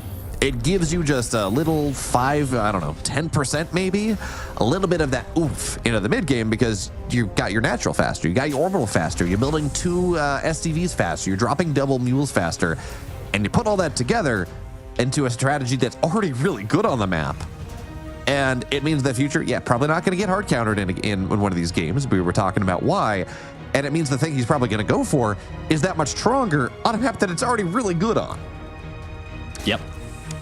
It is going to be... okay. I was going to say it's going to be the same thing, but no, it is not. It is going to be a Marauder instead of the swap to the Tech Lab. This definitively looks like it is going to be a 2-base Marauder Hellbat push. CC first into 2-base Marauder Hellbat is something I did not have on the bingo card, but that is a very cool little opener out of Future, and it's going to be very difficult for Cham to deal with. And if Cham tries to go fast mutas again, well, I'll tell you what, he is not going to have time to get those mutas out. That is for damn sure. For now, I don't know. This looks really, really scary. Yeah, this is something that Bunny, I think, some of the Korean Terrans were doing, what is it, like 3 years ago? Where they were going this CC first and just, again, just going straight into this Marauder Hellbat idea because it means you can get just a little bit more with the push while hitting at the same time or hitting just a little bit faster. It just amps it up that much more. And in fact, that's kind of like a general rule of thumb in RTS games where if you're able to play greedy early, yeah, sure, it can power up a greedy play, but it can also just power up an all-in that much more because you're cutting every single corner up until the point that you're attacking. So for now, we're looking at, what is this? 8 Hellions on the map, Marauders in the medevac. Now, it's a decent scout from Cham. He sees a little bit more Hellions than he might otherwise expect, and the medevac. So you would think he knows what's happening. 22 Lings are on the way, but the Roach Warren's not there yet. And without this, what do we have queen count-wise? We have 9 queens. So at least there's that. He hasn't cut the corner on the queens even with the nerf, and he's actually handled this really nicely. You talked about this being a difficult position for Cham. Well, most Hellbats are dead. The medevac is very low. Not a single queen has died. And this is there's a reason we talk about Hellbat pushes and not liking them all that much. Cham holds this with flying colors. He does. He does a fantastic job. Do got to point out, Future did not build concussive shells for that, and that makes things quite difficult. He kind of tipped his hand earlier than he needed to do.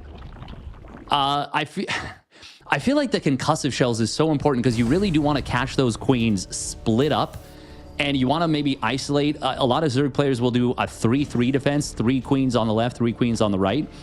You really want to take advantage of that and find those queens isolated and get some work done with that. Cham did not end up having those queens get caught, and in fact, it turned into a mega concave with like 7 queens shelling away from like 270 degrees. Just a really, really phenomenal situation for him. This is looking quite rough for Future. Cham now going for the 1-1 Roach behind it, and this is a reactive 1-1 Roach as much as anything, I would say. And Future, I mean, he still hasn't started tank production. I don't even know if he has tech labs. Why are there units randomly rallying across the map? That is very awkward. First tank, there we go, just now starting up, and it will be an 8 racks out of Future once more.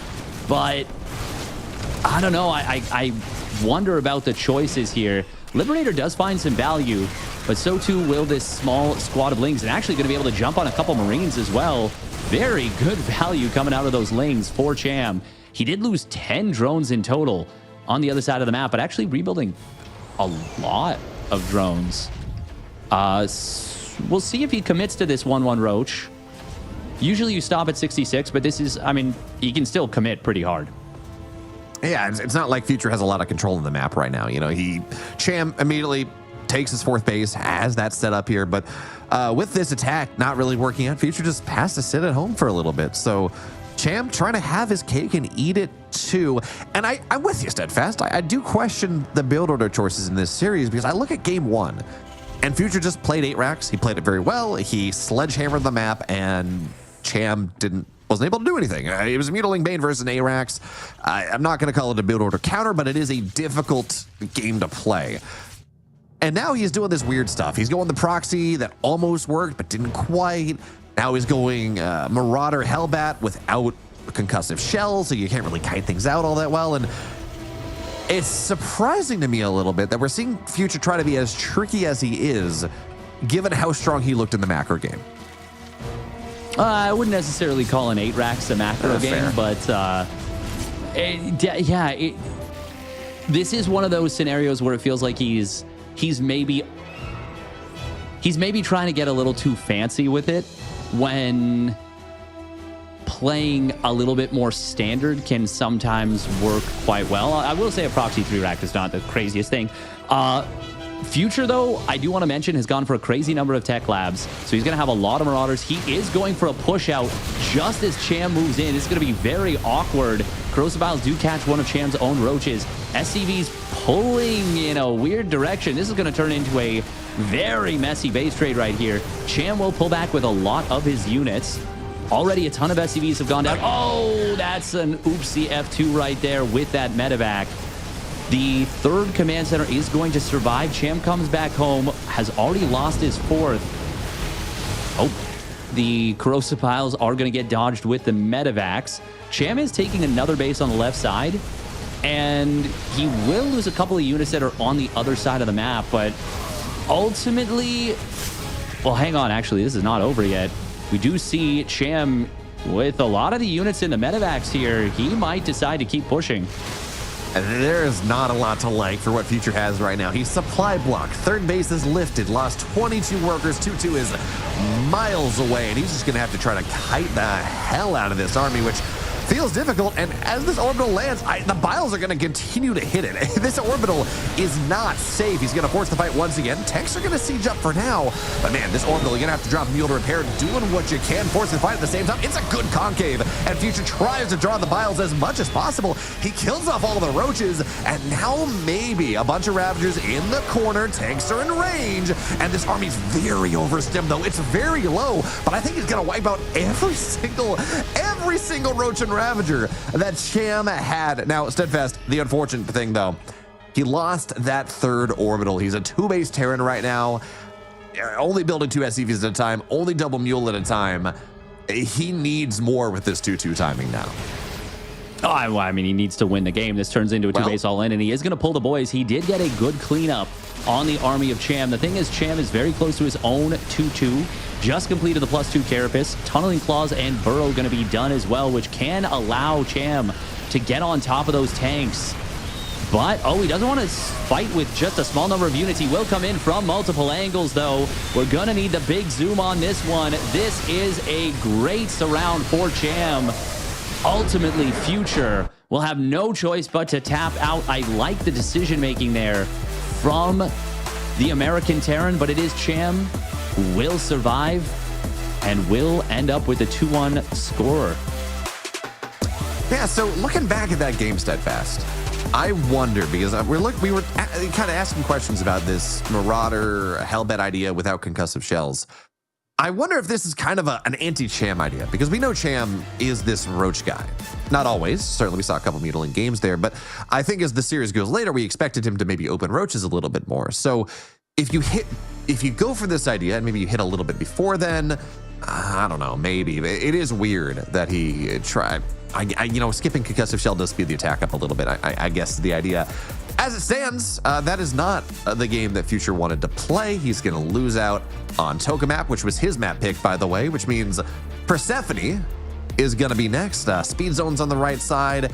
It can give us some great expansive, great big games, but I think if you're a Future fan, you're starting to cheer for him to play this thing a little bit more straight up. Yeah, I would say so. 99%.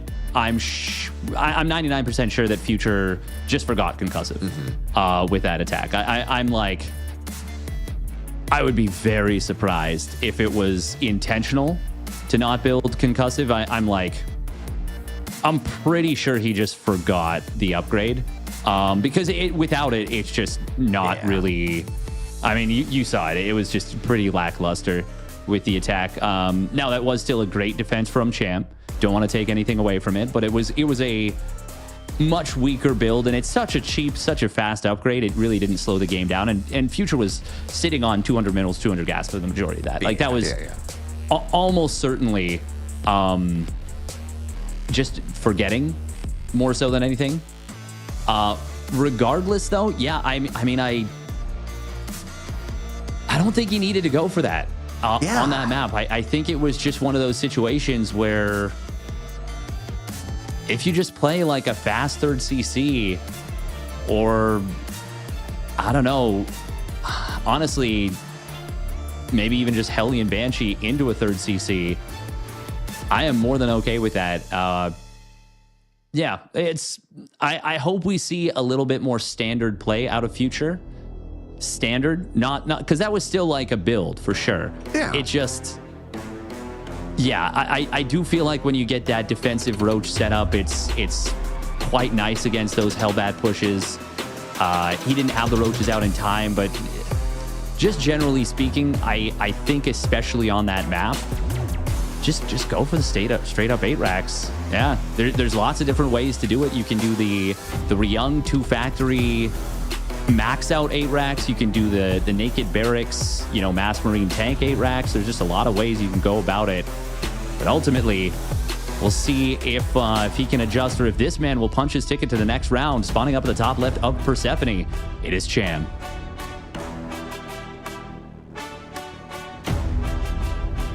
And the bottom left in the red. His tournament life on the line at this point, down 2 games to 1. He is the Terran player. He's past the present. He's the future.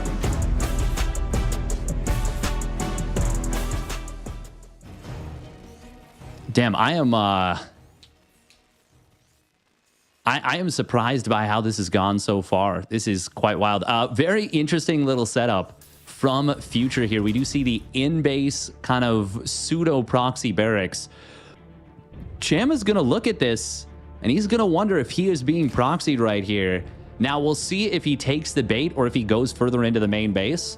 And if he does, I wouldn't be surprised if Future pumps out 2 Marines right away to try and bamboozle his opponent. Now, of course, with the 1 racks expand, it is going to be the low ground command center, but this is a gasless 1 racks expand, so it's even about 20 seconds faster than normal. If Cham turns left with his Overlord, he could very well end up losing this. The thing is, though, this might be one of those Future not necessarily thinking about how he's played the series out so far. He's played the command center first twice. So the likelihood is that Cham will turn right at the natural.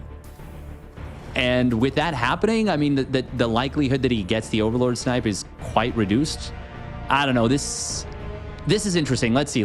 Maybe I'm reading too much into it, and this will turn into a genius move from Future.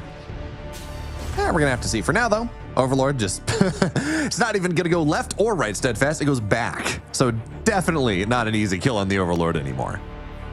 Yeah, exactly. It would have to be a very far forward barracks lift to get the kill on that.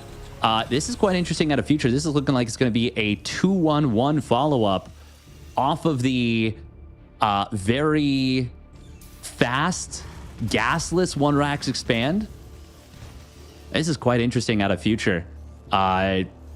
It's reactor first. Okay, there we go. There is the factory. I mean, I guess the timings are so much faster for everything. You can still go for the reactor before you get the tech lab for that stim. This is super interesting out of Future. I'm curious to see. Maybe this will be the time where his kind of more unique and individualistic builds will end up paying off. Oh, it's a 3rd barracks. What? This is why 2-1-1's a thing. Absolutely. Going gasless into a 2-1-1, it speeds it up a little bit, gets a couple more SCVs, but that 3rd barracks, I mean, we're still going to see a starport, right? Like, it's still going to be medevacs as part of this push. I got to assume. It would be so strange if it weren't. Yeah, okay. This may just end up being a big 2-base all-in, though. Future is a player that is more than comfortable going for a big 2-base all-in.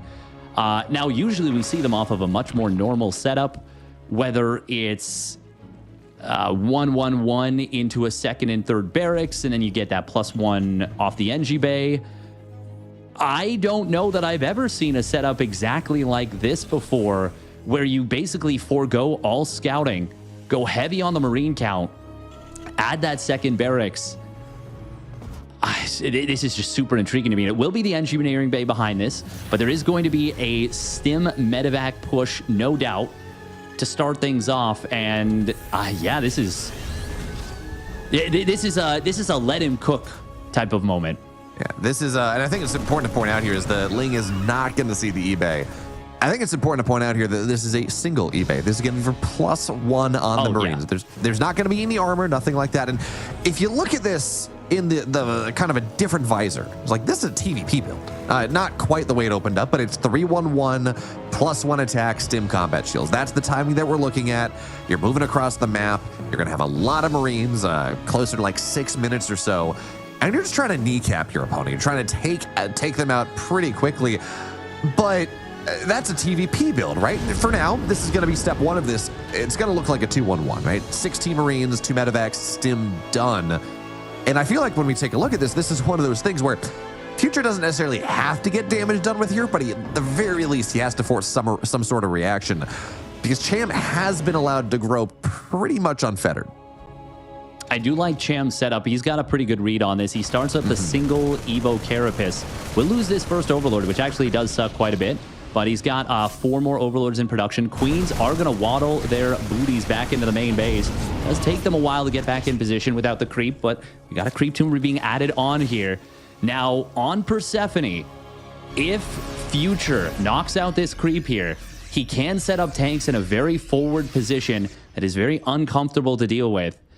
Cham, though, once again, I really like the way he's set up against this. He's got that fast Carapace. He's got the Baneling speed on the way. I think he's got the read on this 2-base all-in out of Future. That's important to point out as well. You say if he removes the creep spread, that's a big if. Future is muling hard right now to power this up, and that means you're not going to be able to drop scans in the way you would like. That means it's not going to be as easy to remove everything, but combat shields, 30 seconds out, 25 seconds out, +1 the same. He's going to be hitting here with 2 tanks here, 3rd one on the way, adding in Liberators. The timing's now steadfast. The creep is it is very far forward, though. This is quite a ways to push through, and the Banelings, there are already a lot of them on the map. Baneling speed's done in 20 seconds. Yeah, and that +1 Carapace is going to help nullify the Marine advantage when that comes online. +1 melee on the way as well. Now, this is not a push that necessarily gets decided immediately here. We do see the scan not actually finding that much creep, and there's creep behind Future's army on the right side. Siege Tank going to siege up very far forward. +2 Carapace will complete in the middle. It is going to be a lift up forced. That will end up being the tanks taken down. Good positioning on that tank at the bottom, but with basically none of the Queens dying, a ton of Banelings left over, and a very solid economic position for Cham. He is looking extremely well set up. Yeah, if we have to criticize Cham, it's like a couple extra Banes attack that final tank. Nah, we don't need to criticize Cham at all. This was a fantastic defense. Yeah, no, that's where I'm getting. It's a beautiful defense from Cham. He handled this perfectly. And yeah, Liberator on the ramp's a little annoying if the Queens are going to try to join, but this attack just has not worked. Is the long and short of it. This attack, Future, 3 games in a row, he has killed one of his own Liberators. That's definitely not what you want to do. But he's gone fancy. He's gone for these early game timings, and Cham has just kind of parried him at every turn. Yeah, this is a really nasty position that Future has set up here. And that Liberator, the fact that he killed, I was going to mention, Liberators are so scary. This was the position I was talking about before. Creep actually it's like fully enveloped to the position, but when you add those Liberators, these these 2-base all-ins are so nasty to deal with. They are so unpleasant.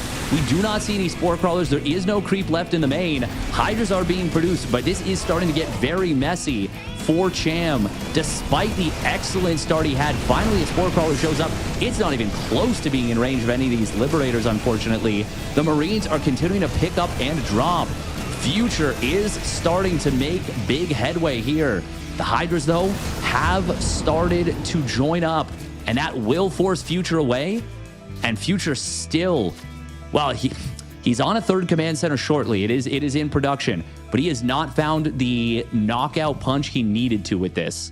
No, he really hasn't. He got a couple Queens, which does mean Cham doesn't have quite the larva he'd like, but he's on 4 hatcheries. I would like to see him go and build a couple more Queens to kind of solve that problem. But now that the attack is done and that pressure has been alleviated a little bit, Cham can do exactly this. He's got a lot of army on the other side of the map. He's actually kind of feinting with the medevacs, forcing an army back into the main base to maybe find something elsewhere. Okay, that was just a Hydra that went down. But this is the problem now. It's a bunch of Lings. It's a bunch of Banes. They got 1-1. And economy steadfast, there is no economy in the natural anymore. And because there was no barracks in the wall, there's no wall in the main base either. The Lings and Banes are going to run in there. Future has 1 army now. That's it. It's got 5 Liberators, and that's a problem, but it is just that army. He's going to lift up everything, run it away. Cham just has to win 1 more fight, and to Future's credit, it's not the easiest fight to win, but it's only 1. Yeah, but this is actually very uncomfortable. Now that the Liberators and tanks have this position set up, oh, this is what I was looking for in the previous game number 1. Expand away from your opponent. But this army of Cham is very much trapped in his natural. There are a ton of Liberators here. Tanks are setting up. There's a lot of 1-1 Marines. I think Future might still be able to do this. This looks very dangerous for Cham, but he is going to try and set up with a big flank. Marine's going to stim away, but here comes the army on the backside. Banelings are trying to connect. The hot pickups are good. Liberation zones. Justice reigns from above, murdering the Hydras. Cham did not have the army, and I think we are going to game 5. Yeah, we are. Just not. It didn't matter. Sure, you kill off the Marines. They were excellent Baneling connections, but just not enough anti-air. The Liberators there killing off every single Hydra. And you think, Hydras, anti-air units, fine. No, Liberators, they shred them if the numbers are not where they need to be. So, yeah, the natural is dead. The Hydra den's going to fall down. Cham, not enough Queens. Certainly, he never rebuilt them after he lost everything that he had. He's going to try to hold on to this game because he has an actual economy. He's at 31 workers to 3, but lacking tech and lacking everything else. It's getting, it's not an easy game. This is a very difficult game for Cham to win at this point. Well, I think I called this one too early. The fact that Cham did re-expand on the right side has been a huge boon to him. Future was very hesitant to finish off the main base. He needed to be decisive. He's on 5 SCVs. Yes, he's got a couple mules mining on the left side, and he actually did manage to save one of his orbitals, but Cham still got so much mining relative to his opponent. It's actually not that bad for Future at the moment. Oh, Liberators coming back home. They siege up a little bit awkwardly. A couple of them do go down, but still it's enough to secure this position on the left. The Marines that were kind of left over here, well, Future needs to make sure that he does not forget about those Marines. As we can see, that one command center is misplaced a little bit, which is actually very awkward when you're on such a low economy.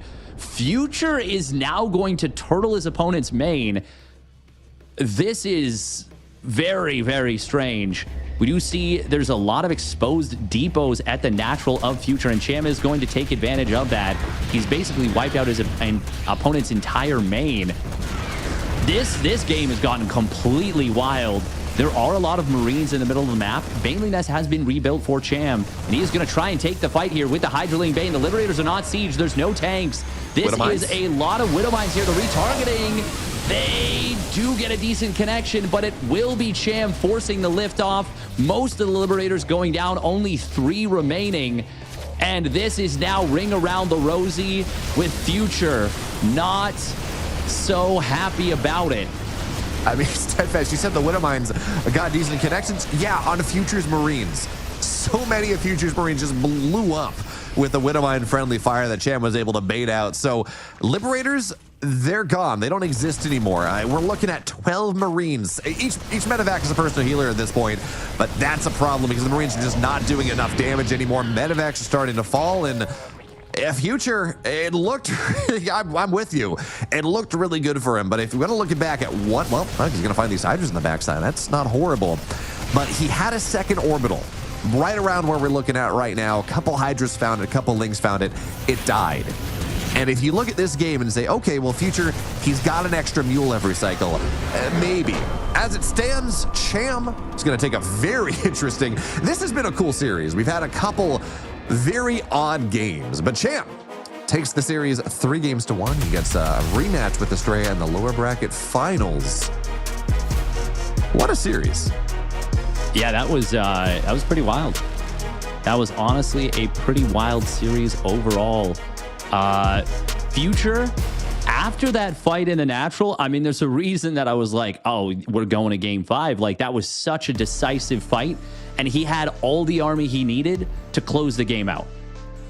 He had crushed so much of what Cham had, but he hesitated super hard instead of going for the right side bases, or instead of definitively killing the main base and then going to the right side to finish that off. He super slow played it, and it gave Cham the time he needed to take advantage of that gold base on the right side. to get a bunch of mining up in the very top right.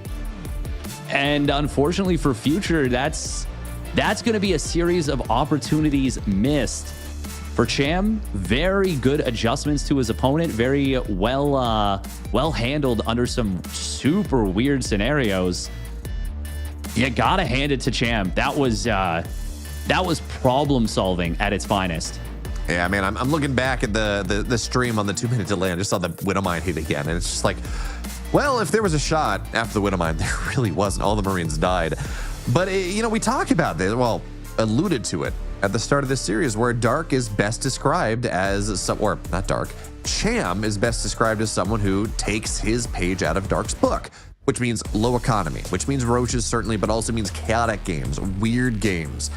And while Future has always been an 8-Rax player, he's always been this aggressive Terran, it takes a certain skill set to know what to do when your main base, your natural, and your third base are all dead. There's a Liberator sieging up, and you got a couple random bases everywhere. And, oh wait, you've actually forced the Terran to float everything as well. That's like a 1 out of every 50 game or something. And Cham, for him, it's like I don't know, 10 out of every 50 or something. The experience there really shone through. I think you might be a little. I feel like that's 1 out of every 1,000 games. Steadfast. This is and then maybe for Cham, it's 8 out of every 1,000. I feel like that is a much less frequent thing. The specific scenario you're describing, but the ultimate, what you're saying is correct, is that Cham made some really great decisions through that and was able to, as a result, find himself now 1 series away from making it into the top 2, which would guarantee a spot into that global qualifier with a potential to possibly get directly into EWC. However, he is going to have to overcome an extremely difficult opponent that already 3-0'd him early today in the form of Astrea. For now, though, I think we will be going to a quick break, and we will be back with the penultimate series of the day. It is going to be Astrea. It is going to be Cham. Stick around.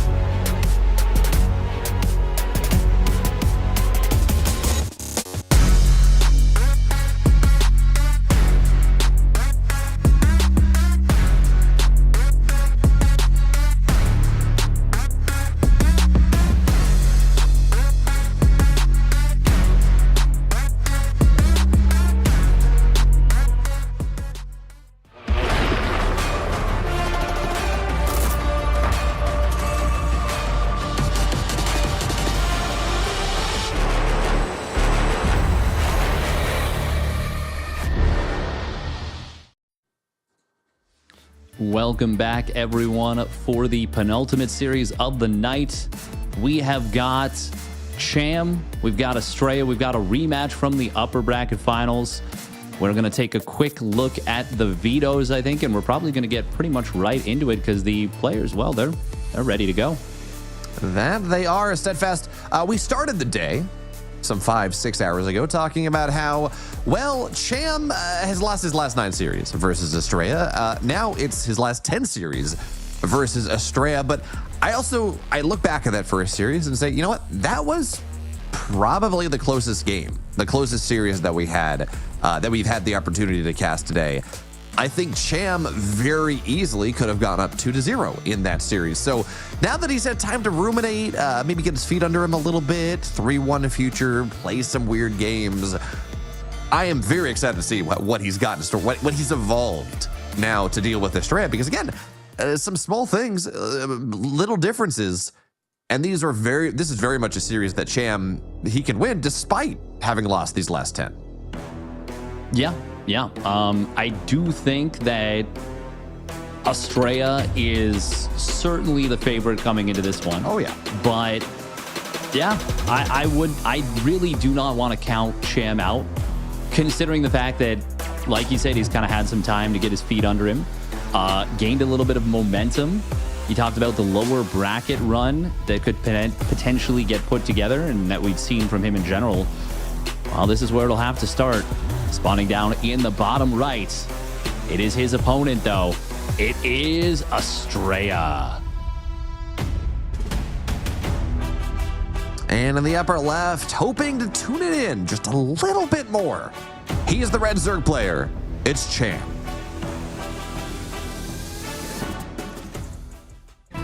All right. We are going to be seeing no denial on the hatchery coming out of Astrea. It's just going to be a gateway scout and no Nexus first. Not yet. It's, just a standard opener for both players, and that's not necessarily been the name of the game in today's qualifier. Yeah, no, I think that is very much the case. Although Steadfast, again, I'm cheering for it. My eyes open for it. We're going to get it. We're going to have a lot of PvZ tonight. We're going to get that Nexus first one of these times. But yeah, for now, it's not going to happen. We've been playing relatively standard. But this is actually the first time we've seen Maganatha today. It's been vetoed. Actually, I think it was vetoed in the first series as well.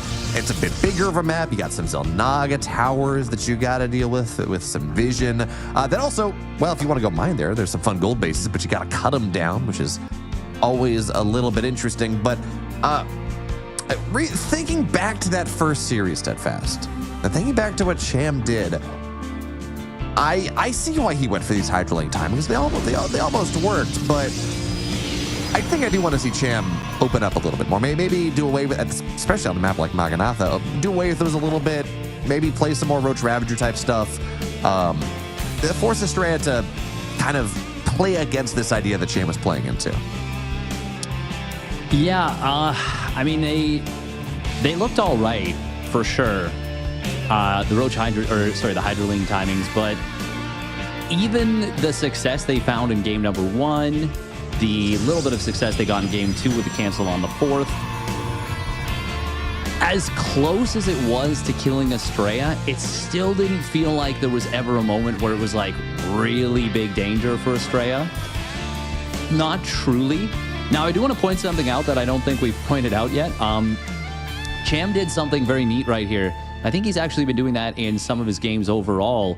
He's been delaying his lings by a little bit and using the double drone trick to kind of force Astrea's probe to a certain side and then taking that base on the other one with a secondary drone. That's just a neat little way to play, and it lets you get a little bit more economy out. We are going to see an aggressive shade forward coming in out of Astrea. Where are the other two lings right now? Are they crossing the map? No, they're just out of position, and that is going to be a couple lings going down for Cham to start things off, and Astrea will just get out. Yeah, not the end of the world. You're trading lings, you're not trading drones. Obviously, you'd like to lose one instead of two, but Oh, no.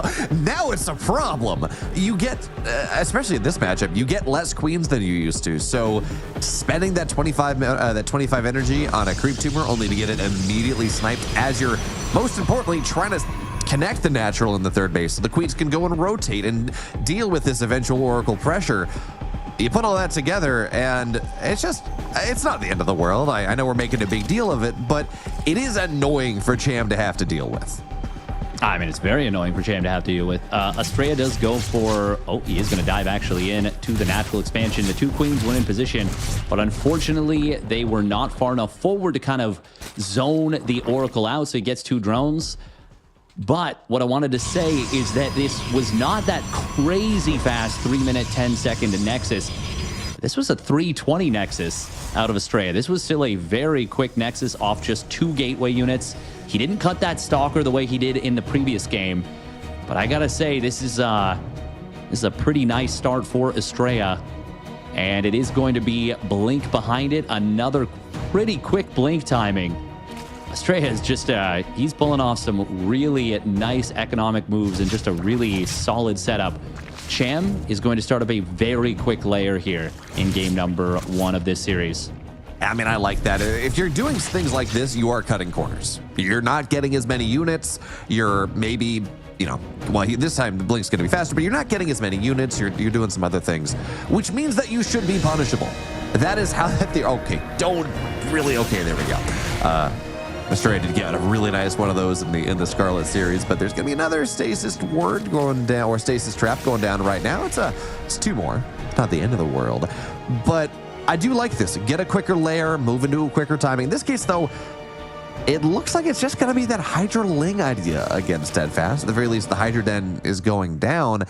And sure, it's great against Hydra Ling against Blink Stalkers is fantastic, but I don't know. It's the same thing. It's not quite the same thing, but it's the same idea all over again.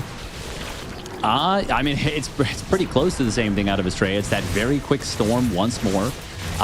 It is really difficult to make something happen against this with a Hydra Ling play. Now, there is no Evo chamber, but Cham is still going to have to wait for that speed and that range to come online. And by the time that's ready to go, we will almost certainly have that storm out of Astrea ready to go. There's a reason that this build that we saw from Classic at EWC like 2 or 3 years ago, Gamers 8 actually, I think, the one where he beats Cyril in the series 2-1. There's a reason that we saw it. Really nice snipe, by the way, on one of those Hydras. Great stuff out of Astrea. It has caught fire because it is so good. It is such a sturdy and stable way to play. We do see that energy recharge once again. I mean, we'll see. Maybe Cham transitions out of it. He is going with a higher drone count this time, and he does add the Evo chamber. But it is going to be tough to get anything rolling against this fast storm, I feel. Especially on a map like Maganatha, where if you expand where Astrea has on the linear side, there's a ramp. And granted, it's not the smallest ramp, but you can wall it off. You can put a cannon behind it, and it's hard to attack into this third base location, especially once the wall gets started. Fourth base, it's a little bit easier, but honestly not by much, especially with where the rocks are. I would love if Cham was going to turn this into pressure, which it seems like he is. I'm not seeing a lurker den. I'm not seeing an infestation pit. I would have loved to see him do what Scarlett did, which is build an overseer and go contaminate the Templar archives. Go make it so you have that timing window, that you have that opportunity to go and find what you need and make sure you can hit before Storm. But for now, Storm is done. +1 is done. Blink is done. The one saving grace is that a lot of Cham's army, if he was going to go attack, well, Astrea's army's on the other side of the map. The other way to take a look at that, though, Steadfast, is Astrea's army is very scary on the other side of the map, and Cham doesn't really seem to have what he needs, and not to easily defend. And this could turn into a bit of a flank here. The problem for Cham, though, is that there is vision on the watchtower. Rocks could be knocked down here. We will see Storm to try and protect the flank. That is a very good Storm, but all of the High Templar are going to go down. This is going to end up being a great fight for Cham overall. as he will knock out all of the High Templar and force out all the storms. This is actually really, really awkward for Astrea. He's going to lose one of the Archons on the retreat. Charge is going to complete momentarily just as the Zealot Warping comes in. There is that energy recharge used on the freshly warped in Templar. Cham has a big opportunity right now, but he needs to take advantage of it. Yeah, those Hydras that I think were for a counterattack on the other side of the map, they run all the way around, just about the longest possible path, but they get a beautiful surround. You take down a lot of those High Templar, and even though the storms are good, you gotta have enough of them to deal with the High Templar. So now Cham, he's pre-split, +1's just about done on these Hydras. He's building more, he's trying to max out on top of them. Zealot's coming on the flank on the left side though, but without High Templar, without Storm to soften up the Hydras first, these Zealots do not do enough damage whatsoever. One High Templar very low, Storm's gonna get dropped here, but Cham continues the pressure. And it's 125 supply for Astrea, even less now. He's got to find some way to make this attack happen, but the Storms are just not getting enough done.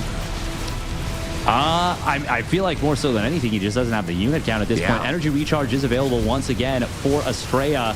He will end up dropping it. Storms, those ones did not connect the way they need to. They do soften up the Hydras a little bit, and an Archon gets a really big blast in there, but it is still a 50 army supply lead. Cham is finally starting to make it happen with his Hydra lane timing. Chargelots are going to warp in, but they are in such small numbers at this point. The Archons will complete in a moment, and those are +2 Archons. If they can manage to connect on the Hydras, they will do crazy amounts of damage, but it is going to be just enough Hydras to blast through that. Energy recharge not available for another 20 seconds, and that will be the Nexus getting taken down. Blink forward coming in from Astrea, but Lings come in, will be able to jump on those Stalkers, and Cham is going to take his first map versus Astrea in the tournament. And it is a big time for that to happen. Astrea is going to try and hold on for the moment, but I mean, the supply, it just does not lie. No, we had a game like this. This was very similar to game number 1, where the 4th base was canceled twice. This thing was actually killed one time. A lot of pressure from Hydraling. This time, though, the difference is that Astrea, he's below 60 workers. He's on 20 supply. It's not, he just doesn't have enough stuff, as you said, to deal with what happens. And that means that Cham takes his first map. We talked about this after Cham lost the first series, about how much of a lower bracket killer that he is, Steadfast. He's been doing so thus far. Takes down Future, takes down, I want to say Kellett, takes down Kellizer, who took Scarlett to 5 maps. He's up 1 map here on Astrea. The lower bracket and Cham, they're good friends. Yeah, and it feels like Astrea maybe just feeling a little bit too, I don't know, that felt like he was just really ultra confident after their first series. It almost felt like Cham used that first series to be like, oh yeah, you know, I'm not playing that well tonight. Like, yeah, you're just gonna be better. So if nothing goes weird, you'll just win. Just play your style, go for that attack. I mean, that flank in the middle of the map ended up being great. Cham was very patient with the follow through. The flanking Zealots looked good at first, but there was just enough Hydras to deal with it. The units were spread very well from Cham. Honestly, brilliant execution out of the Zerg player. And Astrea, I mean, he's going to have to go back to the drawing board. Now, I don't think we find another scenario where his army gets surrounded by like 12 to 14 Hydras in like a full envelopment at a critical moment. I don't think that'll happen on any of the other maps, but you gotta hand it to Cham finding a way to win there. Yeah, man. This has been the story of Cham, especially in this lower bracket, where the word for Cham is adaptability. Those Hydras, they were meant for a run by, but he's like, yeah, I'm just gonna walk them all around. It's gonna be full. It's gonna be cool. It's gonna be a full 360 surround. It's gonna be great. We saw that happen with Future as well, but now it's a new day, it's a new map. It's going to be ley lines for map number 2, and I'm with you, Steadfast. I think the flanking 20 Hydra thing, if that game versus Future, that scenario was like I don't know, what would you say, 10 in 1,000? I'm not going to say. No, I said 1 in 1,000. I said Cham gets it like 8 in 1,000. 8 in 1,000. There we go. I'm not going to say that 20 flanking Hydras is 8 in 1,000, but it's still relatively uncommon. And now, well, we're going to have to see if Cham can win games without 20 flanking Hydras, because we're in a ley lines. It's map 2, and in the upper right, in the blue, he's the Protoss player. It's Astrea.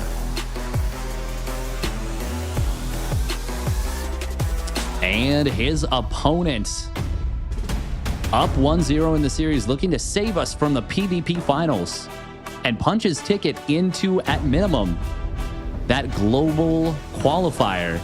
It is Cham.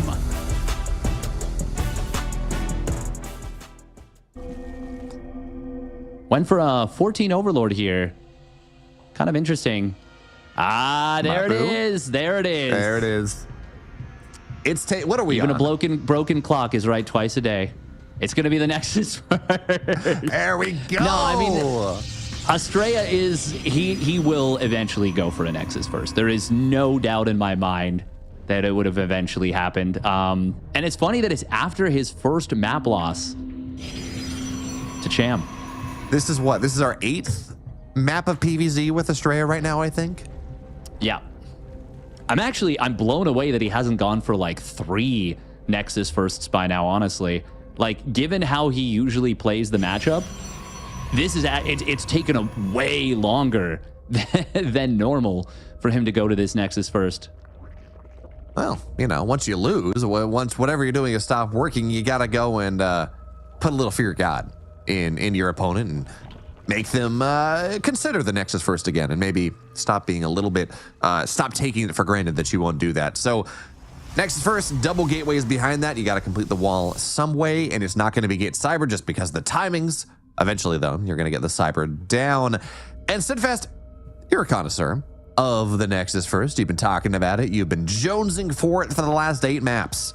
Last 7 maps, I guess, and 8 including this one. Where does Astrea take this Nexus first? I mean, the world is his oyster.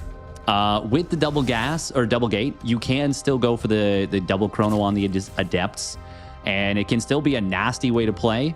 Originally, basically, it felt like we always saw Protoss opening up double or Nexus first double gate. Wait a minute. It is gonna work. Wait, will it? No. Wait. Oh, okay. He canceled something for that. He canceled. What did he cancel? Because he went from having the money, like not having the money for it, to having the money for it. Well, it doesn't show up on resources lost. I don't know what he canceled there, if anything. Now I'm feeling crazy. It would have been. We do see, as the probe just pointed out, that is a gap in the wall. Yes. This is something where you will need to build another pylon there, or you're going to find yourself in trouble later. But for now, we do have the Stargate coming down. 3rd unit is going to be a Stalker. This Adept setup is going to shade forward. And this is, that is already great value. The recall, I actually don't know if that was the best play. Like, I think he could have still fired one more shot and still gotten out with the 2nd Adept. But ultimately, this is still so good for Astrea. 3 drone kills, a ton of Lings forced out. I think Cham at minimum needs to force a cancel on this Nexus. The Oracle's not out yet. He might. He doesn't go for it though. He's gonna. Oh, that's awkward. And now the Oracle is here, and it's going to be enough to scare it away. But Steadfast, can we talk about how late Astrea's 3rd base is? Now, in the context of a regular Protoss, it's very early, but I mean, this is Astrea. He's been getting his 3rd base at 310 every game. Well, you got it 320 last time. This time he got it at a late 333. Oof. Man. He's slipping, dude. You get away with a Nexus first, and you're like, I'm comfy, and you get a late net. To be clear, it's fine. He's in a good spot. He gets his Nexus up on time. He has reaped the advantages of a Nexus first. And behind this, it's just going to be relatively standard play. There's the Twilight, the Forge going down, a couple additional gateways. If there wasn't a Forge, there'd be a world where this might be some sort of kind of Star Glaives idea afterwards. It'd probably be actually a little bit too late. But yeah, we should see Blink on the way pretty soon. Yeah, it's just very standard out of this. Yep, absolutely. I mean, that blink into storm it's so stable and it's so strong. We do see that. I mean, part of the reason that the Nexus was a little bit later is that Astrea went for the third gateway unit. He also built that second gateway obviously a lot earlier. There's a lot more expenditure on stuff, just units. But it's still a very good setup. We are going to see a nice little bit of Revelation plus Adept usage to clear up all the creep at the front. And I think that's all the active tumors at the moment. They will obviously get replaced by Cham, but that's a big nuisance. And I think with that bit of Adept harass to start things off very early, I do like Astrea's position going into the mid game. And with the Oracle overhead, even though that's an overwhelming number of Lings for that small number of Adepts, and you don't want to take that fight as Cham. No, you really don't. And this is where Astrea looked really good in the last couple games when he had these even before the blink timing, just the Stalkers on the map, playing with the Oracles, playing with the Adepts. And it means that he's able to force these trades before the Hydra Den's done. It means that he's able to just make this army because Cham loves this timing. It's the 4 base, but like 3 base saturation, Ling Hydra timing. That's ideally breaking the 4th base of Astrea. Ideally killing him, but 4th base is kind of the minimum. And by trading a little bit earlier here, by killing off Lings, by maybe getting some Hydras, it means that eventual timing is just a little bit weaker. If you're down 3 or 4 Hydras, the Storm's going to clean things up a little bit easier, and it's just that much easier of a hold. But Astrea, this game, he did poke a little bit, did maybe force a couple Lings out. Didn't really kill all that much. 3rd base is done, 4th base is done, Hydras are on the way, Group Spine's just about done, and set your clock steadfast. Give us 45 seconds or so, and well, I was going to say this attack's going to start, but Lurkaden goes down. He's actually droning up a little bit more. Yeah, this is quite interesting out of Cham. This is a very middle of the road setup for what he's gone for so far. We do see an attempted snipe on one of those Hydras. There was just one Stalker short to get the kill there. But this is very neat. This is going to not be a Hive Tech timing. This is going to be an 8-gas layer tech Hydra lurker push. With that +1 missile, we're going to have maybe some Overlord drops with this. Maybe drop, one set of Lings in the main. Might be a couple lurkers dropping into a natural, into maybe a main base. We'll see. Looks like the Adepts on the top side, or on the bottom side, trying to distract for the attack on the bottom side. Top side. But ultimately, it is just going to be the Adepts going in kind of on their own.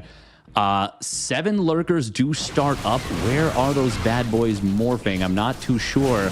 Ling's about to wake up from the stasis trap. He immediately hit the snooze button and go straight back to sleep. Lurkers morphing in after he cleared up the Adepts is very interesting. We might see those lurkers try and go straight across the map and maybe sneak their way forward. 5th base trying to be canceled here, will end up getting saved just barely. And Stalkers blink forward to try and kill a bunch of these Lings. Gets a couple of them. Lurkers do burrow up on the left side. It looks like it will just end up being a very late infestation pit. Now this has me wondering if Cham's game plan was always just to get a... Ling's actually going to run by into the natural. And there was no unit in the wall. This is a nice little split up. Zealot warp in. Will deal with the Lings in the natural, but in the main base, no Zealots warped in just yet.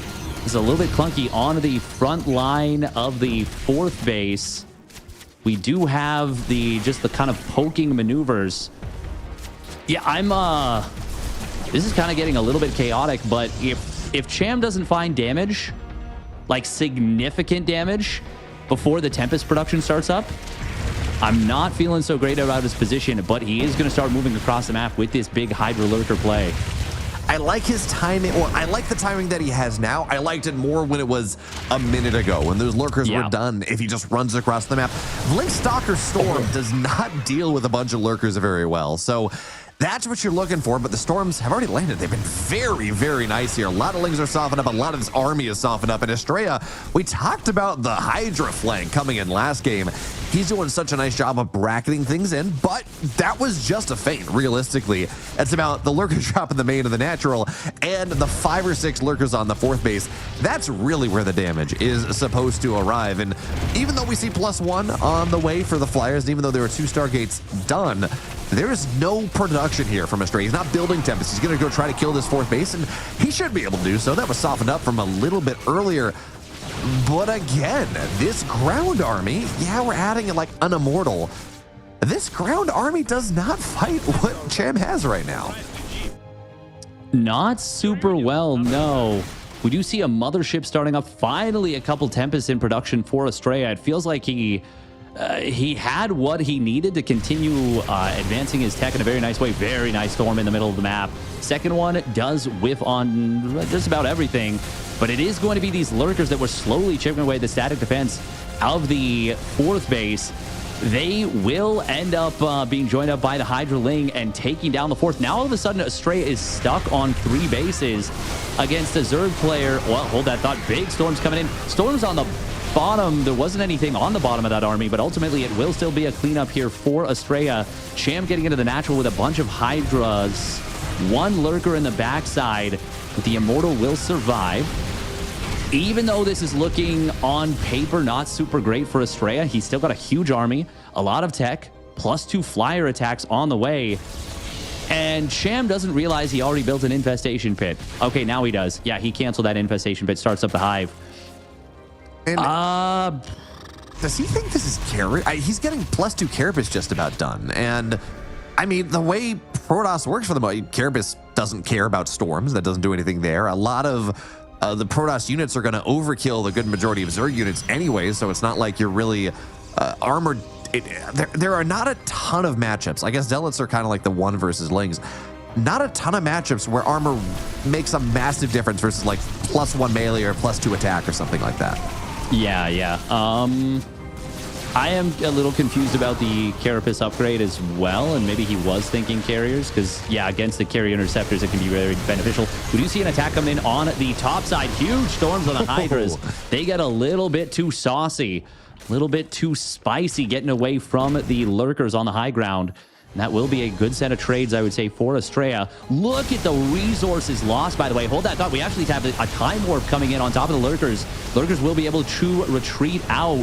That mothership acting the cloaking field, activating the cloaking field at the same time. Base falls for Cham. He is still on 5 bases, but can he stop the onslaught of Astrea's army? Yeah, this is looking like a horror show right now, and Cham doesn't want to do the time warp again, so he's going to go for a counterattack, trying to deny Astrea's 5th base, but I'm not sure how much that matters, because he's lost his 4th, he's going to lose his 3rd, he's going to lose the infestation pit, so no infestors if that's what he wanted, but realistically, he just needs stuff right now, and the answer is he doesn't have stuff. He's got a couple lurkers in the natural, but against this number of Tempests and Immortals and Archons and Storm, especially without Seismic Spines, that's just not enough here, so the natural should fall down pretty soon, and this counterattack of Cham as well, it may get the 4th base, and that's something, but it's just not scary. You got a couple of Immortals here. I don't think there's detection. I don't think I see an observer, so there's that, but Cham has just lost like all of his tech and all of his bases for the low cost of a 4th base. Not the trade you're looking for as the Zerg player. No, certainly not. We've got the Oopsie Muta coming in out of Cham here. It's usually the Oopsie Swarm host, but it's the Oopsie Muta. At this point, I mean, Cham may not realize it, but he is, okay, he realizes it now. He is dead on his feet, is what I was going to say. We've got an Astrea who is fully maxed out, and after game number 1, that is a very nice punchback for Astrea. Oh, very much so, especially because that game did get a little bit awkward, right? He had Dropper Lords in the main base, Dropper Lords in the natural, 5 lurkers, putting a lot of pressure on his 4th base. I think he actually lost it at that point. So he's in this awkward scenario. His army doesn't really fight the lurkers that Cham has, not easily. He's able to find his way back out of it, able to go and play around the map, eventually get himself up to 5 or 6 Tempests, get the mothership out, start to get just innumerable storms, and buy the space on the map that he needs to actually contest what Cham did. So Cham had him in an awkward spot. Astrea finds his way out of it, and especially with how game 1 went, that's going to be a little bit of confidence boosting, I think. Yeah, absolutely. I mean, it was one of those situations where it felt like more so than anything, Astrea got caught by that big play from Cham. and Cham played it out from there brilliantly. I'm just looking at the 2-minute delay on the stream. The resources lost was absolutely filthy for Astrea. And this was even with Astrea like forgetting to start Tempests for like a minute or so. Like even though things got a little messy, Cham created some chaos. It never really felt like Astrea was actually in danger in that game number 2.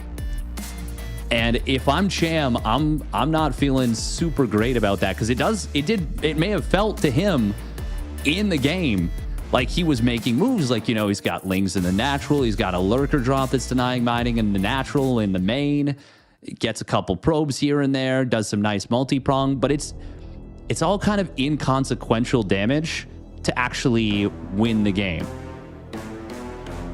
And then your opponent just gets this army that you can't get a hand on because you don't have the tech, you don't have the response, and they just kind of walk through you. Yeah, that has been kind of, I think, I'm not going to say the issue, but the thing that has lost Cham a couple games in this kind of, I guess, extended series of 2 best-of-5s, where he puts himself in potentially a pretty good spot. He does things that are good, that make life difficult for Astrea, but then he just kind of gets stuck there and then isn't able to deal with Astrea as Astrea eventually techs his way out of it. But for now, we're into game 3. It's on pylon, upper left, in the blue. He's Astrea.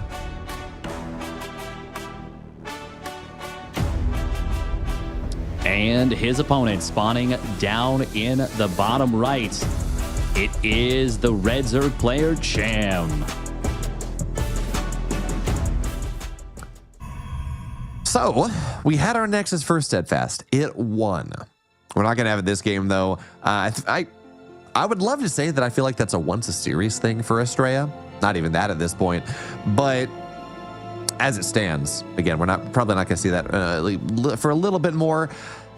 But now that is something that Cham has to be paying attention to. It's like, oh, you know, Astrea does still have this extreme greed in his toolbox that I just have to maybe think about a little bit and start to look for a little bit more. I mean, the unfortunate thing is you can't know. Yeah. Like, you can't go for a reactive 12 pool, you know? Like, you just have to go for the 12 pool and hope that your opponent went Nexus first. And the thing is, it's actually so counterintuitive for Astrea to go for a Nexus first when he's down 1-0 in a series. Because let's say Cham goes for a 12 pool drone pull. That's a 2-0 lead for Cham, you know, in 99% of scenarios. Maybe Astrea pulls some absolutely crazy stuff and makes an impossible defense happen.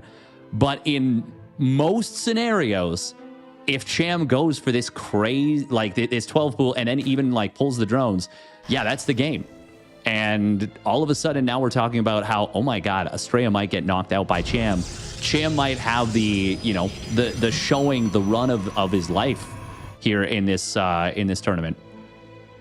Yeah, the only downside for Cham at that point would be that he hasn't been picked up by a EWC Teams Challenge team, which, and if he qualified here, that would be a bit of a missed opportunity because, of course, the signing deadline is over now. But as it stands, we're not quite there just yet. Astrea and Cham are at 1 game apiece. We're now on the pylon.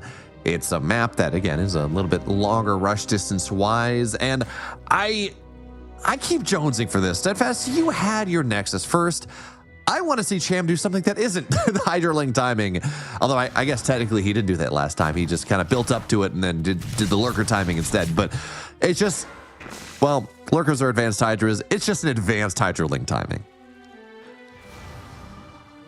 I mean, you can certainly go for, yeah, just... what do we call that? Postmodern Hydras. The Lurker is just it's a postmodern Hydralisk. That's what the Lurker is. Sure. There we go. Although, no, I was going to say, although, you know, Lurkers were Brood War, but Hydras were also Brood War, so well, we can't even make that argument. I appreciate you for humoring me, Steadfast. It means a lot. What can you say? We are going to be seeing Once again, just a 2-unit expand. Astrea not going back to the absolutely bonkers, like 1 unit, 1 gateway, 310 third nexus, but it will still be this similar setup that has given him, a phenomenal amount of success. And there's a reason we don't really see Zergs trying to punish it here. It's because the energy recharge makes it so that any kind of ling pressure is really difficult to pull off. This is going to be a very fast layer, even faster than the previous ones we've seen out of Cham. But is it fast enough to allow for him to go for something? I'm not so sure. It's faster, certainly, but it's not as well. Okay, there's the Roach Warren actually going down. So little. Oh, I don't know if he's. Wow. I don't know if he scouted this or this is just the soul read. What? This is the second soul read he's had, actually, where he went for the Roach Warren against a glaive attack versus Astrea. That's kind of wild that it happened twice. I think it was the same map, too. I think he did it on Pylon in the previous series as well. Oh, Am I Pylon crazy? is one of the shortest. It's a 33-second rest distance, right? It's one of the shortest maps in the pool. So yeah, yeah, exactly. Yeah, they reversed the spawn, but this was the same map, I'm pretty sure. Yeah, Cham hasn't scouted anything. He's making the soul read, and he's right. I mean, except right, like this is a. Oh man, I'm so bad with with the names of maps that are not currently in the pool. But Cerulean or something like that. There's it's like there's always like 1 or 2 maps in the pool that has a short rush distance that is like seen as the really good Glaive Adept map. So Zerg players just start hard countering that, especially with players that are known to do so. I love this run by though from Cham. As the Adepts are moving out, you know the timing. It's a 3-base Glaive Adept timing, so it's not that nice 5-minute. It's like 5:30, 5:45. Theoretically, you're forcing Astrea to make decisions. Even still, he has to warp in at home as he completes the warp in here, but that's actually kind of fine because it's like 2 Roaches.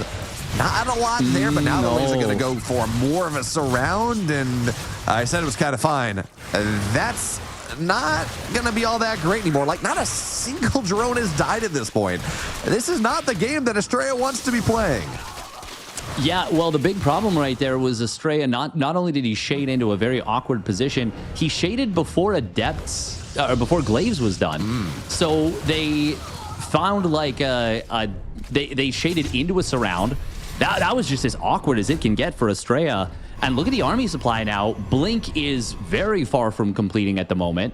We've got a ton of units already on the field for Cham. Roach speed is already done. He started +1 missile. Astrea is going to need a miracle to hold on to this base. He's building more gateways, but they are, of course, at that exposed location. The main problem right now for Cham is that there is no anti-air with this. He did not add on Overlord speed. That would have been a much better use of that 100 minerals, 100 gas, than the +1 missile that won't complete. But he may still be able to just overrun his opponent. We got the probes on stop or hold position.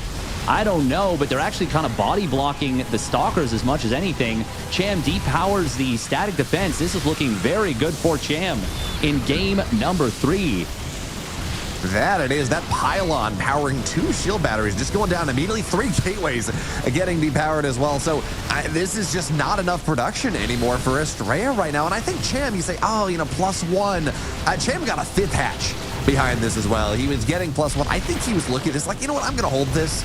I'm going to do well enough. My opponent, look, it's going to be fine. He can't attack me anymore. I'm just going to macro the hell out of this. And then he realized just how well he had held it and just how little Astrea had. It's like, you know, why would I go and macro more? I'm just going to run across the map. I'm going to break the 3rd base down. 27 probes are dead. Only just now, actually, is Astrea below Cham in the worker count, but the pylons are never going to get up. This 3rd base should die, and while there is energy overcharge, it's still on cooldown. This Oracle's going to run out of energy soon enough, and just there's too much stuff. This is 5 hatch Roach Ling, just way too much larva, way too much roaches for Astrea to really hold on, at least hold on to his 3rd base. I think you're right, but I mean, energy recharge did just come back off cooldown. We're going to see a force field getting dropped. Oh man, he's got to be attacking this Nexus, I think, with these units. There we go. Finally switches back. Ton more units are flooding across the map. Cham finally started to drone just recently. For a second, it really looked like Cham was overcommitting to this attack. staying on that 53 drones, but ultimately he does get the finishing kill on this.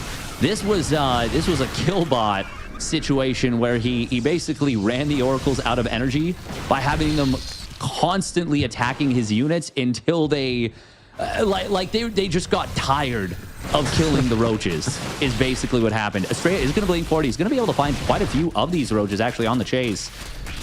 At 36 Even combined. now, I mean, this should be Cham in a winning position at this point. But even now, the supplies are not as far apart as I expected them to be coming out of this. Also, so I do like, by the way, I want to point out Cham pulled a lot of his reinforcements back. Astrea blinks on the other side of the cliff. Cham's able to kill off a couple more stalkers and still kill off the third base. But I look at this, it's like, okay, it's going to be another cancel on that third base, which again, nice job there, Cham, making sure Astrea's all in. But going Mutas out of this, like, that is the one. Mutas are not necessarily the best straight up army, and this should still be a win for Cham, especially with this surround here. But you kind of figures like building more Roach Ravager, going Hydras, something like that, instead of opting in for the base trade, which is what Mutiling Bane tends to be. I don't know that Mutas were necessary here, Steadfast. I feel like that, if anything, just kind of opens the door for like the 1 in 50 game where Astrea actually kind of wins this.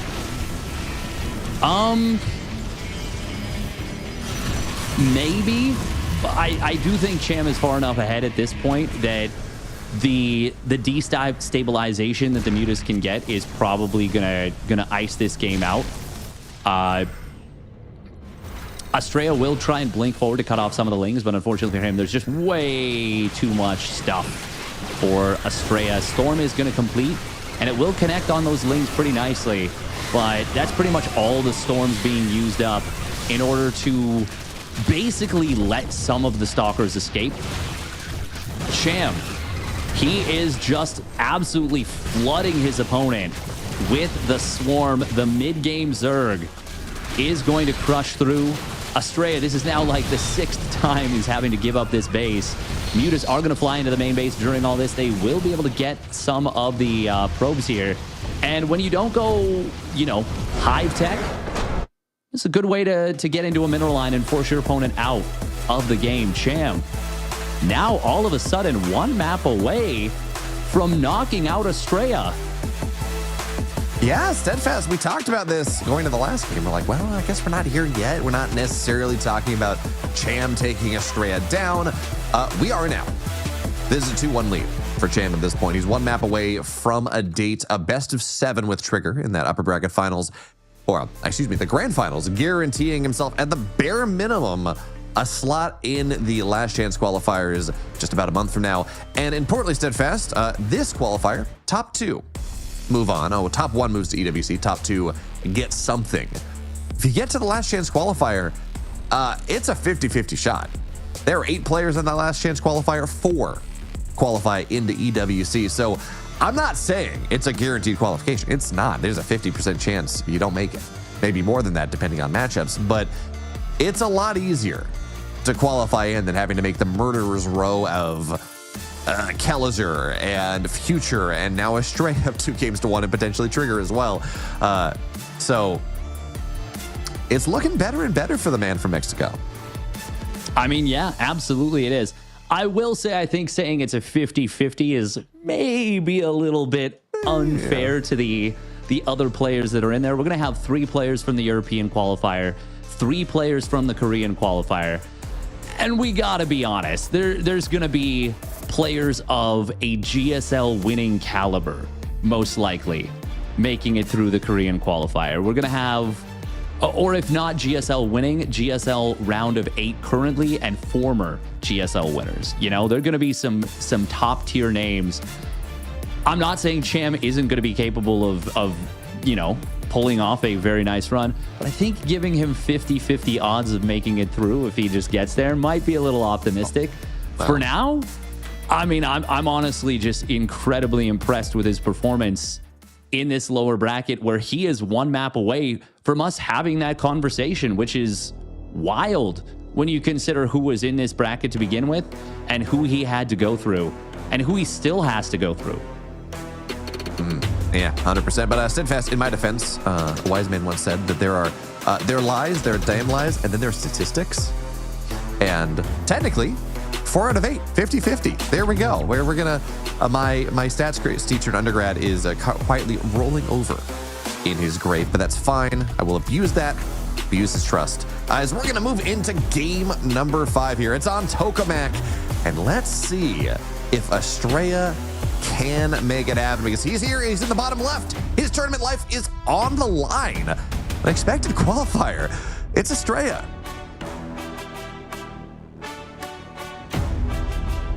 And his opponent channeling his inner dark.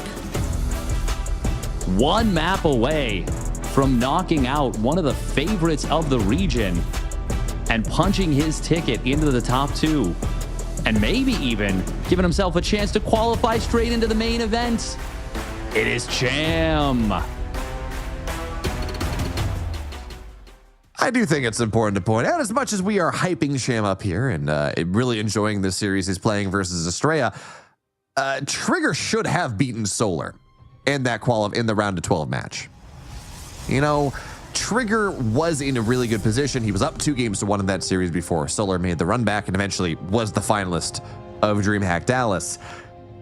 And what that means here is obviously Cham is not Solar, but Trigger's PVZ is really, really good. And even if Cham's going to be able to take the 3-1 or the 3-2 against Astrea here, I think the series we saw between Trigger and Astrea, I think what we saw in Dallas, it's one thing to earn your match versus Trigger. I think it is another thing entirely to take off 4 maps against him, especially when he only has to win 3. Yeah, I would agree with that. I would agree with that for sure. Now, we're getting a little ahead of ourselves. This is still a situation where Astrea can 100% pull it back. But I don't know. The difference between the Astrea we saw in the first series and the Astrea we've seen in these first couple of games, particularly game 3, there's a lot of things that I feel have kind of feels like Astrea's lost some momentum while Cham has picked up a ridiculous amount of momentum on the other side. Like one of them sped up and the other one slowed down. Astrea, once again, we see that little drone juke coming in from Cham, able to skip building a couple of lings for a decent period of time. And that's just a really neat little maneuver. And I feel like that's the kind of thing that Astrea might actually get frustrated with. Now, we are going to be seeing Astrea opening up with the very quick Twilight Council this game. He is mining with just 2 probes in the main gas. So it is going to be that Glaives coming in from Astrea here. This is going to be interesting to see whether Cham will make an adjustment, because this is the first non-Stargate opener we've seen out of Astrea versus Cham. Yeah, and this is, I think, interesting as well, because we talked last map about how, okay, Pylon is a very quick rush distance. It makes sense that you go Glaives on that map because you get the adepts across the map just a little bit faster. This is not. Tokamak has a very long rush distance. So it's not a map that we would expect Cham to get the soul read on and say, yep, I need a Roach Warren here. It's a short rush distance. This is something where Astrea is going to go and put adepts in. Eventually, you might know because there's no Oracle around your base at like 415. But that's right around the same time where the Prism's going to be running across the map anyway. So that's not really a tell, but he's got the read anyways. Roach Warren's on the way.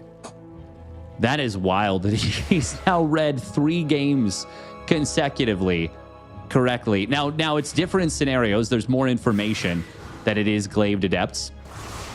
We are going to be seeing the second gas coming down for Cham as well. The first creep tumor was sniped, which is actually a huge annoyance for Cham because he just now starts up another creep tumor. Astrea will warp in these adepts. This is a sharp timing from Astrea. It's going to be 9 adepts before the 430 mark, which is kind of beating the benchmark, actually. Resonating Glaives will complete. We do see a couple drones immediately sniped down there. This one queen, that's the, I think, only one with transfuse, immediately taken down. This is a great start for Astrea, but he is supply blocked. building a third Nexus behind this. He is going to shade into the main base and warp in additionally here. Yeah, he's got, well, a couple more adepts finding their way in. Roaches are now starting to hit the field for Cham. So eventually he's getting himself into that composition that can actually fight this. But yeah, he's just going to cancel the shades. All the lings die. It's a singular roach at this point, and that doesn't really matter. But it was really only the 7 drones that died, or excuse me, the 3 drones that died at the very beginning. It's lings that are dying, absolutely. But it's not economic damage just yet. And when we're talking about this, especially this prolonged glaive adept idea, trading army for army steadfast, it's not good enough. And yes, sure, these timings, they start to go, and it's not like the 7 adepts, the 9 adepts that really kill everything. It's like the 2 adepts that find their way to a mineral line as the timing ends. And that's when the worker damage really starts to happen. And we're seeing that happen right now. But given how well timed that was from Astrea, and given how everything else was going, it wasn't horrible for Cham, but now he's lost 14 workers, and it's a lot it's a lot worse than it was. Well, and it's not just that. This is not a normal 4-gate glaives. And we saw it from Astrea earlier. He took a very quick third Nexus with this. We saw it versus Scarlett on Ultra Love, and we're seeing it now again on Tokamak. And with an Immortal already, I believe, already out, and a second one in production, Cham, I mean, he has 2 options. It is 1, drone up and play a macro game from an extremely far behind position, or try an all-in into an opponent that is going to have shield batteries, prism, immortals, a minimum of 4 gates. This looks really bad for Cham. I do not see a great world, because consider what happened in the game between Scarlett and Astrea, where Scarlett took very little damage and still wasn't able to kill her opponent with the counterattack. This is a scenario where Astrea has dealt immense amounts of damage and has a better read that it's going to be a counterattack. Now, I will say he needs this Warp Prism at home to ferry the Immortals around. This actually could be very, very dangerous right now for Astrea. He is, okay, there we go. There's the recall on the Prism. Is it too? It's not going to be too late for now. Immortal's still going to be alive. A lot of adepts here as well. And these lings are super important because you want them to get the surrounds to lock in the bile damage. And if you don't get that one, it's just not going to happen. So this is not going to happen. It's the long and short of it. We saw a shield battery go down. That was just about it. Astrea hits a very crisp timing in game number 4. It does everything he has to. Kills off, I think it was like 17 drones. And now Steadfast, we spent 2 games talking about how good Cham looks, how much he's putting a fly in the ointment of Astrea. Well, this is the Astrea we're looking for. His timing is very crisp, doing everything he wants to do, and not giving Cham the opportunity to make it as messy as Cham would like to make it. Yeah, I mean, that was more so than anything, I would say, Astrea making it messy for Cham. And he hits a really, really sharp timing with the Glaive Adepts. Cham initially, it didn't look so bad for him.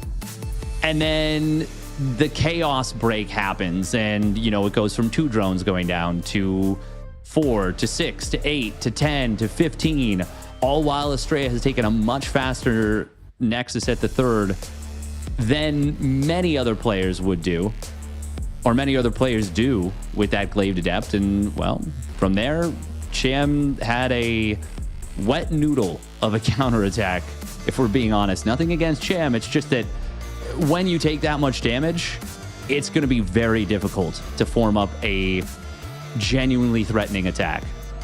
Oh, yeah. I mean, it's really funny how these Glaive Adepts timings tend to go, because it's like, it's very quick timing. Looks great. You hold it. Great. The Adepts have died. Not a big deal. Really haven't taken any damage from like first 2 or 3 shades. And then it's like the follow-up, and it's like, 2 Adepts in the 3rd, 2 Adepts in the natural. All of a sudden, you're down at 28 workers. Your opponent has 45. And also, you've lost a lot of links, so you don't have this big army supply lead either. And you're just dead, even though the first 2 attempts were rather nice holds. So, game 5, Persephone. Steadfast. We talked a lot about the healing zone in the previous game. One of the previous games we saw in Persephone. This could be, theoretically. Cham has shown a prevalence for mutas. It does have some air-to-air rush distance that can be pretty fun. But I think the big deal here is we've seen a lot of nonsense, and I mean this in the most complimentary way possible. A lot of interesting builds, a lot of chaos and bloodshed in the series thus far, but it's game 5. I think we're going to see something maybe a little bit more standard, but for now, players in the bottom left in the blue. Tying it up now, it's Astrea. And his opponent spawning up in the top left. He is on the verge of making it happen. Can he do it? It is Cham. Lower bracket runs. I know we've talked about this. We're going to talk about it again. Cham is just so, like, I don't know what it is. And obviously Cham is not Raynor. He's not Cyril. He's not one of these players that we come in and expect him to be winning big international tournaments. But it's good enough, certainly, to qualify for Katowice multiple times. And most importantly, it's like when he gets knocked to the lower bracket, I don't understand it, but maybe it's the more games, maybe he gets warmed up, but he goes on these heaters. And we talked about this as a potential in the start of the first series of the day, and he's one map from continuing. So I don't know what it is, but as a fan of 5-game series, I'm not complaining, Steadfast. These have been pretty fun games. Yeah, and I mean, this is so as far as I'm concerned, there are 2 qualifying matches in these brackets, and this is one of them. This is one of the qualifying matches. Yes, if you lose in the grand finals to Trigger, you're obviously going to be disappointed, but this has guaranteed, for whoever wins this one, this guarantees you at least another chance at EWC by going through that global qualifier and eventually possibly making it into the play-ins themselves. For now, I mean, this one is where you've got to stay calm, keep your nerves under control, and bust out your best strategy. This is, if you have something that you've been saving, keeping in the chamber, a one-off build, this is where you bust it out.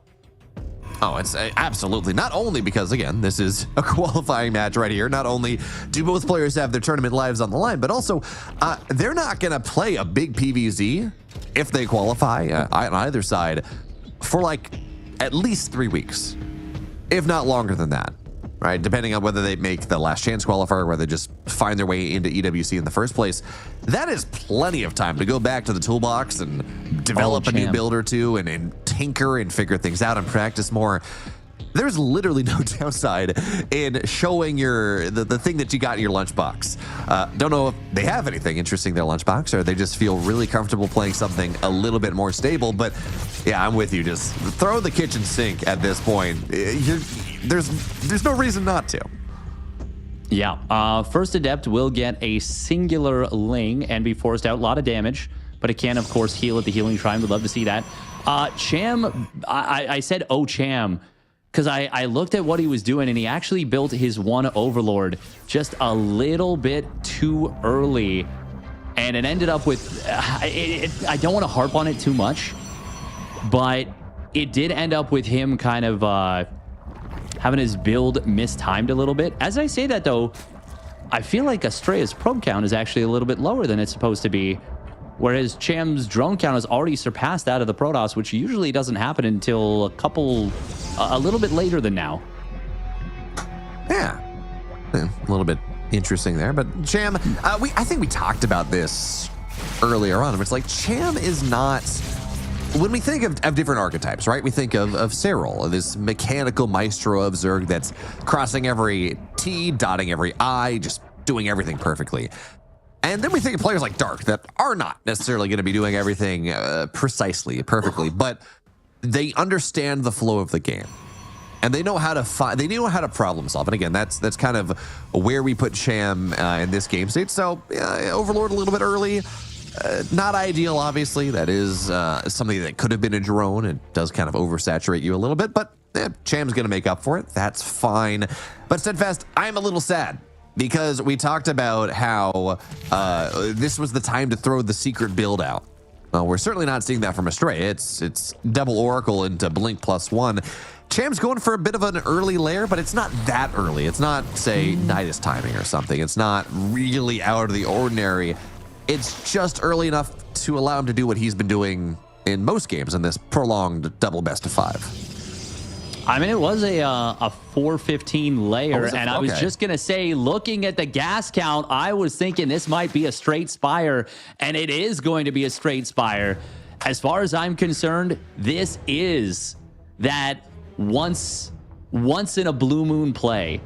It is going to be straight Mutaling out of Cham, and he is going to try and survive this Blink Stalker timing with just pure Lings. Ling speed was massively delayed by Cham. He just now starts it up. I think he's just going to give up this base on the right side, and I really think he just should do that. He's already taking another pocket base. Now, the big thing, you don't want to give up that you've done this. You don't want to let Astrea know. But if you pop out suddenly like 8-10 mutas and you get a big surround on a bunch of Blink Stalkers, that can be very, very... Well, I mean, that can actually just be game winning. Yeah, I wonder, Steadfast, because every other game in this series, there has been a fight over the 4th base. And this time it looks like the 4th base is going to get canceled as well. I mean, the Lings are going for a counterattack. Is this enough? Because Astrea has been given this gift. He has been able to cancel 2 bases for free, kill off a couple drones. You got to have something at the back of your head at this point saying, okay, he's only showed me Lings. Okay, he's given me these 2 bases. There's something up. Like, this is not the Cham that I've been playing for the last 7 games in these 2 series. Oh, he gets the revelation. Okay, so he did figure out something was up, and he said, I need to be scouting right now. He gets the revelation, tags the eggs and the Spire, and sees what is going on. Now, the mutas are out, and this is a big opportunity for Cham to still find some value. We got Cannon starting up, no Phoenix. I will say, Mass Blink Stalker versus mutas can be difficult to play if you don't get up to that big Phoenix count eventually, or if you don't find debilitating damage. Now, obviously, actually, hold that thought. Where are drones falling? Oh my god, an Adept randomly just intercepting a bunch of drones, trying to transfer over to that hidden, what ends up being a hidden base. Oh my god, he's going to get 4 drones with this 1 wounded Adept. That's the one that healed itself up at the healing shrine earlier. Very cool out of Astrea. Also, fun fact, that was Astrea's first unit that went down in this game. What I wanted to say, though, is this can very quickly get very messy if you don't have a big Phoenix response. Oh, one of the Oracles does go down. You see a Blink forward coming in. Storm on top of the mutas and the Stalkers alike. Eventually, the mutas do retreat out. This is going to be a transition into Lurkers, though, out of Cham. I mean, Muta into Lurkers, I like it conceptually. It used to be a really big thing because all these units that are really good against mutas are not generally all that great against Lurkers. But the thing that I'm worried about, and this is always the downside of going like Mutaling, is that it's not necessarily an army that fights straight up super well. So Astrea's running himself onto the other side of the map, trying to get another kill on this 4th base. The Storm's going to be pretty nice. The Muta count is evaporating. They just sit inside of the Storms. And the flanking Lings on the backside, they're just going to get stormed down as well. So Astrea here sees the timing, catches Cham in transition. He was trying to go for the 4th base, but instead just kills everything that Cham had. The Lurker Den's going to be done now. But at this point, Cham has to pull away from this. I think the 4th base, yeah, it's kind of guaranteed dead. He's got to buy some time to maybe get some Lurkers up. But, man, I don't think Astrea is going to give him that time at all. Oh, no, I do not imagine that happening under any circumstance. There aren't a ton of Storms left over, but the one that is there actually ends up getting kind of wasted. That was a big, I'd say that was a bit of an oopsie out of Astrea. Now, these Hydras do not have any upgrades. They have range, and that is it. Drones are going to pull into this. So many of them going down. Astrea is going to make it happen with the 3-base Blink Storm push. Cham, it was a very cool game plan, but it is not going to be enough. The Blink forward will crush through these Hydras. We got a snipe on the Oracle, but it just does not even matter. There is far too much Protoss here. And Astrea will take this one down. Things got very messy. And I gotta say, the game plan from Cham, I really, really liked it. But unfortunately, Astrea was just a little too sharp to fall to it. Yeah, it made sense for the map. It made sense for the series. It made sense for all the games that they played today. Unfortunately, I think Astrea is like, okay, well, your mutas are hitting me, but they're not committing that hard. And I'm not seeing any more of them. So we saw he built one Phoenix. And then he's like, no, I don't want this. I'm going to run. I see your hidden base. I'm going to run across the map and kill that base. And he got the right storms. He identified that this was a transitionary tech. And he really did just catch Cham with his pants down, like right in the middle of that lurker transition. So we almost had a really cool story. As it stands, we have another one because Astrea has qualified for the bare minimum for that last chance qualifiers. He gets another crack at Trigger. We get yet another Steadfast. I've lost track at this point, but we get yet another best of 7 grand final qualifying slot between Trigger and Astrea for an international tournament. This one just happens to be the biggest one of the year.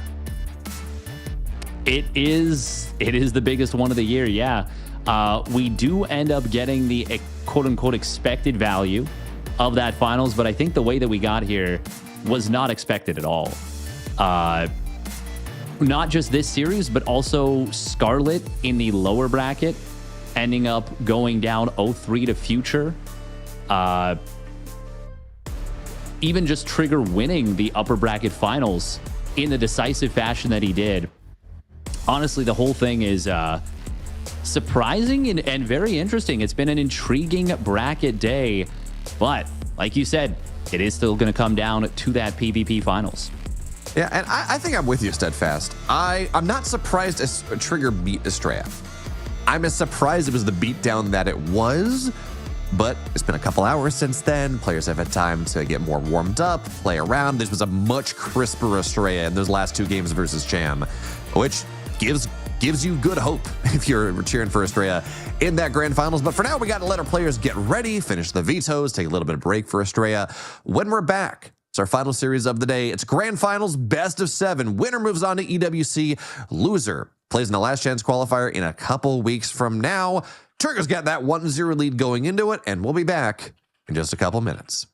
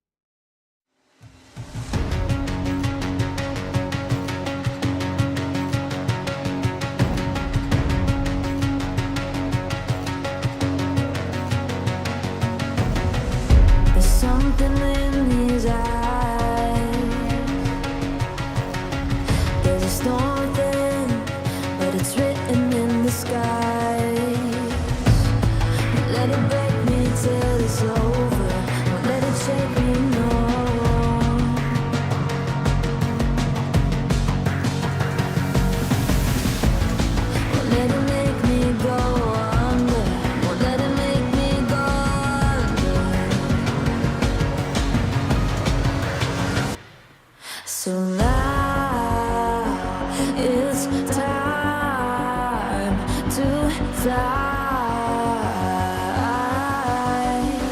Nothing's gonna stop me now. Nothing's gonna stop me now. Nothing's gonna stop me now.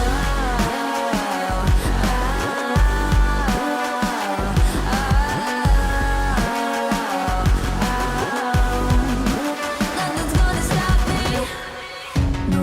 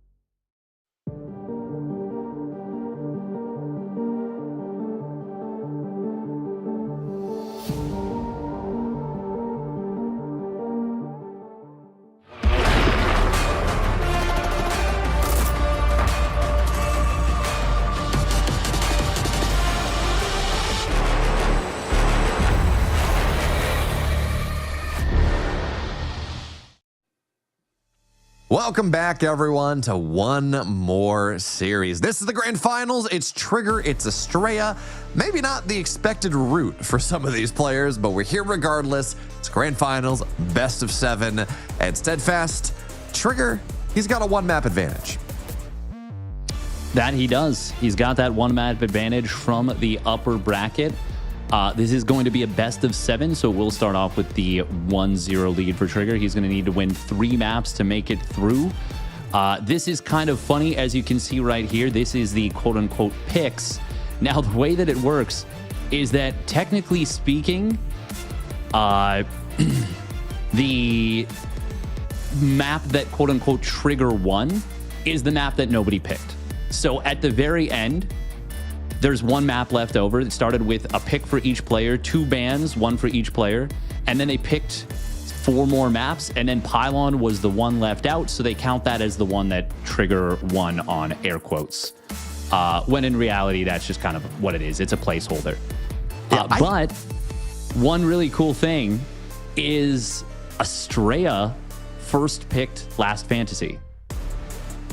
Yeah, Last Fantasy, it's a weird maps. It's the first time, maybe there's something that was played off stream, but this is the first time we get to take a look at this today. It's a 3-player map. Now, I love 3 and 4-player maps because it means you effectively have more maps in the pool. It makes things a little bit more interesting, and I understand why the pro players don't like it. But the other thing to pay attention to, we'll talk about that if it becomes relevant. But for now, it does mean that things are a little bit interesting. It means that you can't scout quite as easily. It means proxies are a little bit more powerful. But Steadfast, it's now. We're here. We're ready. In the upper left, in the blue here in this grand finals, it's Astrea. And his opponent spawning down in the bottom left with the 1-0 upper bracket lead. Has not yet dropped a map in this bracket today. It is Trigger for Basilisk. And Steadfast, the RNG gods knew that Trigger has been looking really good. I mean, yeah, we cannot understate how good he's looked in his bracket run thus far. And they decided he needed like the smallest bit of handicap going into this game, because Last Fantasy is currently a little bit weird, where a mineral patch is slightly off on some of the patches. So to my understanding, top left, which is where Astrea is, mines just a little bit more. It's kind of like old Beckett Industries back in the day, where there's some things were just a little bit off, which means that Astrea, this may end up not mattering. But he did, he prayed to the dice gods, and the dice gods rewarded him in this game 1. I don't think that's right, because the bottom left has 3 close mineral patches, and the top center only has 2. You can see if we go from top to bottom in Trigger's base, the 1st, the 3rd, and the 8th are all close mineral patches. Oh, and then in Astrea's base, it's only the 3rd and the 6th that are close mineral patches. It is top left. Now maybe it balances out because the other 6 mineral patches are on average closer than the other ones, but I think it's actually Trigger that gets the small advantage there. Yeah, I had it backwards. No, it's top left that has the worst of the spawns. So never mind then. Astrea actually rolled 1. He rolled a nat 1 on that one. And I do like what Trigger's doing here, by the way, with this pylon in the middle. This is the old Maru tech, where on 3 or 4 player maps, you proxy in the center. It's gonna be equidistant from anything, and you still have the advantage of not being able to be scouted as much. That being said, this game, Astrea does roll right, and he is gonna be able to see what his opponent's up to in the main base, count the pylons, see the gas numbers, see that there's really, well, maybe some tech lacking here just a little bit. Of course, the other thing to point out is that Trigger got himself an extra pylon, so even counting the pylons is not gonna tell you everything for Astrea in this game. Very fortunate for Trigger as well is that he did guess correctly on the follow through for where he put this setup. We're going to see Astrea trying to defend with just gateways. Wonder if we'll see some chrono boost out of his warp gate. Astrea is looking around for this potential proxy. We'll see if he actually finds it here with the hallucinated Phoenix. Did he get the vision of it? For now, The shield battery is going to be enough to hold these units off. Oh my god, he just missed it. He just missed that. You have got to be kidding me on that one. Astrea is looking all over the place, but he will not find this. Third gateway is in production. It was Warp Prism first, which is rather interesting. And it is going to be 2 Adepts, 2 Stalkers. This is a very funky little setup. Shield battery in the main mineral line will get forced to cancel. Another one being rebuilt here. Adepts. Ooh, nice force field there from Astrea. And the shield battery is going to actually complete the wall, but it's already 4 probes going down. Adepts do manage to slip into the natural. And this is already looking rather unpleasant for Trigger, or pardon me, for Astrea to start off. One of the Adepts does go down. That's going to limit the one-shot potential, but I don't know. Once the Immortal joins up, yes, there's a lot of sentries here. This looks pretty frightening. Yeah, it's going to be difficult to put the fight together, especially now, and this has been true for a while, but sentries aren't light, so the Adepts don't really do a lot to them anymore. It really is about the micro with the Immortal. Probes are actually going to have to get pulled into this now. Certainly all the shields have been stripped, and that's where the Immortal becomes a little bit more mortal. So probes are pulled, certainly. It's going to be 3 of them falling down. Astrea can afford that, though. He's on 29. He's got 2 bases. And this attack from Trigger, while still scary, certainly, especially with the Adepts shading into the main and the natural and forcing things to get split up a little bit, this mass sentry style, what are we at, like 5 sentries right now? It's kind of cool. It's doing a really good job of removing the hardened shields from all these Immortals, making it difficult for Trigger to continue the fight. And the longer this goes on, this isn't all in, the longer this goes on, the better it is for Astrea. Absolutely. Trigger, though, the big advantage for him is the micro potential of that prism. And he did not actually get the best hot pickups. We do have to mention that Trigger is in Korea, and this is played on Central server, this one. Wait, really? I would have thought they would play on all...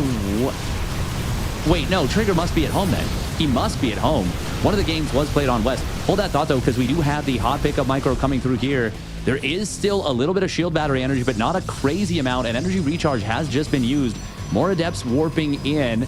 The sentries are out of force fields for the most part. A couple do come down. The juggling starting to not look nice for Trigger. Another Immortal's Barrier does go on cooldown. Adept's going to try and shade into the main base. Probe's actually pulling back into the main to try and jump on top of these Adepts. Good rotation defensively here for Trigger. Does he have the DPS to go through this? Adept's going to warp in once again. Probe pull is huge. Oh, the Immortals having to be ferried to the low ground. Adepts will stop shooting the probes. It's going to be Trigger going back into the main as the probes kind of abandon this position. Trigger is very close to making this work, but he hasn't quite yet. He loses the prism with one of the Immortals trapped in the main of his opponent. Very nice job from Astrea to get the jump and the kill. That is an electric move on the defense. Without that, I think it might already be GG. As it is, Trigger's going to have to rebuild that prism. Oh, and Astrea starts going hunting, but he's got to be very careful. Is that Immortal's Barrier off cooldown? The one that's low on HP. And well, no, it is available. It is up.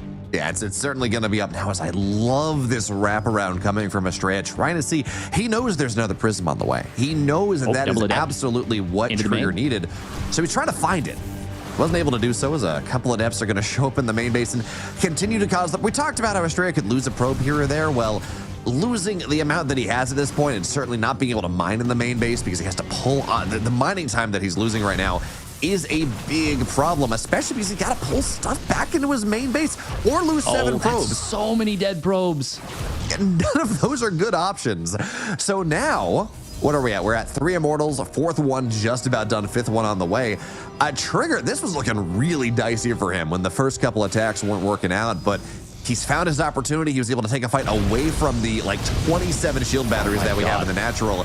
And now the army is small enough that it feels like, I don't know if he still wants to take a fight into that number of shield batteries, but if he just starts to ferry into the high ground again, it's a very difficult fight for Astrea to take. Force fields are good on the sentries, absolutely. The problem is there's just nothing to back him up.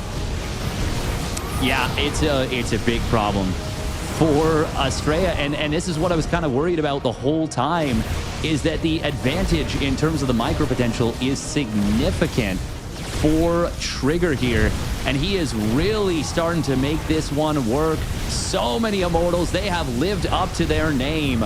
Only one of them has died throughout all of this. 52 probes going down in total for Astrea. And Trigger now just 2 maps away from punching his ticket directly into the main event.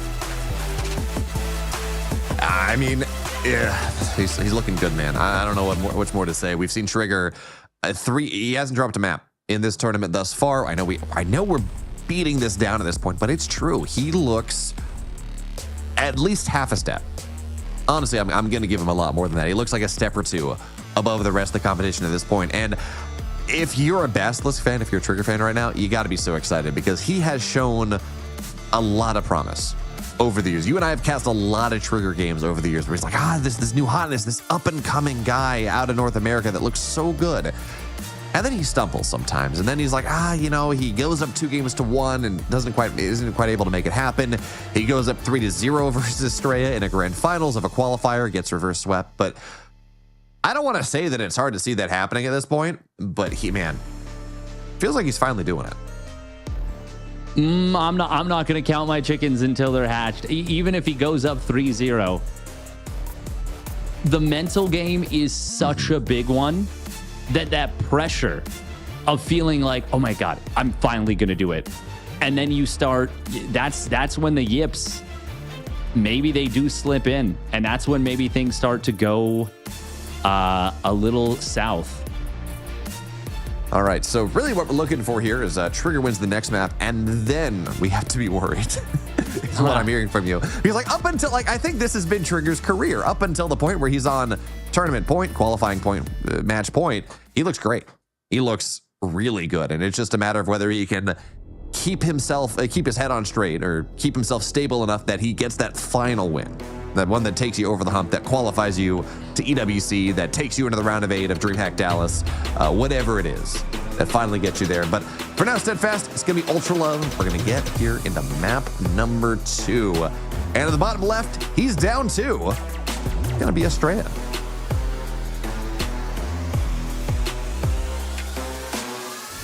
And his opponent spawning up in the top right, playing the finest StarCraft I think we've seen from him yet. It is Basilisk's Trigger. Yeah, I don't want to say that the most dangerous time for him is the 3-0 lead, because you got to also look at it from the other side of Astrea. He had a lead in game 1, and Trigger kind of stole that game away from him with the 6-gate Blink Stalker.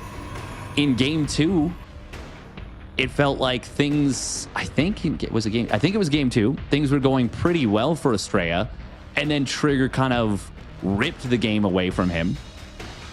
And then even in game 1 of this series, I mean, things were looking promising for Astrea on the start.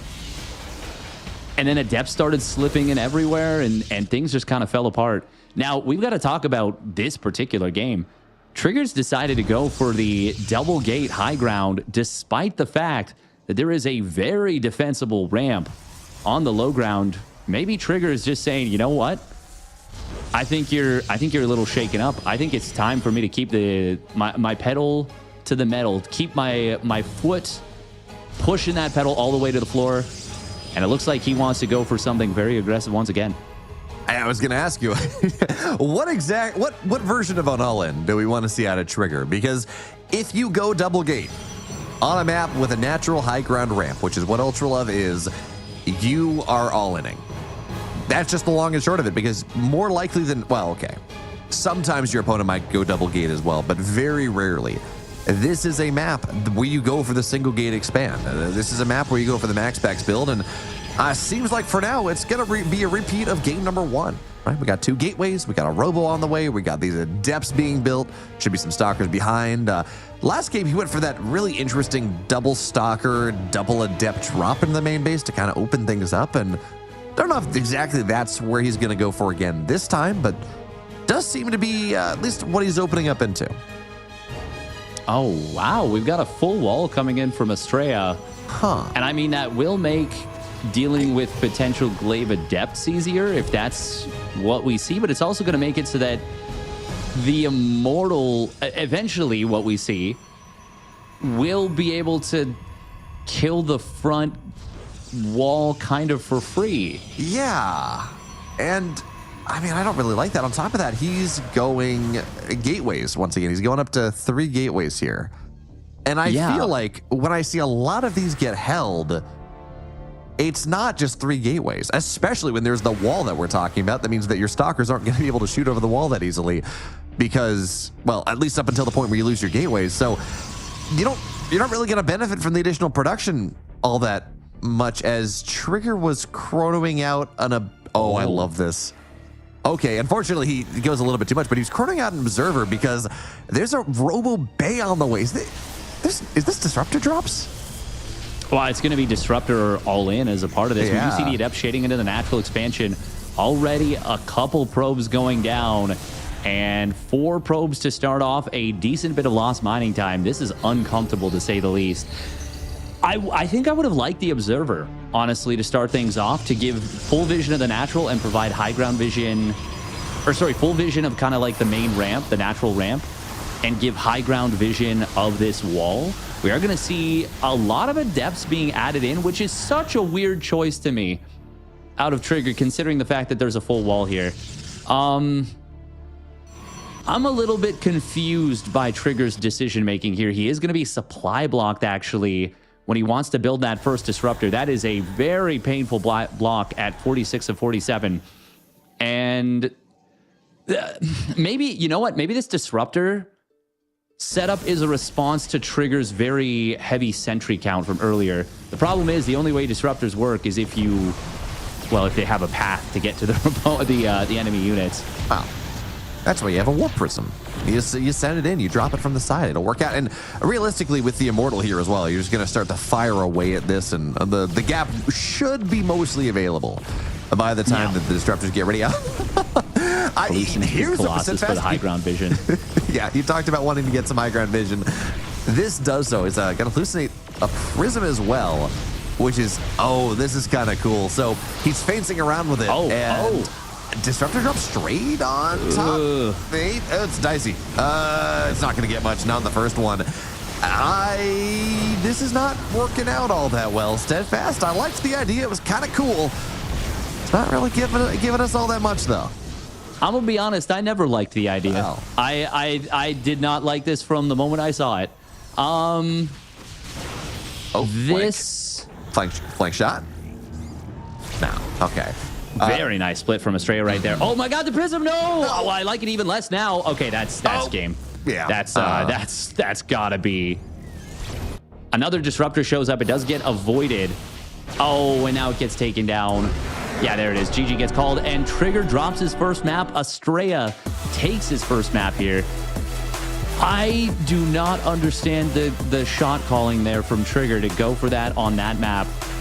I think if he just builds an Immortal after the Prism, he can like shell away at the wall, kill 2 gateways in the Cyber Core, and then Astrea's in this really weird position where he has like 1 gateway and no tech, and then you just get to Warp Prism Micro until the end of time. Yeah, and to be clear, when I say I liked the idea, I didn't like the idea because I thought it would work. I liked the idea because it's cool, and I haven't seen it all that often. It didn't work. It was... I think I'm with you. I think the idea is if my opponent's going to build like 7 sentries to try to defend my timing, then, Disruptor Novas, they go through force fields. Sentries like to clump up. Maybe I can get something there. But I feel like this has been the story of a lot of games in these qualifiers, where it has been players being like too fancy with what they're doing when just kind of the stuff that they do on a day-to-day basis has been working great for them. And it feels like this was another one of those. Yeah. The thing is, I do like the idea of it against what Astrea did on basically any other map.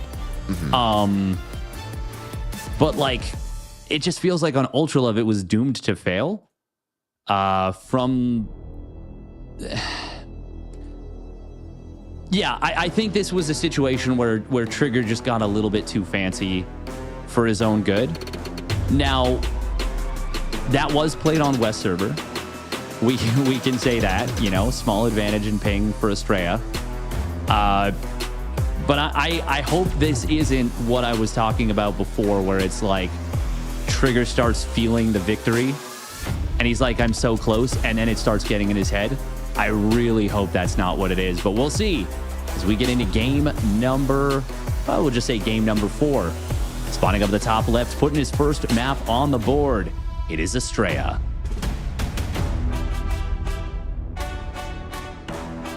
And the bottom left doing some interesting things in the last game. Didn't quite work out for him, but he's still got plenty of runway. There we go. In the bottom left, in the red, he's still up 2-1. It's Trigger.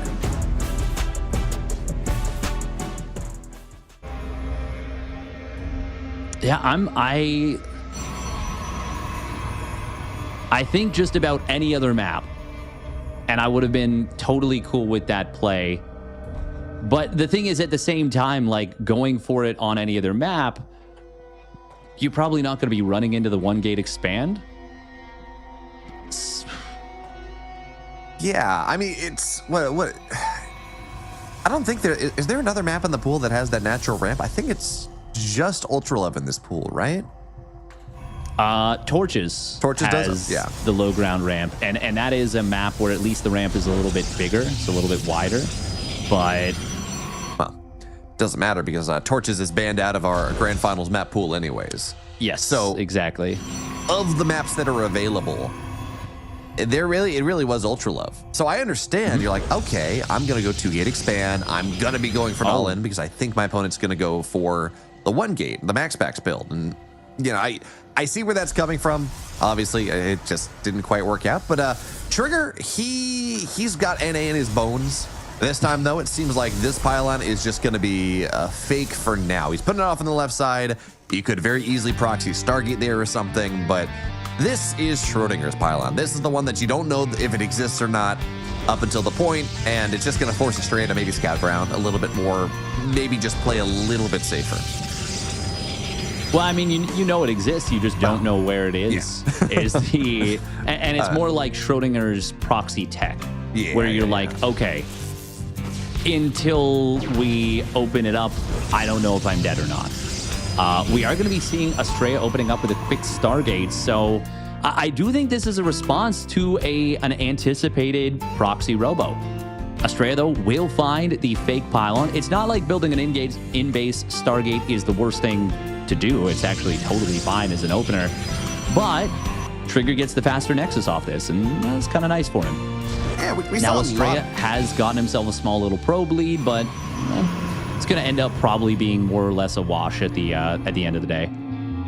Yeah, we saw this happen. We saw a lot of like Blink Stalker or a Twilight versus Stargate in the first series between Trigger and Astrea. Really going on both sides. Trigger was doing it, Astrea was doing it. Both players opening Stargate, both players opening Blink. It did seem to go a little bit actually, Trigger won that series 3-0, so it went the way where Trigger, whichever direction Trigger ended up going. But yeah, this is fine, right? Natural's done a little bit faster. You will have Blink a little bit faster as Trigger as well, which means you're going to have some more map control. And Trigger was very active with that in the series versus Astrea earlier today. He was, we don't often see Protoss players really hitting that Blink timing hard, but Trigger was across the map every single time he was doing so. He's putting pressure on the third base, forcing trades, and well, because of 3-0, it generally worked out very nicely for him. We did see Astrea was able to get the kill on the pylon of Trigger. It did cost him some HP on one of his stalkers, but he was able to get the recall off. Trigger did go for the recall himself at home in order to save the in order to defend against the Oracle. He was a little early with it, but it's not the worst thing in the world. Now, we do see an adjustment from Astrea. He didn't go for this in the first game he played Stargate, but he does add that second Oracle, and that will make the defense obviously a little bit more difficult, and it's going to make it so that Trigger can't necessarily move out at the Blink timing than he might want to. Astrea actually does have the ability to put on a little bit of pressure. Nice force fields coming in. Very good force fields out of Trigger, but not enough units on the low ground. Recall was used, so he can't recall to his low ground. Stasis Trap is going to get dropped, but they do get targeted down. Great stuff right there from Trigger. And he survives a rather scary moment, gets a kill on a high-energy Oracle, warps in a Stalker into the main base to be able to deal with the other Oracle. It is going to be some damage coming through, but considering what this cost Astrea, I think Trigger is more than happy with that, killing 3 Stalkers and an Oracle for Sentry and 5 probes. This was so well handled by Trigger. Part of it was, I think, Astrea made a couple missteps. Some of his Stalkers, his low Stalker was targetable by the Stalker that was force fielded away on the ramp, so that died. Of course, the Stalker got caught, but that's just a really good force field from Trigger. In general, he did... I would have expected him to take more damage somewhere. And yeah, he lost a couple of probes, but he handles that very nicely. For now, he's down about 5 workers, but because this attack didn't kill him, quick third base on the way. He knows he's got a bunch of map control now because this was Stargate. He saw how many Stalkers and Sentries were made on that attack, which means that Blink is nowhere close for Astrea right now. So third base, he can be safe, he can be greedy. And Astrea behind this Steadfast, he's staying on 2 bases. He's going up to 4 additional gateways. Yeah, he is. He just now started Blink, by the way, and that is going to be very late if he wants to actually go for an attack. This is funny. This is kind of the opposite of what we saw from Astrea Trigger game 1 of their first series, where it was the third base getting denied for Trigger by Astrea, and then Trigger went up to this 6-gate Blink timing. Now, it's a little bit of a different way that we're getting here, and Astrea may still take the third Nexus behind this, but it is definitively a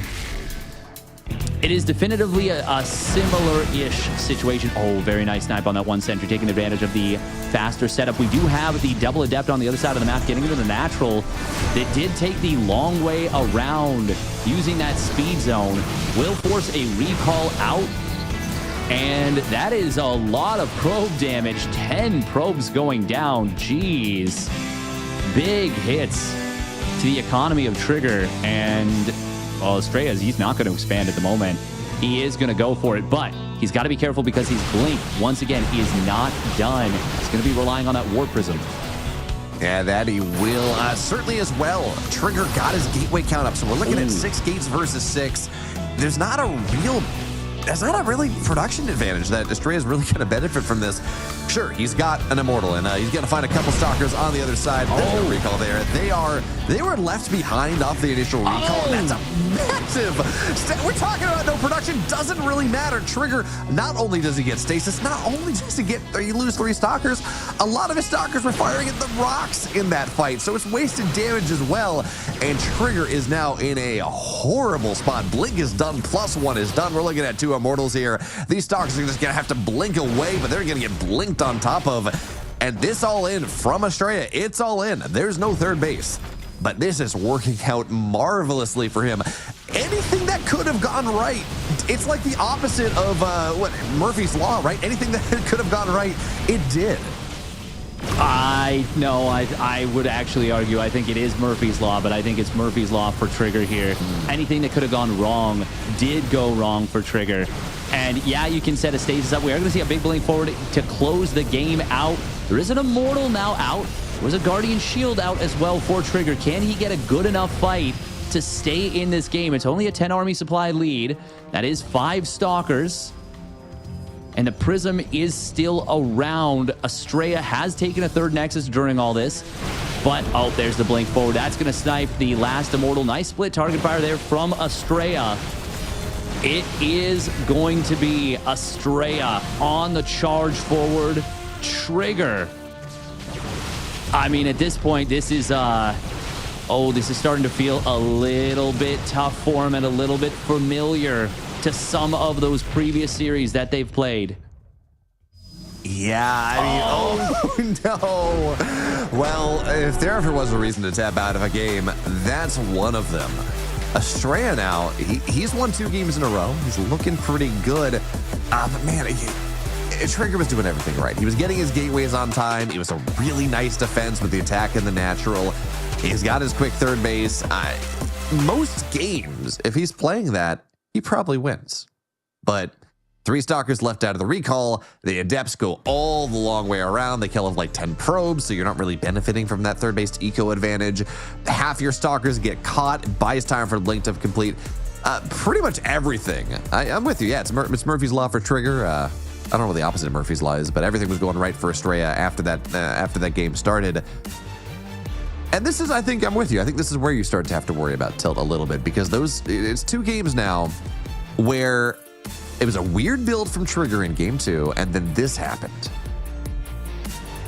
It's not what you're looking for. No, it's certainly not. And especially after how you started, not just the first series, because Trigger was utterly dominant in that first series versus Astrea, but even just game 1 of this grand finals, we had some great Adept movement. We had some great Warp Prism control.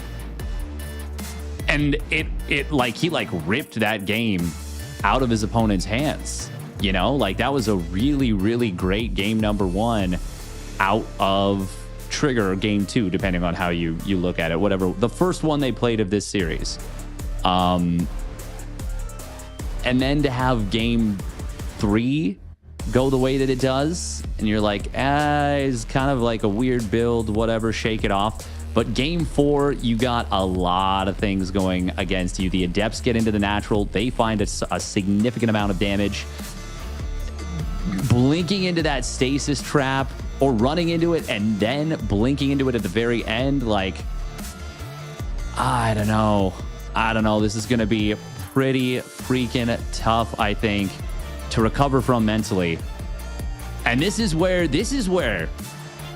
we get to see if Trigger has what it takes to make that next step. Because if he can recover from that mentally, that is the kind of thing where you're like, okay, he's done it, you know? It's a very tough thing, the mental game. But this is a huge opportunity for Trigger to demonstrate that he's ready to take that next step. Yeah, I don't think anyone here is contesting that Trigger has the talent to do it. That he doesn't have the raw mechanical skill and game sense and builds to make it happen. But it's a matter of, can you apply it when the rubber meets the road? When we're looking now at a best of 3 to qualify for the biggest tournament of the year, for a $700,000 tournament coming out about a month and a half from now.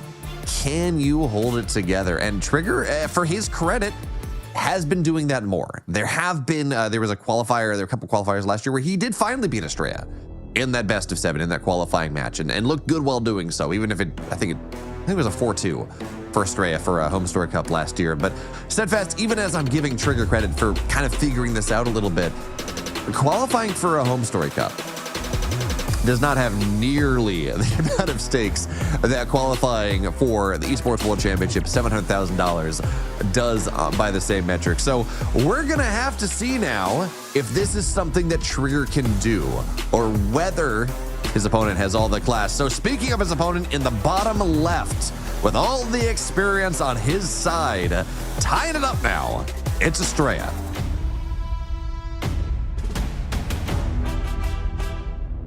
And his opponent, spawning up at the top right for Basilisk, it is Trigger.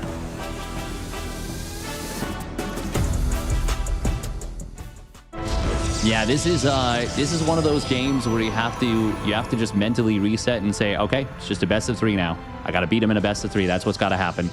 It's just a weekly cup, you know. Obviously, it's not, but you have to somehow trick yourself into thinking that.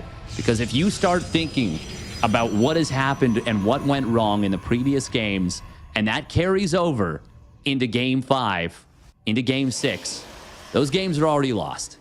You've already lost at that point. So Trigger just needs to find a way to reset and focus on the game at hand. Yeah, I'm actually a little bit surprised that we didn't see Trigger take the rogue tech, you know, the Oliveira comeback tech, where you just take a break. You know, you've put yourself in a good spot, and then you start to slip away a little bit. Your opponent's on match point, or from the Oliveira Rainer series, and you just go and say, hey, you know what, give me a break. I gotta go use the restroom. And you let your opponent kind of stew on the situation that they're in, and let yourself reset yourself a little bit. For now, that didn't really happen. Astrea stepped away for a second, but not any gap that we would notice. And Trigger once again He's got this pylon on the map. He's keeping the Oh my probe God. with it, but it's going to get... Wait, did he see that? Oh, wow. That was so close to getting scouted. And now Astrea might actually discount this entire area. Oh, wow. Trigger might have just gotten unbelievably lucky right there. Did Astrea see this probe trailing behind him? I think it was just out of his vision, too. Wow. Astrea, though. Ooh. He is going to... Oh, my... Okay, he does find it. He does find it. For a second, I thought he cut the corner just a microsecond too fast. Ultimately, this is going to be a very quick Nexus out of Astrea. Will Trigger go? This would be a situation where if he went for that very, very quick Robo Bay, that would not be the worst thing in the world. I would like it, certainly. This is not an easy ramp to wall. Not the least of which, because it's a bit... Well, yeah, no, it's because it's a little bit wider. It's a fair bit wider than Ultra Love, that's for damn sure. Yeah, but on top of that, you're building your structures in the main base, so the wall is there. So you have to build that much more stuff to be able to wall it off in the natural, which means that if he was going for it, which I don't think he is, because there's an Immortal on the way here, right? We're not even getting the Prism super quickly. The Sentry. Yeah. Okay. Gonna be okay. I would like that, but obviously we're not going to see that. I think Trigger, he opened that, he showed that thing out of his toolbox just a little bit too early in the series, and I don't think we're likely to see that level, that degree of cheese in the series ever again. Yeah, we'll see. We'll see.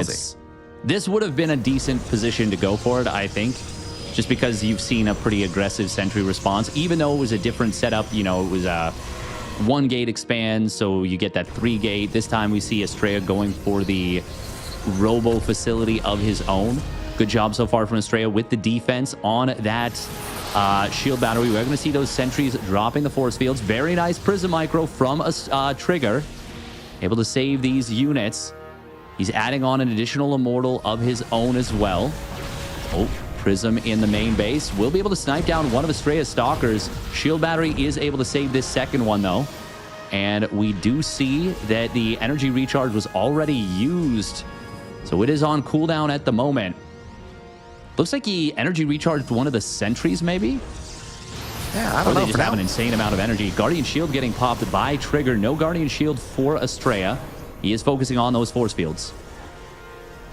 Yeah, so for now, Adepts are going to try to shade into the main base, but Astrea is very on top of that wall. And also a bit of an evolution in the compared to the previous game. He actually gets a Guardian Shield, or gets a shield battery in the main base. So that means that this kind of evolution into the high ground that lost him, that game number 1, is not really going to be there anymore. Trigger just trying to take advantage of 2 Immortals shredding a bunch of Stalkers.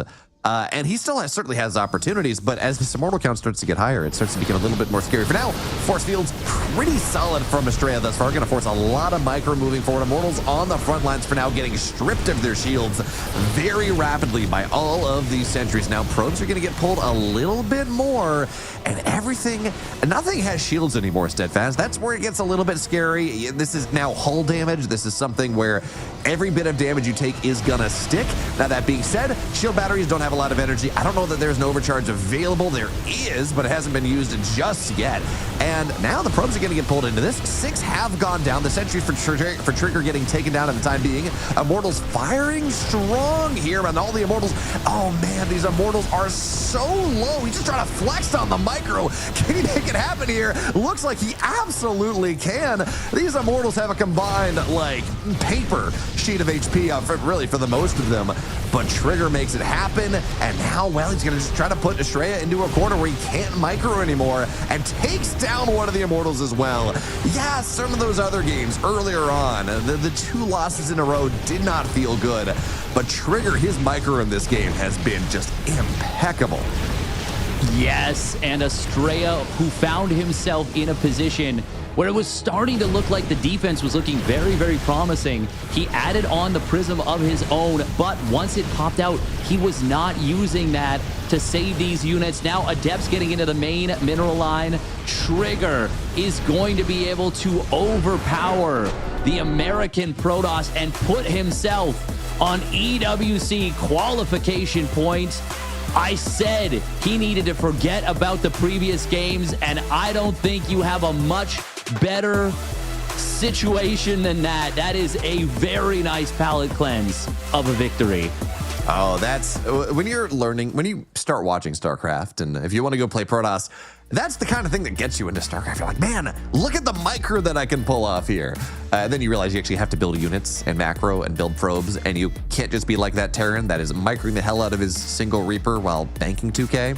But anyways, point being is that that's the type of micro that gets you excited. Four mortals, all very low, or 3 of them very low, all bouncing into and out of a prism, just getting infinite value compared to what Astrea was able to find. And I do like Trigger forcing these scenarios, because this is the second game in this series now where we've seen Trigger just out micro Astrea with the same concept.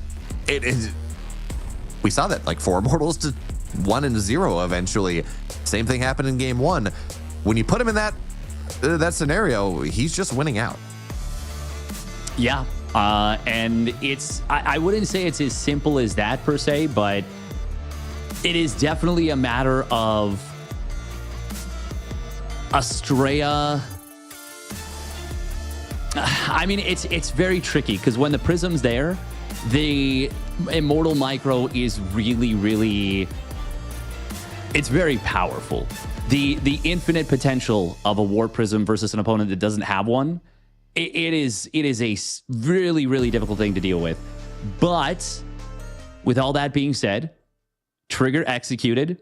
As it got towards the end, Astrea was unable to execute at the same level. He was down in the Immortal count. It was like 4-2 when that prism popped out. But still, that is the kind of situation where momentum in the favor of Astrea. He had just won 2 maps. Trigger lost his first maps of the tournament. What a combo breaker right there. And we have spawning up in the top left, it is the blue American Protoss. Can he force a game 7? Give it up for Astrea. And at the bottom right in the red, he's 1 map away from a $700,000 tournament, 1 map away from qualifying for EWC 2025. From Basilisk, it's Trigger. Channeling his inner Aerog fire with the proxy robo. I mean, yeah, both of his map wins in this grand final have been off of that proxy robo. And we are going to see, for the first time, I think it's Astrea skipping the scout and Trigger going to be the one who goes for this very early probe scout. Is Trigger's about to do a gate nexus? Are the names flipped? What is this? This is going to be a 1-gate expand out of Trigger. Wow, that is something that we do not see from him very often on a non-1-gate map. But Max Angel is not the kind of player that likes to go for these 1-base all-ins in response to something like this. Now, it doesn't mean he won't. It's just, this is kind of Trigger saying, hey, come at me, bro. Like, you're going to have to earn your game 7. Yeah, it makes sense as well. I know you said, look, Trigger has won both of his wins have come on proxy robos. Now, one of his losses also came on a proxy robo, but the important thing here is the good majority of games that Trigger has played in this series, and even going back to the last series a little bit that he played versus Astrea, he has been the aggressive one. He has been the one going for a 1-base timing, a 2-base timing. He's been the one that's been leaning into Astrea. So now, 1 map away from qualification, flipping the script is a really powerful idea, because it just is not, it's not the story that he's been telling Astrea over the last, what are we on the last 6 or 7 games. Exactly. I mean, I agree with that completely. It's 7 games that they've played already today. And this is not, like you said, the story that's being told, the way that Trigger's represented his setup. Now we will see Double Adept trying to get in here. Is there a probe in the wall? That is very important. Does he get the block? Yes. Not a problem at all. Trigger passes the first test. He does go for the scout, and he sees his opponent's Nexus. Now, traditionally, when we think of the 1-gate expand, we think of max packs, and we think of the 1-gate Stargate expand. Trigger, though, he ends up going for the double gate, and that is something that, I mean, yeah, he's totally fine to play this out from just a small eco lead. But, I mean, look at this for Astrea. He's once again barely behind in workers. Even with the double probe production for Trigger, this is, man, Astrea is really good at building probes. I mean, you talk about that. I think he was playing some Eastern European CAS, I think it was. He was playing CAS in EPT Cup one time, and I saw him go to like 110 probes, like it was something ridiculous like that. He does love his little robotic boys. He does. He's very good at building the probes. And now, because of all of this, as the Adepts are going to try to shade in, they're going to get themselves a probe or two. That's very nice here for Astrea, given everything, pretty much equalizing any sort of economic advantage that Trigger would have otherwise had. His blink now, pending Chronos maybe letting Trigger catch up a little bit, his blink is much faster, which is going to give him that map control we're talking about. And what that means, especially knowing everything that he saw in the main base based on that Adept Scout, it means he's going to have a much quicker third base as well. And somehow in this game, despite Trigger being the greedy one, it's Astrea that's the one that's actually been able to get greedy off of it. Yeah, and carve out a lead for himself. This makes me a little bit worried for Trigger, admittedly. Now, it may partially be the fact that he's not as used to playing the 1-gate expand as he could be, but look at this. He is going to be going for a 6-gate play.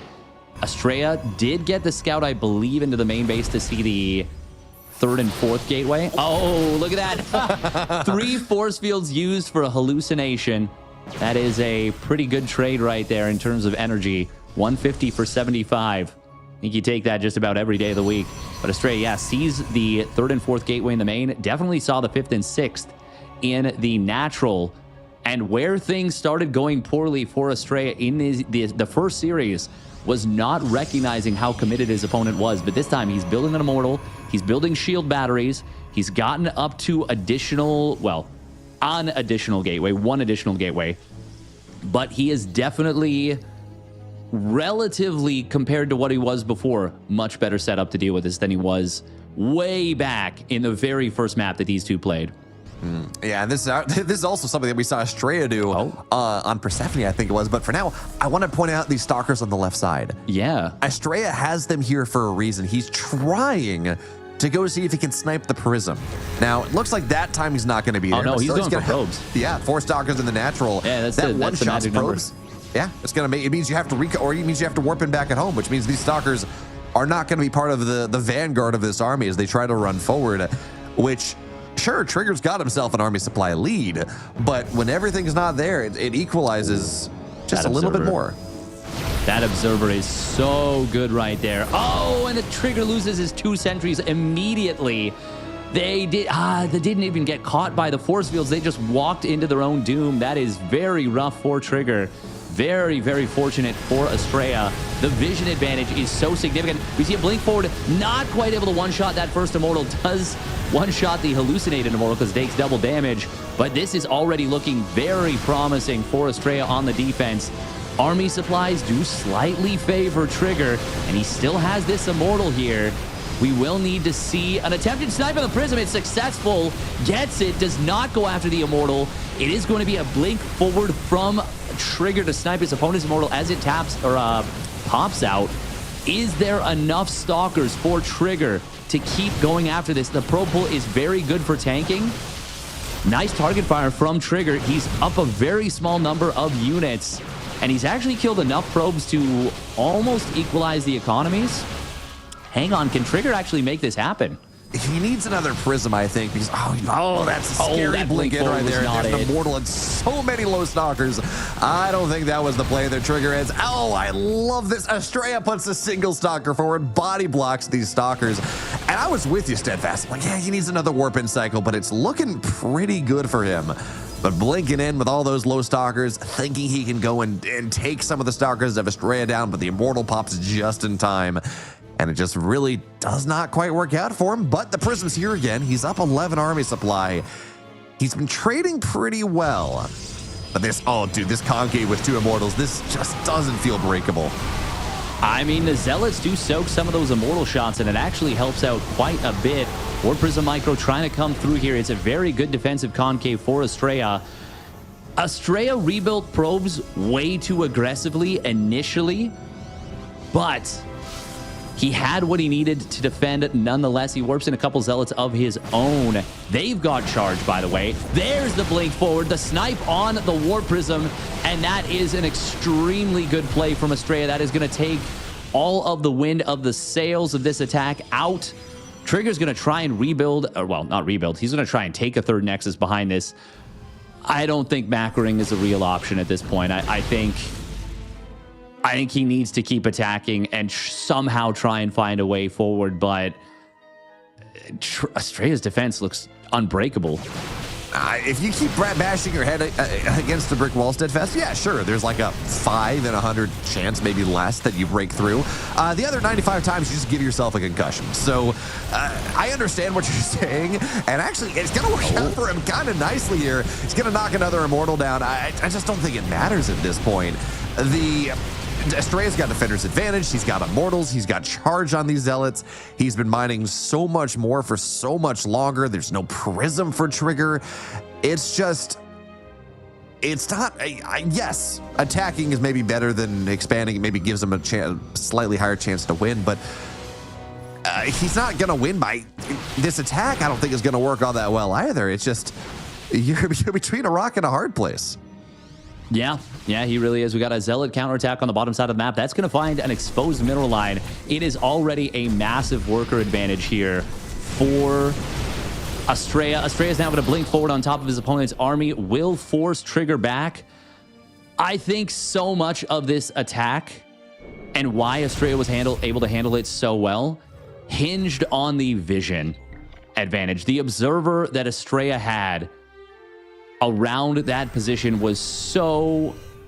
It was so powerful for him. We are going to see Astrea actually going for the attack. I feel like this was not really a necessary move, and it's kind of an awkward and clunky one. We will see a recall getting used. Astrea is going to try and pincer this army of Trigger, this small Blink Stalker squad, and is about to get a hell of a lot smaller. Recall will go off in the corner. But that is a lot of stalkers. That was about the best Trigger could have hoped for. But I mean, he's down in workers. A 4th Nexus is about to complete. He's on resonating glaives to try and deal with the charge lots, which is a nice idea. I don't know. Maybe these adepts can get into a bunch of mineral lines and really rip the probe line down for Astrea, but I don't think it's going to be super easy to do that. Quick reaction time will come through. It's actually a lot of Zealot, or a lot of probes going down here for Trigger on the other side of the map to the Zealot warp in. These 2 adepts getting into the main base are going to get corralled and killed off without too much additional value. Trigger trying to make this game messy, but I mean, I just think Astrea is far enough ahead and handling this well enough that I don't think this is the solution he's looking for. Yeah, I was going to try to tell you this story, Steadfast, of the hidden glaive timing, where a bunch of Zealots run in because the Zealots are really good against Immortals and Stalkers, and oh wait, 15 glaive adepts, and they just shred all the Stalkers and you make the comeback happen. We've seen that happen before, but Astrea's Prism moving in, forcing the adepts to show on Trigger's side of the map instead of Astrea's, means that did not really happen. He will get the Prism, and that's rather nice, but again, you stop building Zealots. Theoretically, Astrea is still warping in a lot of Zealots, Steadfast, despite the glaive timing being done. And this is kind of like the one way this works. If you don't get Archons, because Archons annihilate Adepts, but if you those are really good force fields too. Maybe I should be singing this song of the Adepts Steadfast, with 2 Mortals dead, no Archons being made, and a lot of charge slots. Like, well, I guess there's 1 Archon. I'm not gonna say this is good for Trigger, but this is kind of like the ideal army that Trigger wants to fight. Which makes it all the more unfortunate that it's now turning into a base trade. The charge lots are going to be so much faster at killing buildings than the Glaive Adepts. Adepts will kill probes super fast. Trigger is sending the probes out onto the map, but are there any probes escaping for Astrea? I would assume yes. Oh, and he actually cuts off at least a couple units. There are a bunch of probes over here. Cannon will get depowered, but Trigger, I mean, I don't see this working out super well for him. I don't think he was going to win a fight anyways, realistically. But now the Glaive Adepts are they're pretty unhelpful, honestly. They're going to kind of suck, actually. And the fact that Astrea has been able to free mine off that 4th base for as long as he has and continues to. Oh my God, Astrea barely, Trigger barely gets the Nexus down. On the other side, he was down to 3 buildings by the time that Nexus started. Sheesh. He did have a pylon down before them, but yeah, no, uncomfortably close. And that really is the problem with the devs. They shred Zealots.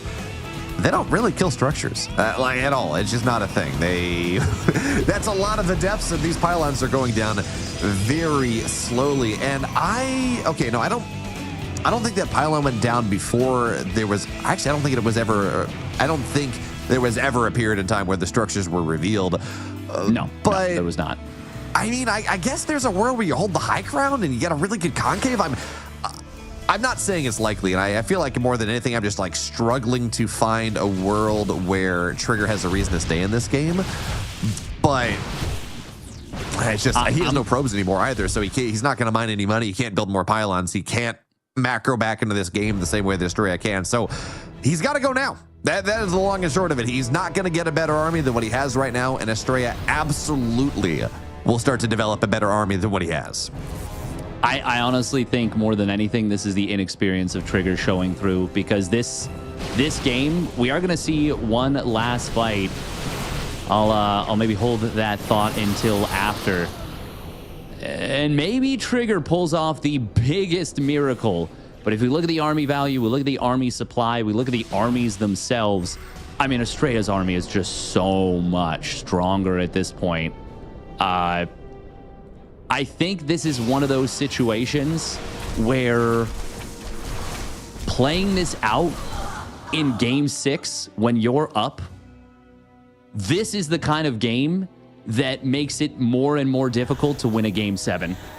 Trying to play it out the way that Trigger is doing right now. I don't want to do the whole, you should be saving mental energy. But I think that playing from a losing position, which he is in, and trying so desperately to make something out of nothing, I don't know. I mean, Astrea's on 5 Nexus.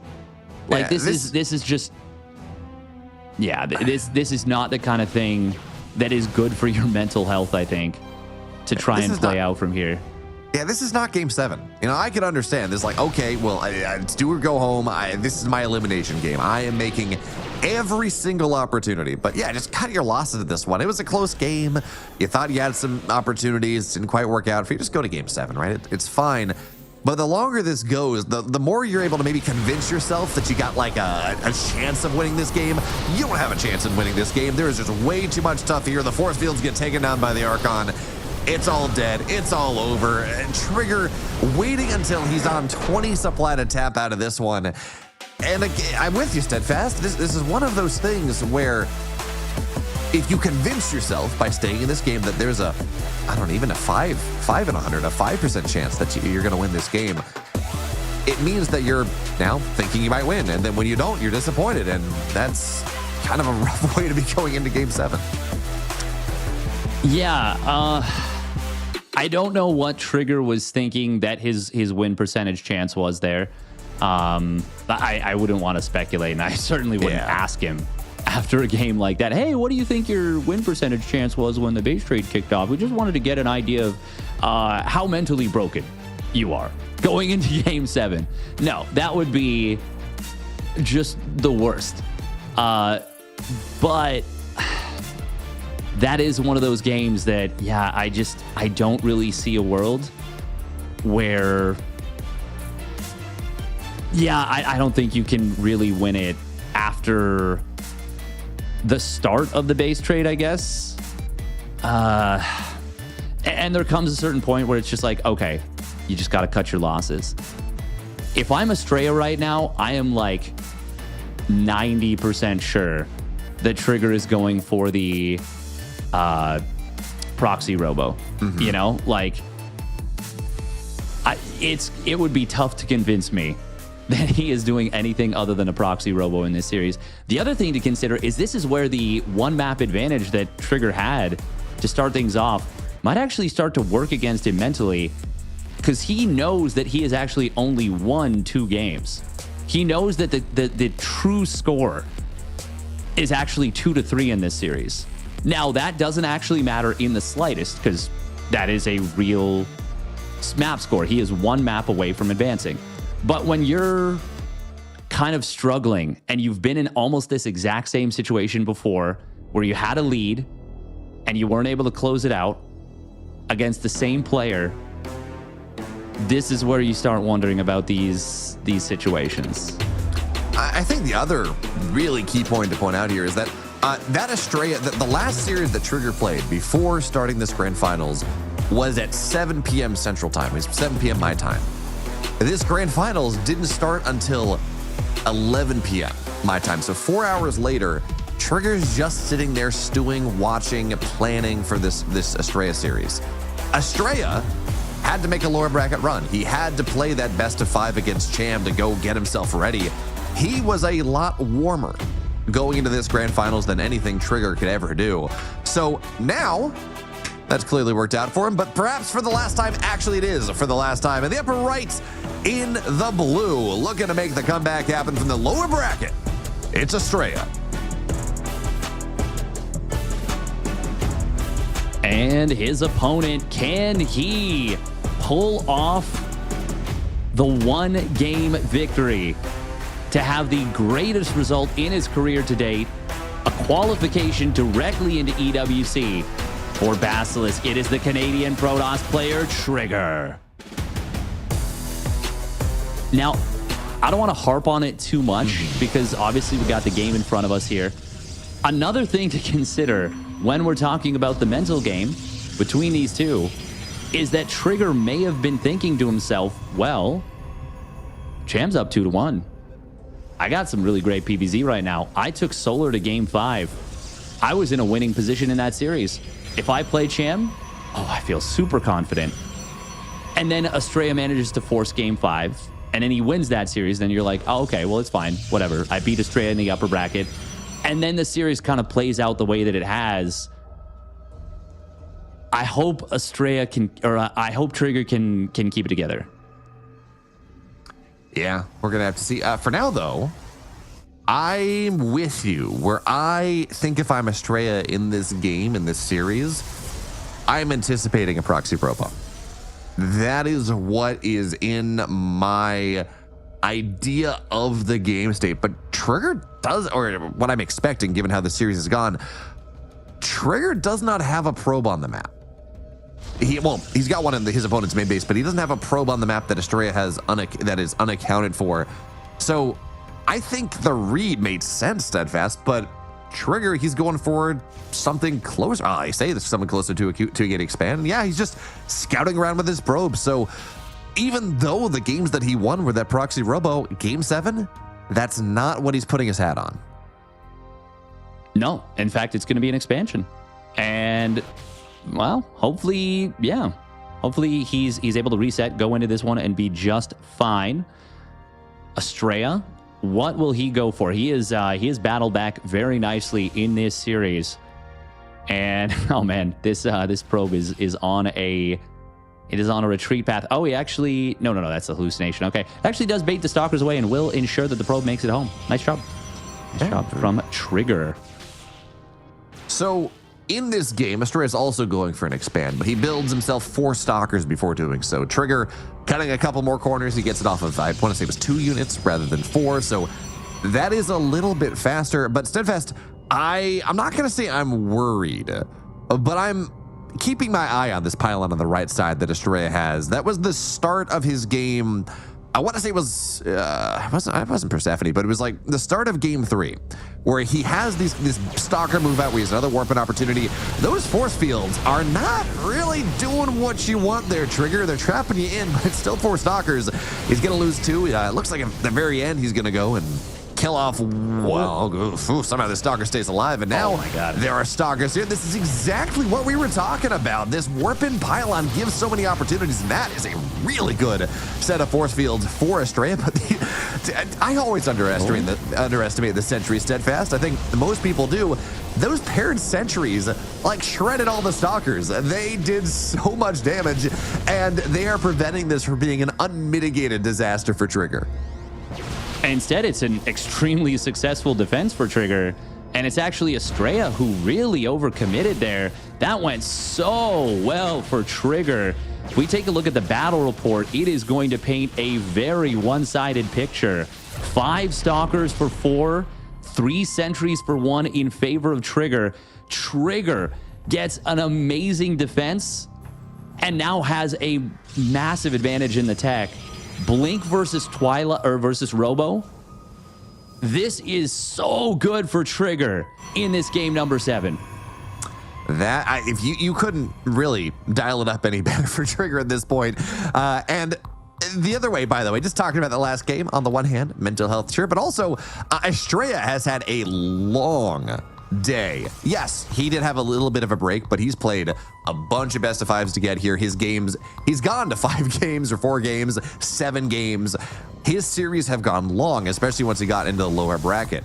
So forcing him to play longer games, tiring him out a little bit, maybe led to the sentries getting way too much damage in this game number 7. For now, Adepts, they're going to kill off 2 probes. Shade, it's always a little bit fancy where they shade away, get picked up by the prism immediately, and go to town. Astrea going Glaives here, Steadfast. I like Glaives as an answer to charge, as that kind of surprise option. I like Glaives early on as something, but going Glaive Immortal when Trigger's got his 3rd base done, when Blink is done, I don't know that this is the tech. I mean, to me, it does feel like Astrea is thinking like, okay, I don't think you're in the greatest headspace in this series right now, and I think I can punish that. That's what that tells me. He is trying to put his opponent to the test. We are going to see these Adepts getting into the natural. They get a couple of probes here. Nice micro from Trigger. Very nice mineral stacking. The thing is, if we look at the situation right now, there's a third Nexus finish. This next set of Adepts doing some good work here. Trigger is going to kill his opponent's Observer, funnily enough, as the prioritized setup. There is a little skirmish on the other side of the map. There is a Trigger is going for the fight against these units. Does spot a couple of Immortals. That's why he maybe didn't clean up this last Adept quite perfectly. Even as he loses 9 probes, he is still very far ahead in workers. The big problem for Trigger right now is he needs gateways. He's going to warp in 3 more shield batteries. It's going to be a funny situation where you've got these Immortals that are very good against the Stalkers, but if those go down, it is going to be a bunch of Blinky boys against just garbage Glaive Adepts. I mean, the one, I'm not even going to call it a saving grace, but Adepts don't take a ton of damage versus Stalkers, so you do have that going for yourself. So when you have this big mass of 6 Adepts warping in at a time and Immortals behind it, it can be pretty good. But I love this. There's a run by from a Trigger. He's like, okay, sure. You got Glaives on the other, you got Adepts on the other side. That means that you probably don't have a ton at home because you're going for this timing. So I can run in, I can kill 10 probes. And hey, Astrea, if you weren't already all in, which you absolutely were, there's no 3rd base, you're 100% all in now. And so many of these all-ins, they're based on having a full, say, a certain number of probes, 32, 38, 42, something like that. And anything beyond that, all of a sudden, you can't support your production. You can't warp in the number of adepts that you need, and it just, instead of being really strong, it falls very flat. Oh, the snipe attempt on the Observer. He does manage to get it. Does cost him the Stalker. We will see some force fields keeping the Immortals out. Glaive Adepts on the left side. They do actually complete their shade. Trigger could have blinked on them. Why? I don't even know what he was looking at right there. I wonder if maybe he was building more production, or I'm not sure. But we are going to see the force fields run out, but he snipes the Prism. That is a huge kill there for us, for Trigger. Going into this one, there are 4 Immortals here. The Immortal of Trigger is absolutely plowing into the 4 Immortals of Trigger. Of Astrea. Wow, I'm just absolutely screwing up all the names here. This is looking very good for Trigger to start things off. Despite the army supply advantage, there's no way to reinforce in. It's those useless adepts. A lot of probes will fall in the main base, but if Trigger gets a handle on this, can clean this up, he does drop a pylon to block the adepts in the main base. This will be very, very good for Trigger if he can just get the cleanup on this. That seems to be a bit, well, I'm not even going to say it's a big if right now. Astrea continues to get damaged. 16 probes have fallen, but Steadfast, that's where the damage that Trigger did 2 minutes ago with his Stalkers that killed off, like it was like 10 probes. That's where that matters, because now Trigger is still, he's up 14 workers.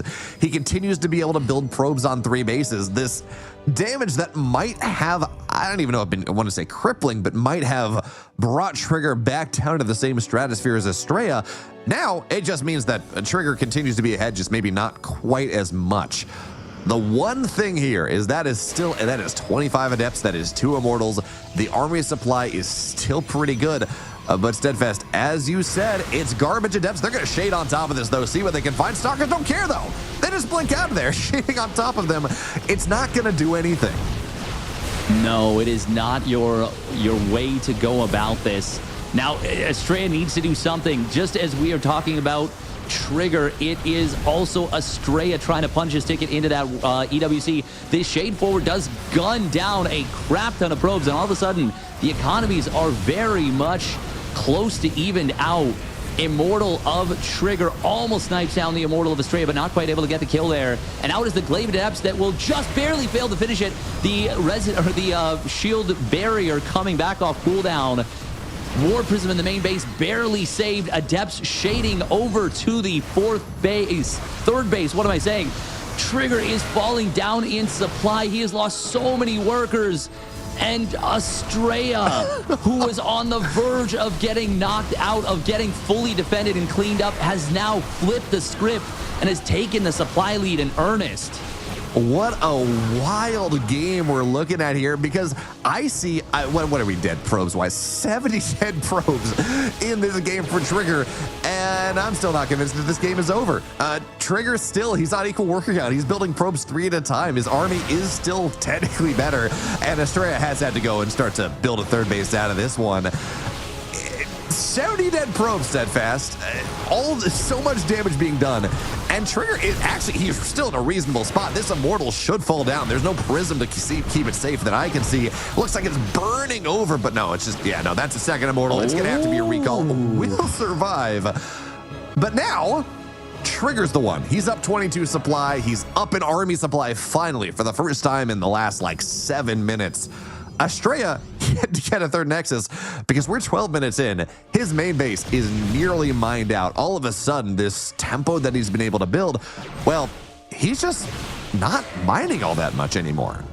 No, I mean, what a phenomenal job from Astrea to make something out of nothing and really put his opponent to the test.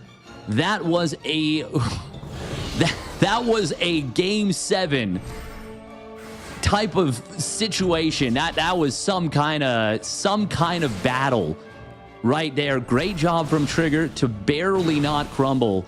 Really, really close to just completely falling apart. But he manages to keep it together. It is now 3 base to 3 base. It is a similar worker count for both sides. 3 Immortals for Astrea. No charge started up yet for Trigger. He is still on just 5 gateways. This could still go either way. Right, this could still go either way, and that is crazy to consider based on how this started. This will be a very nice move getting into this base. Astrea is out of position. Trigger knows it. Thanks to that observer at the front of the third base. I like the idea of just using that blink mobility to get around his opponent's army. But he's got to be careful about overstaying. He does not want to get trapped here when he doesn't need to. Now he very much needs to be careful of that one. I like leaving a couple zealots in the natural, but that is a oh wait, he could cancel blink. He's not going to, just gonna run away from this one. But man, Force field. It's so sick. It's gonna The force a recall is very, very good though from Trigger. But that was the sickest little play out of Astrea. If he had just been a little bit faster with those Immortals on the high ground, he could have shelled down like 4 or 5 more Stalkers. Either way, what a cool maneuver from Astrea. And now he actually has an army supply advantage. He does. Now he can't build any more Immortals, and he doesn't have +1. But he does have blink now. His Stalkers can work out. And here's the other problem that exists. Trigger has been, well, it's not a problem just yet, but it will be soon. Trigger has been mining from his third base for a good portion of this game. That's a fresh base for Astrea. They're starting to get a decent amount, but luckily not as many workers in the main base as there used to be. So the Adepts, a little bit less potential damage, and Trigger not even worrying about targeting them down for now. He wants to make sure this Prism can't show up and keep them safe, so it's going to be one dead Adept. Second one falls down here as well. Trigger's got a 4th base on the way, so that's going to solve the problem of the third base mining out a good deal faster for Astrea. And actually, Astrea, we are stabilizing Steadfast. It's 15 minutes in. Both players, they're taking a 4th base. They're getting some more tech. This guy, I mean, it's not. This looks like minute 7 in a normal game if we ignore the main base. I mean, if we go by a normal game, Trigger is very far ahead right now. He's got the faster +1. It's already done. He starts at the +2. He's got the faster 4th Nexus. He's up a couple of probes. He's already mining from the 4th Nexus. But this is not a normal game. This is a game with everything on the line. There is so much on the line for both of these players. Making it to EWC makes or breaks your year. There is so much to this. This is a huge deal for both players, and Astrea has been fighting like that is the case. He was so down and out in this game, but continues to battle his heart out here. We are going to see the one Adept getting taken down. Shield Battery not able to save that one probe, funnily enough, and Astrea gets 2 more probes with that Adept. It is still a worker lead for Trigger. It is still an upgrade lead for Trigger. But it feels like he should have won this game a long time ago, and I'm sure it feels that way to him too. This might very well turn into a base trade right here once again. Yeah, base trade, but first mover's advantage for Trigger in this one. It's just going to be a recall. Probes are going to get pulled into this. It's not a full recall, though. Okay, so Nexus is dead. The Immortals were recalled. 3 more hallucinated Immortals just to make this army look scarier, and it does force a partial recall from Trigger as well. So the 4th base is dead. 5th base, though, from Astrea just about done. And oh my god, those Stalkers are trapped. No, they're not going to be able.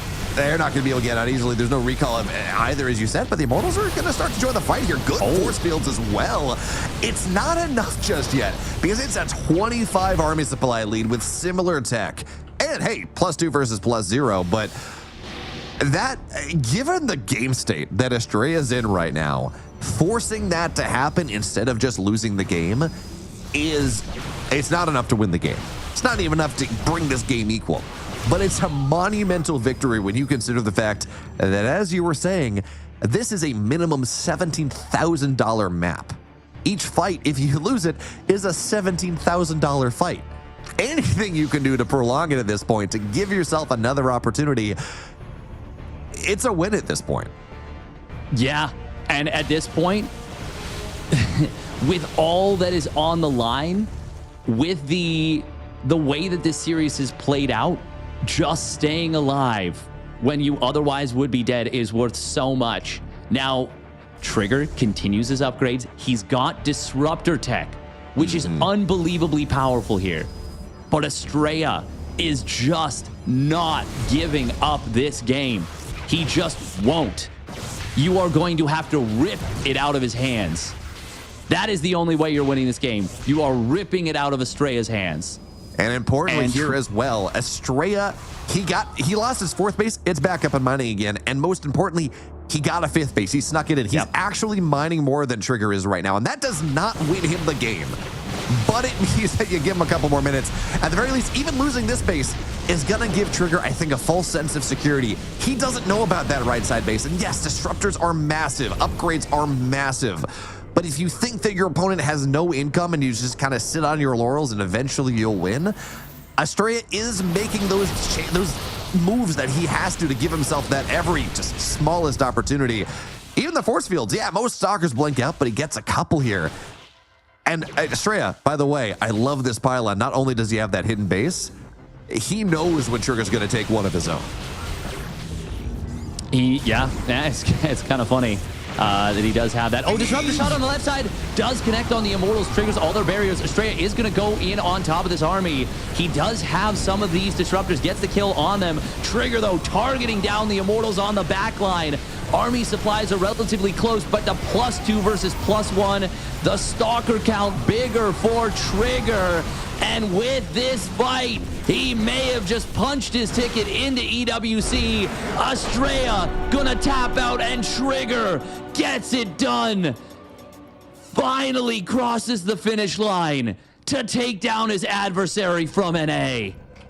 That was a $17,000 fight, and finally, Trigger does it steadfast. It has been so long now in North America, in the Americas, where it's Trigger, it's Astrea, it's these grand finals, Astrea qualifies. It's Trigger, it's Astrea, it's the grand finals, it's the upper bracket finals of an EPT, a DreamHack, something like that. Astrea wins, Astrea moves on, Astrea wins the tournament. But finally, despite some of those games in the middle of this series looking a little bit shaky, when the rubber meets the road, when Trigger was under so much duress with that crazy Glaive Adept all in, he's able to stabilize, able to eventually trade out, and I'm just excited to see Trigger in about, 6 weeks from now at EWC.